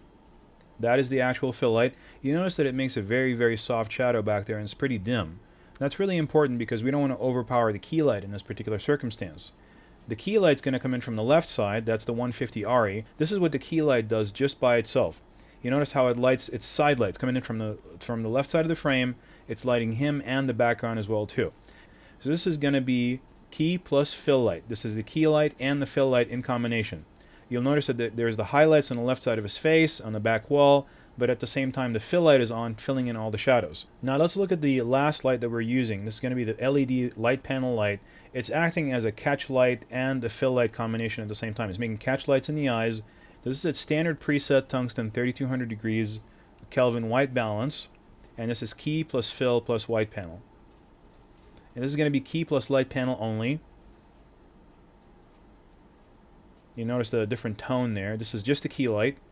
Extremely contrasty, heavy shadows. This is going to be just the light panel by itself. And this is key plus fill plus light panel again, and you can achieve at least 4 dramatically different moods by varying the key, fill, light panel combinations. So when you have your basic 3-point lighting setup, or even a 2-point lighting setup with an effect light like the light panel in this situation, you can get 4 entirely different moods.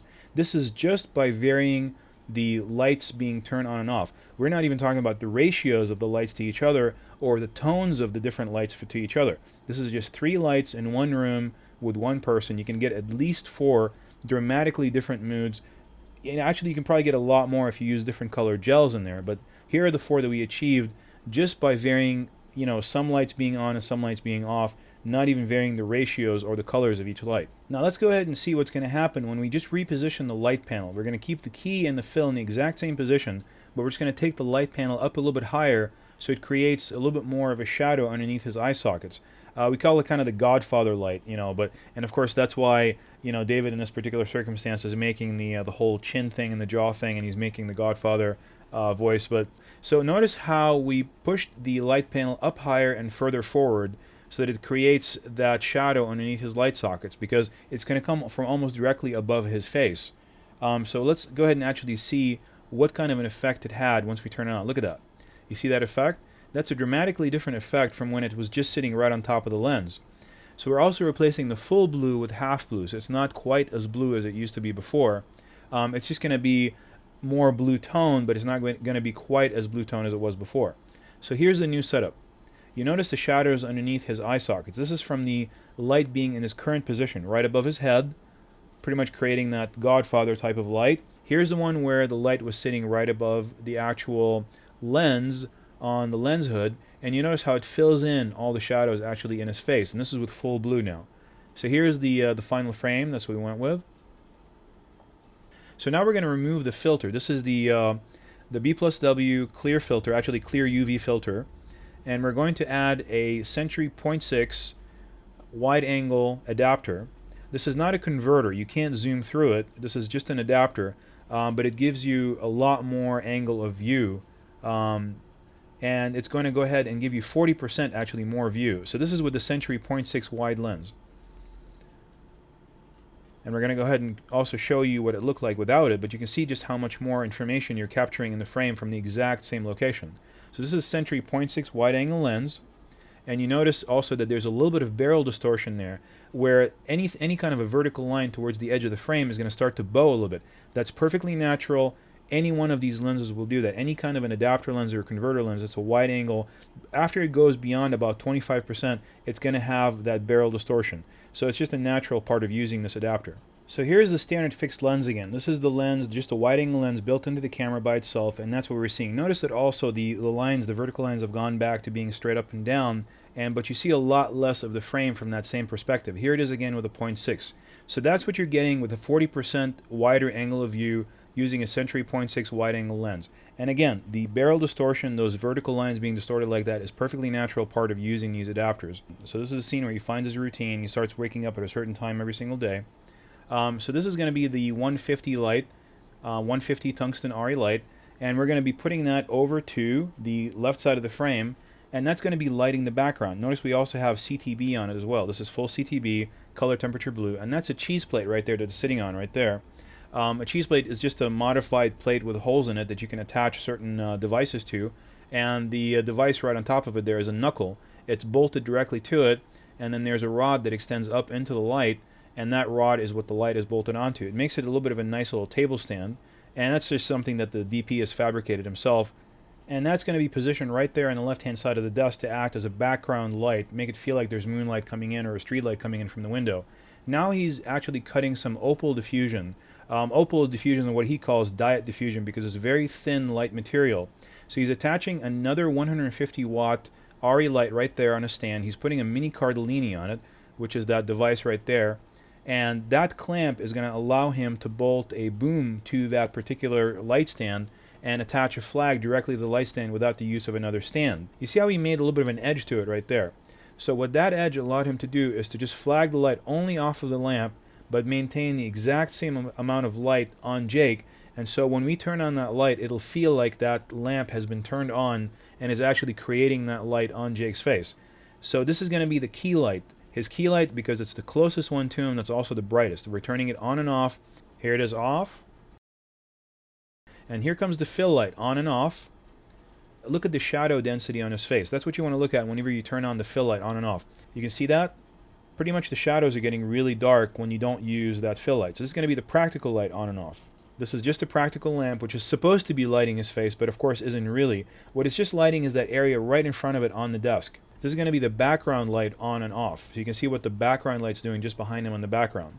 you can see that it affects Jake just a little bit, but it's not enough to create a new shadow or do anything. All it's doing is lighting the background behind him, and it's making it more convincing. It feels like there's a street light outside, and that's creating that light when it's actually on. This is just a practical, so we can show you what it would look like if it was just that table lamp lighting him with none of our lights on. This is 12 decibels gain with a 40-watt bulb in the desk lamp. So if you go to 12 decibels gain, if you arrive on the set, you don't want to do any lighting, at 12 decibels gain, this is what your shot's going to look like. Burned out highlights and a lot of grain. This is just a background light. So this is background light plus fill. This is just fill light. We wanted to bring up that glass so you can see it in the darkness a little bit more and bring attention to the fact that you have to have some water when you go to do your writing when we were shooting the movie. Watch where that position is. It's right behind the glass now, so it really brings up the liquid inside that glass. So it feels more like moonlight is coming in and actually really hitting that glass. You can see it really has a rim now. It is very much separated, and it's also lighting that pad inadvertently too and making the pad come out. So let's actually take a look at it one time. And this, of course, as with anything, when you do something for the first time, sometimes it doesn't quite work out. This first light gag didn't quite work out because the light switch kept flickering the lights, so it didn't feel natural. It felt like there was electrical brownout every time he would turn on the lights. Now when he turns on the light, it flickered a little bit. And that flickering, of course, was because the switch was malfunctioning when we were turning it on. So you have to notice those things, because if you kind of blink, you won't really notice. So here's take 2, and he turns on the light and everything's fine. So we fixed the switch. Now another thing we want to talk about is when he gets up, you notice that highlight up in the window. That highlight up in the window is being created by our fill light, and it is not very convincing. It's not something that would normally be there. I mean, it could have been like a closet light or something like that, but to us it was a little bit distracting. It took away from the frame, took away from the darkness of the frame. So the DP grabbed a Matthews flag and he put it behind that screen in front of the window. You could have also done this with duvetine or with a black trash bag, pretty much any kind of a black material that can go back there, preferably duvetine though than a black trash bag, because the black trash bag is going to be more reflective. It should be a non-reflective material. And now look at the frame. There's nothing in there now that's distracting you from Jake. It feels a little bit more natural to us. Whenever you can cut on motion, as you are right now, watch this, when he sits into the frame, now you can cut from the medium shot to the close-up on motion, which will mask small differences, for instance, in the way that he had the blanket on his shoulders, in his appearance, in his hair. You're not concentrating so much on it if you can cut on the actual motion of him sitting down rather than just cutting directly from medium shot to the close-up after he's already sat down. So try to always have him sit into the frame. What we're going to talk about here is lighting direction. How to motivate your light from the proper direction, but not just from the proper direction, but along the exact direction to mimic a practical light. Study the scene right here. We're going ahead and adjusting the exposure, and we're adjusting the positioning of our 150 watt little RE tungsten light that's sitting right in front of the subject on the left hand side in front of that computer, and it's drawing a line from the practical lamp over his head and to the back wall to make that shadow consistent, as though he were being lit by that practical lamp right there on the left hand side. Now that's really, really important, because the light, the actual lampshade right there is opaque, so it wouldn't be lighting Jake from the lampshade itself on the left hand side. So we're going to go ahead and move that up, and when we move our key light up, it's going to make the shadow behind his head go downwards. And watch how that doesn't draw that line anymore. It doesn't feel like that practical lamp is drawing a line directly across over his head into the back wall anymore. There's too much of a gap there. So it doesn't feel convincing. It feels like the light is going up and then down again. So when we go ahead and lower our light again a little bit more to make it match that practical lamp, it raises the shadow back behind him again, so it feels convincing again. So when you're doing motivated lighting, essentially, where you're motivating all of your lighting directly from a practical lamp, not only do you have to match the general direction, but almost the exact direction in circumstances like this. Now let's talk about blocking a little bit. Let's watch Jake walk into the shot. He's going to be coming in from screen right. See how he's sidestepping the camera? It doesn't feel natural. We did several takes of this. We actually did 4 takes, and every single time we tried to work with him on trying to get his body to rotate and walk straight forward so that it feels natural. And it took us quite a few times, but it was really difficult because there's really not much room in there between the camera and the bed right there behind him. Is only about a foot. But when he sidesteps the camera like that, it clues in the audience that there is actually a camera right there, and it takes them out of that suspended disbelief that they're actually watching, events in some other world, and then they remember that they're actually just watching a movie at that point. So watch that. See, when he walks in naturally and then turns around, that feels right. Now let's talk about composition. When we freeze frame this shot right here, we notice that he's along the left-hand side line of thirds, facing towards the right, that his eyes are actually in the top third of the frame and towards the left, so it's very well balanced. And also he's making a triangular shape with his body, from his face down to his shoulders and down to his elbow, especially along that background frame. Now the background is actually what's really important. When we make him disappear, we look at the background, it's actually a cube because of the way that the walls are painted. The right side wall is going to look a little bit light. The top side wall, which is the ceiling, is going to look a little bit darker. So once again, that's the light side, and that's the darker side, and that looks like the shaded side. You can look at it as a cube, either facing towards you or away from you. It's like a play. It's a play on your visual perception. So it was really nice, and that's why we picked that as a background, and that's why we framed the shot from such a low angle and looking up at Jake in this particular position. Okay, notice how we move the camera now much closer to Jake and over his left shoulder. What we're doing is we're getting an over-the-shoulder shot of the materials, all the scripts that he's taking out and laying down on the table. So again, we stayed on his left shoulder in reality, like his real left shoulder, which is his right shoulder to us, because we're still maintaining the same eye line. And while we were up there, we also grabbed another shot for a whole different scene. That's how you conserve time when you're actually on the set. You pretty much park the camera in one location, get as many shots as you can for that location, for that lighting, even if you have to have your actors changing wardrobe, but try to conserve the amount of time that you've done for lighting and also for parking the camera there. This is the one where he wakes up in the middle of the night, and he kind of wakes up into the camera almost, and then he looks over to the desk and he sees the writing pad lit by the moonlight. So what we did here is we did kind of like a fake dolly, where as you can see the DP, I asked him to position the camera so he can swing it forward and back. He can kind of like push the camera front and back, forward and back on the actual tripod. He's just rocking it back and forth. And all I want is just this little bit of motion, just about 6 or 7 inches of motion right there, and getting closer to the pad. Also, I want you to look at the lighting on this pad right now. See how it's kind of flat? All it's being lit by is the fill light right now, and the light panel that we were using before is kind of in the wrong position. Whenever you're seeing even a pad on a desk, it's not just that. It has a foreground, a midground, and a background. And it has in several different directions as well too. You can look at it as the pad being the foreground and the desk lamp or the table lamp being in the background, but you can also look at it from this angle right here when you get to this particular position as the pencil being in the foreground, the pad being in the midground, and the desk being in the background. So there's the backlight. That's that 150 watt RE tungsten backlight, and it actually is going through the CTB full color temperature blue, full blue gel, and there it is being turned on and off for you. And now you're going to see the key light, which is in this case the light panel. It's the closest, brightest light to the actual object, which our object of interest in this case is the pencil and the pad. And you can see that coming on and off like that. And there's the fill light coming on and off. See the shadows coming in and out? That's what it's affecting, the shadows in front of the pencil, in front of the pad. And see how the DP is using that good old piece of cardboard again, and he's kind of moving it into the shot right there. And essentially what he's doing with it is he's flagging the top left-hand corner of the writing pad because it was kind of taking away attention from the actual center of the frame. This is one of those cool shots that the DP wanted to do, and I told him that if we had time at the end of the day, I'd be happy to do it, and we did. So he did. He suspended the camera up there, and it's going to give me an excellent opportunity to talk to you again about lighting direction, which has been kind of the theme of the evening here. See where I'm putting the 300 watt light right there going through the chimera from the right side of the frame. It's actually hitting Jake from the right side of the frame when we actually switch to where the A camera is. There's A camera, and the light's coming from the right-hand side of the frame, and it's causing the shadow to be behind Jake on the left-hand side.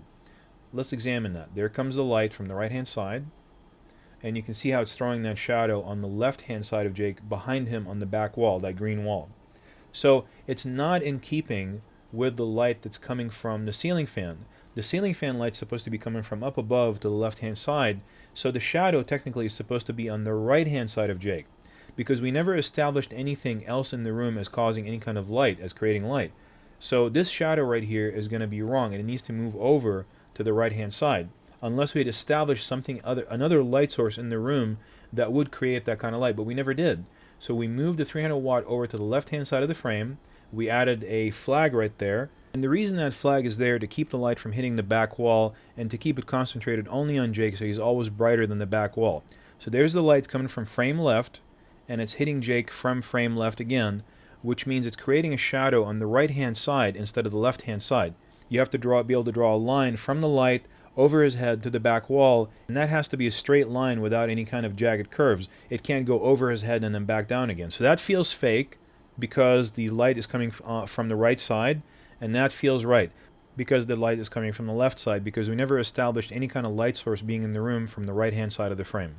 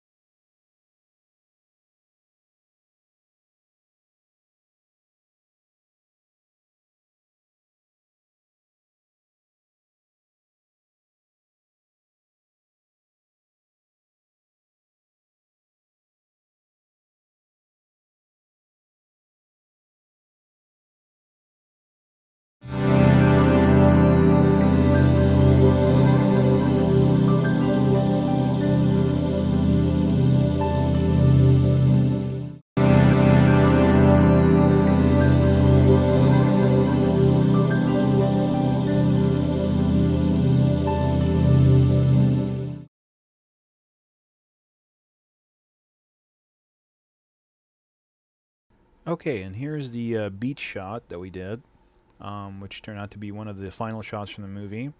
And we just slowed it down. We're going to slow down all these shots here in this particular segment so that we can kind of concentrate on the framing and the composition. And in order for us to do this shot, we literally had to run to the beach like mad maniacs to get to the part where you could see the water. There was, I don't know, maybe a quarter of a mile for us to run to get there before the sun completely set.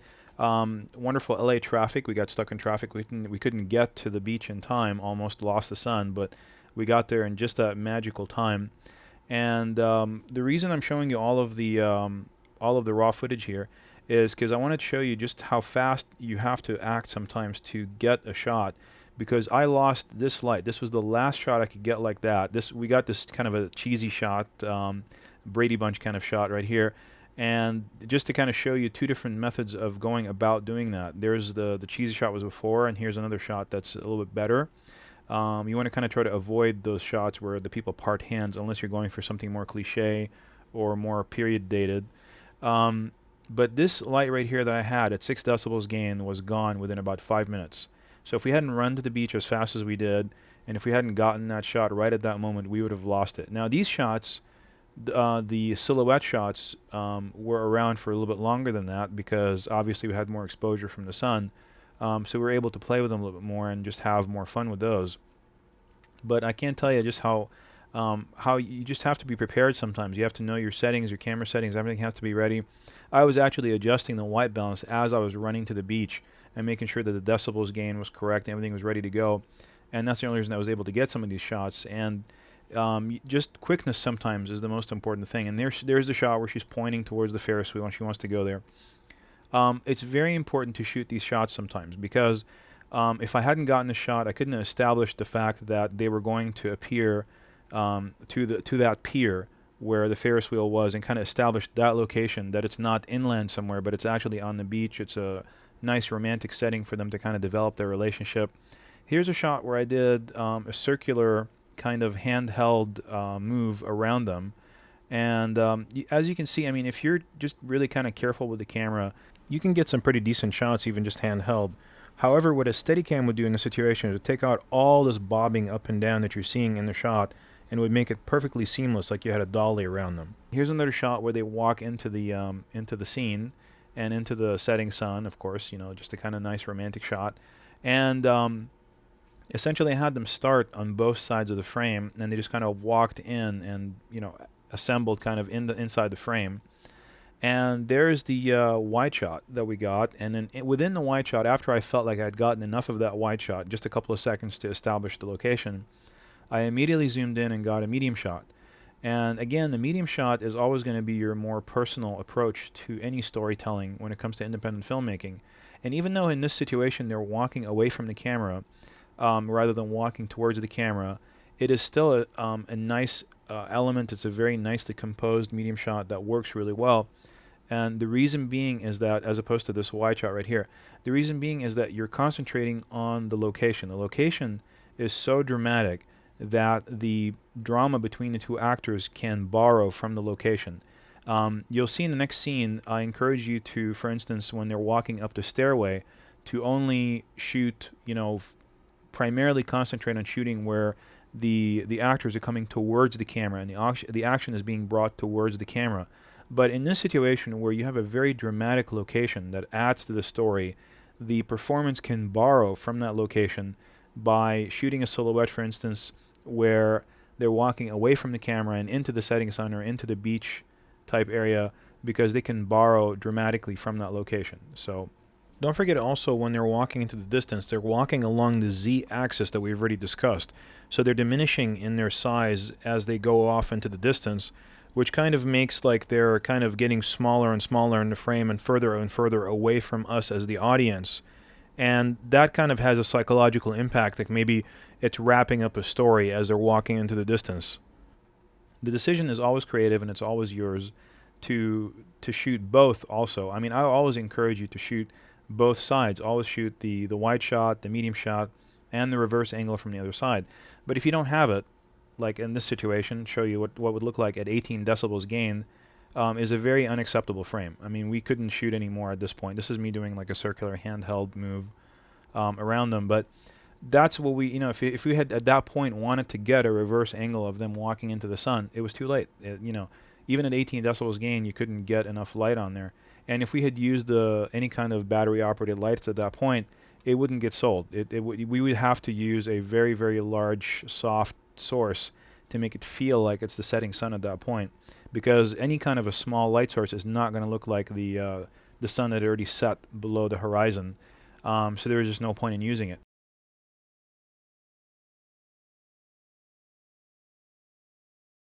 Okay, and here's one of the really fun things we got to do, and we're going to use this section to really illustrate battery-operated lights and their usefulness on the set. We're just going to go over kind of step by step how we accomplished everything and the white balance and the battery-operated lights that we used throughout the section. Outside, there was some sodium vapor lights. Sodium vapor lights are kind of greenish and yellowish in tint, and they burn at a much lower color temperature than daylight, which is where we had our camera still preset from earlier when we were shooting the sunset. So we had to change it over to a different white balance. But before we did that, what we wanted to explore is a different gain setting. Now we have about 6 decibels of gain on there right now, which is increasing, as you can see, the graininess. But we're going to go to a higher gain, which is now 18 decibels right there. As you can see, the grain is incredibly large. It is an unacceptable frame. We cannot shoot at this kind of a gain level. So if we wanted to walk on the set and just try to shoot with available light and still get, some kind of an exposure on the frame, this is what we would end up having at 18 decibels gain. The lights and the skin tones are proper, but it's just way too grainy. So we have to switch back down to 6 decibels of gain, which is acceptable for the camera that we're using. And then what we had to do is add illumination. But before we did that, we went ahead and got the correct white balance. So at the correct white balance, we're going to see it here in just a moment, it's going to be closer to 3200 degrees Kelvin, which is more like, tungsten color temperature, which is closer to sodium vapors.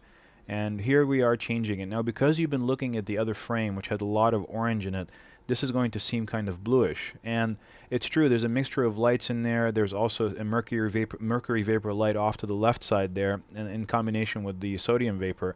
But it's still a better, more acceptable white balance than the orange-looking frame we were at before. So we put an orange tungsten conversion gel into the light panel that we had, which is daylight balance, to convert it to be closer to the sodium vapor lights.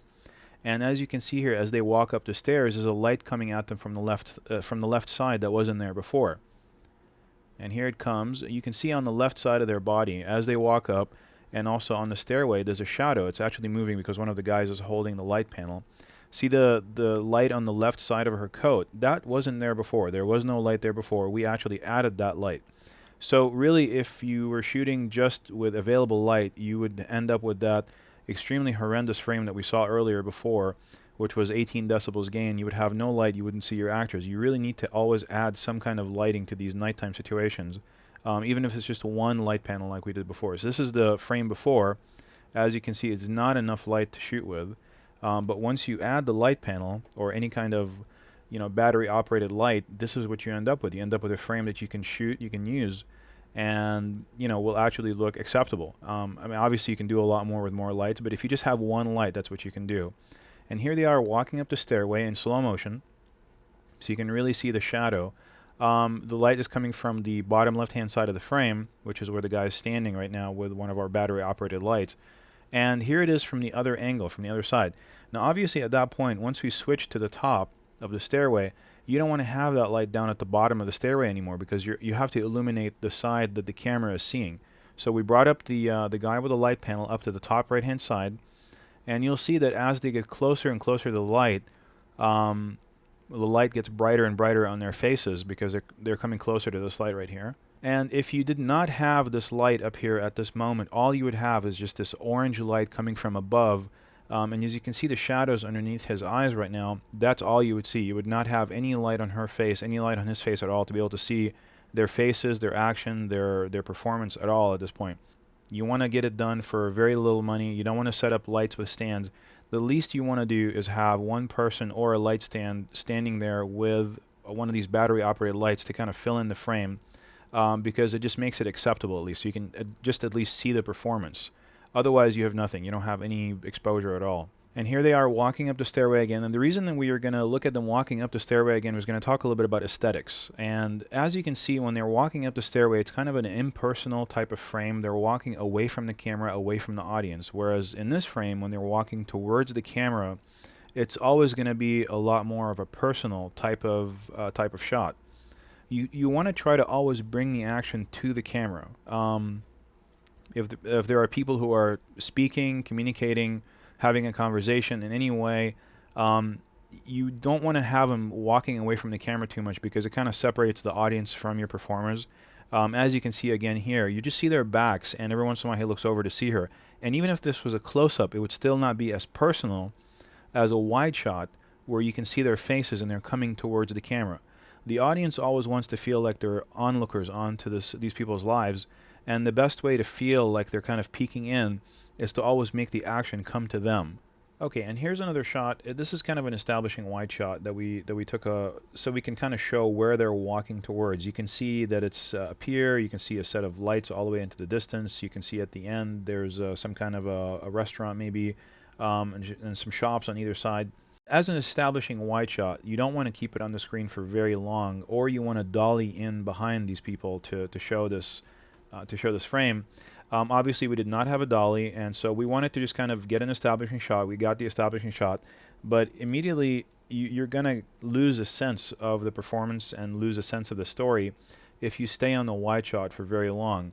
What you want to do at this point is kind of zoom in, as we did here in a moment, we'll show you, and really kind of get in there and get a medium shot of the action. And you can see the DP, he had a focus back here, and when he zooms in, he's out of focus. And why is it that on the wide shot it looked like it was in focus, but when you zoom in, it's out of focus? The reason being is that wide-angle lenses are much more forgiving of focus than are when you zoom into a telephoto type of lens. This is a zoom lens, obviously. It's a combination of a wide angle and a normal lens and a telephoto lens all in one. But when you're all the way out on the widest setting of the wide angle lens, you're gonna be the camera's gonna forgive a lot more on the focus than when you're zoomed in into a telephoto, which is this medium shot right here. When you zoom in, you have to be really spot on with your focus, especially in HD, because you can really tell when you're not in focus properly. The easiest way to focus a zoom lens, even on the wide angle setting, is to zoom in, get a focus, zoom back out, and you know for a fact that you're in focus at that point. Okay, so back to the medium shot. Let's talk aesthetics a little bit. Why is it that this medium shot feels just a lot more rich than the wide shot did? Even though the wide shot could kind of tell you better the situation and the circumstance and where they're at, the medium shot is just so much more personal. Well, the one thing is that the string of lights up in the top kind of leads your eye into the distance. There is a bright focal point in the distance, which is that little kind of shop on wheels there. And also, the performers are larger in the frame than they were back in the wide shot. So you've got a lot of things working for this frame that was not working for the wide shot. I mean, we actually scrapped the wide shot entirely. We didn't use it at all because the medium shot was just so much more personal, and that's really all we wanted. You'll find that on these independent productions, the best way to kind of bail yourself out of not having a large crew and a large set that you paid for that you're allowed to use is to concentrate on medium shots and close-ups, because a wide shot is going to get you that location. You're going to get a sense of location, but if you're not able to move that wide shot, if you're not able to kind of keep up with the performers in some way, either by using a steady camera or a dolly shot, you really are not going to end up using it for more than a few seconds and then immediately switch to the medium shot. I would concentrate most of my effort on the medium shots rather than on the wide shots when it comes to exteriors that you're not in control of. And this is, of course, speaking of independent films that are primarily concentrating on dramatic situations between people and, small stories and dramas rather than showing the large expanse of a natural setting or a beach or something of that nature. This is, when you're concentrating on stories, you want to concentrate on the performers. The setting can be there just for a few seconds, just to put you in that frame of mind, to put you in the in that where the performers are. You take the wide shot, let it be on the screen for a few seconds, but most of the lighting that you're going to do, filling in of the shadows and also working with the performers, is going to happen on the medium shots and the close-ups. That's where you really, in fact, if I were you, I would shoot the medium shot first and the close-up. And then if you have time and if the police officers aren't kicking you out of the location, then you go back and get the wide shot. But that's definitely secondary when it comes to independent productions to the medium shot. Get the medium shot first, then go back and get the wide shot. When you're back in interiors, you want to concentrate on wide shots because you're in control of the environment. You can change the decor, you can change the positions of the furniture, the positions of the actors and the blocking.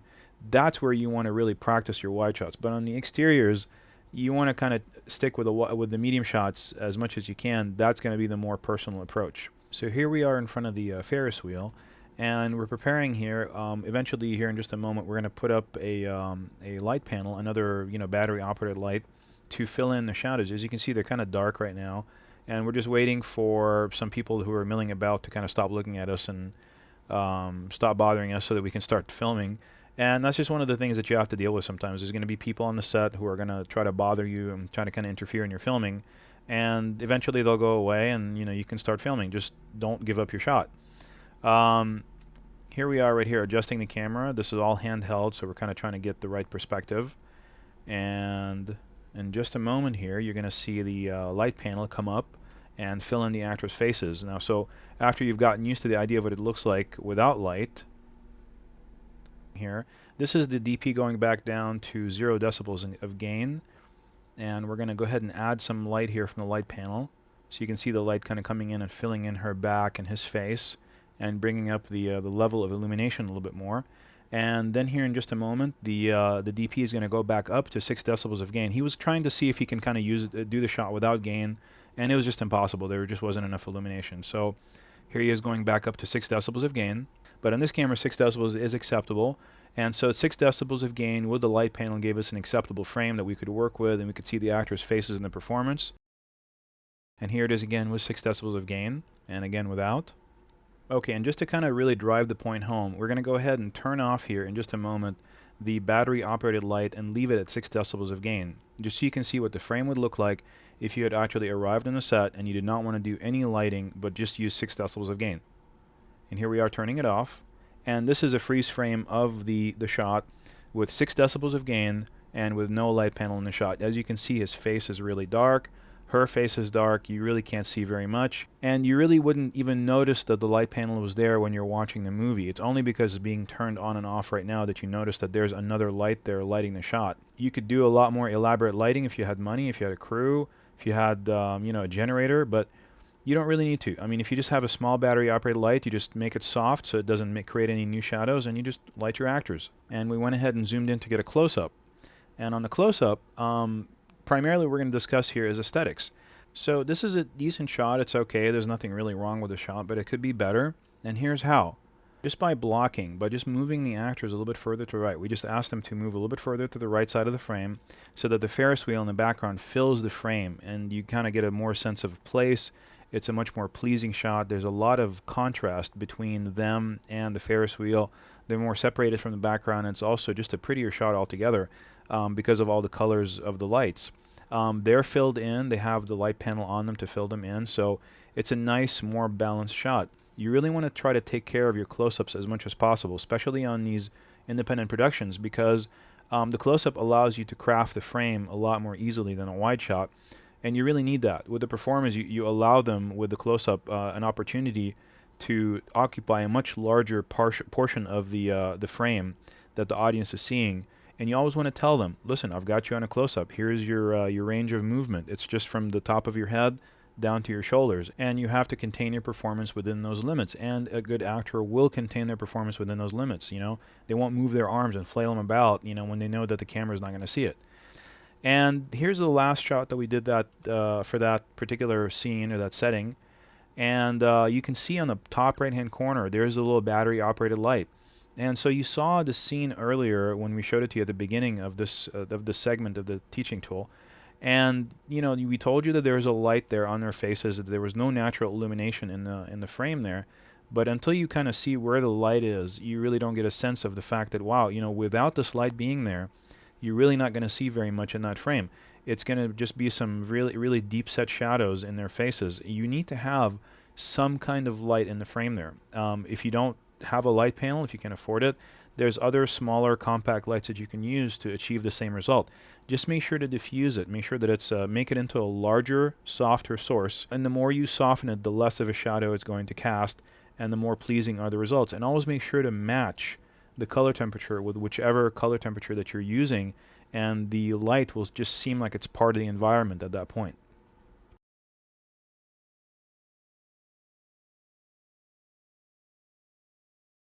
Okay, so here's another fun shoot we got to do. We got to do the one with the bowling alley, and this is another one of those scenes where we had an opportunity to go into this bowling alley and do this one shot, and the bowling alley managers were very, very nice and just allowed us to kind of just be there without paying a great deal of money to be there. And again, that's one of those wonderful niceties of fate, where you just find the right people, the right place at the right time, and they just allow you to go ahead and use their facility, just like with the restaurant. And again, this was a privilege and not a right. We went in there, we were very respectful. We only set up a couple of little battery-operated lights. As you can see, our DP here setting up the one that's attached to the stand, and eventually he'll set up one attached to one of the little bowling machines right here. And he just set up a couple of those. We had the camera handheld, and I was operating the camera because our DP was also acting in the frame. So, it's just like I said before, everybody eventually in your family, your friends, and everybody who's working with you as crew on the set is eventually somehow going to end up in the movie somewhere. So, you want to kind of prepare them for that. And so here he is setting the light panel up on this adjustable arm, and he's locking it in, and he's turning on the light, and that's the light that's going to end up lighting him and his girlfriend as he's sitting back in the back there on the seats. And there's Jake and Rachel, and Jake's going to be the one, of course, doing the bowling, as you saw in the movie. There's a little bit of also kind of like a lighting test to show you guys, to prove to you that you cannot walk into a situation like this and not use some kind of lighting. Here's the light panel on at full blast, lighting up Rachel and Jake right there. And we're going to dim it all the way down, just to kind of show you what it would look like without lighting there on the set right now. That's another one of those strokes of fate where, unfortunately, the bowling alley, when we had scouted it before, had, at that same time, had all of their lights on. But when we actually came in to shoot, it was league night, and we didn't know that. And they had all these black lights everywhere, and you couldn't see anything in the entire bowling alley unless we used some kind of lighting. So we popped out our two battery-operated lights, and there's the two frames that you would end up with the difference. I mean, you can either have that, where you can see their faces, or that. Even at full 12 decibels gain, there's no illumination on their faces enough to me to get an acceptable image out of this. And you can see that you can see less of the room too, but that's not necessarily a bad thing. We do want the audience to concentrate on the performers, So here's take one. This is our first take, which is kind of a rehearsal take. You can see that the framing is off, the lighting isn't very flattering, and we're kind of just kind of learning the location and learning the blocking. Even though we went over the blocking earlier, before we left the apartment.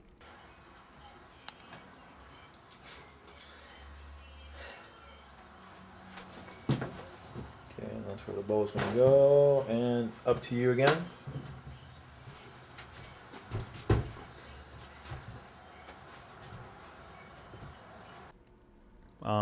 It's still, I mean, you once you arrive on location, you think you're going to get it the first time. It never happens that way. We had to do 12 takes to get one action that we were happy with, primarily because of the blocking. You know, there's certain things that work, there's certain things that don't work, and you don't really know until you actually get to that location and try it. That's when the first thing we did is we switched to more of a position where we could see more of Jake's face. Instead of him bowling away from the camera, he's bowling towards the camera now instead. And we can see more of him. We also tried some close-ups like this at eye level, and we weren't very happy with what we were getting. We were also losing focus a lot, and Jake was, you know, kind of moving in large in large movements, and therefore we had to widen the frame eventually. This kind of felt cheesy. I mean, you know, even when I look at it right now, it just feels cheesy, and it's one of those takes you just throw away. But in this case, you know, we can use it to show you how to get a better movie done. Here's what we ended up going with. We ended up going with a lower angle, shooting up into the ceiling pretty much, with Jake bowling towards the camera. And eventually I got the camera movement down. It took me a few takes to really get where Jake's moving and where he's going to eventually settle in. And also to work on the blocking with him and Rachel and where he's going to hug her and how far down he's going to duck every single time. And the performer, in this case, Jake, has to keep all these things in his mind and also stay in character while he's doing this whole thing. So by far, I think that, you know, personally, actors have one of the hardest jobs on the set because we all get to be who we are as directors and DPs and grips and, you know, electrics, whereas they have to always be somebody else, but at the same time think with a conscious mind of how to perform their actions. So eventually we got to just the right blocking.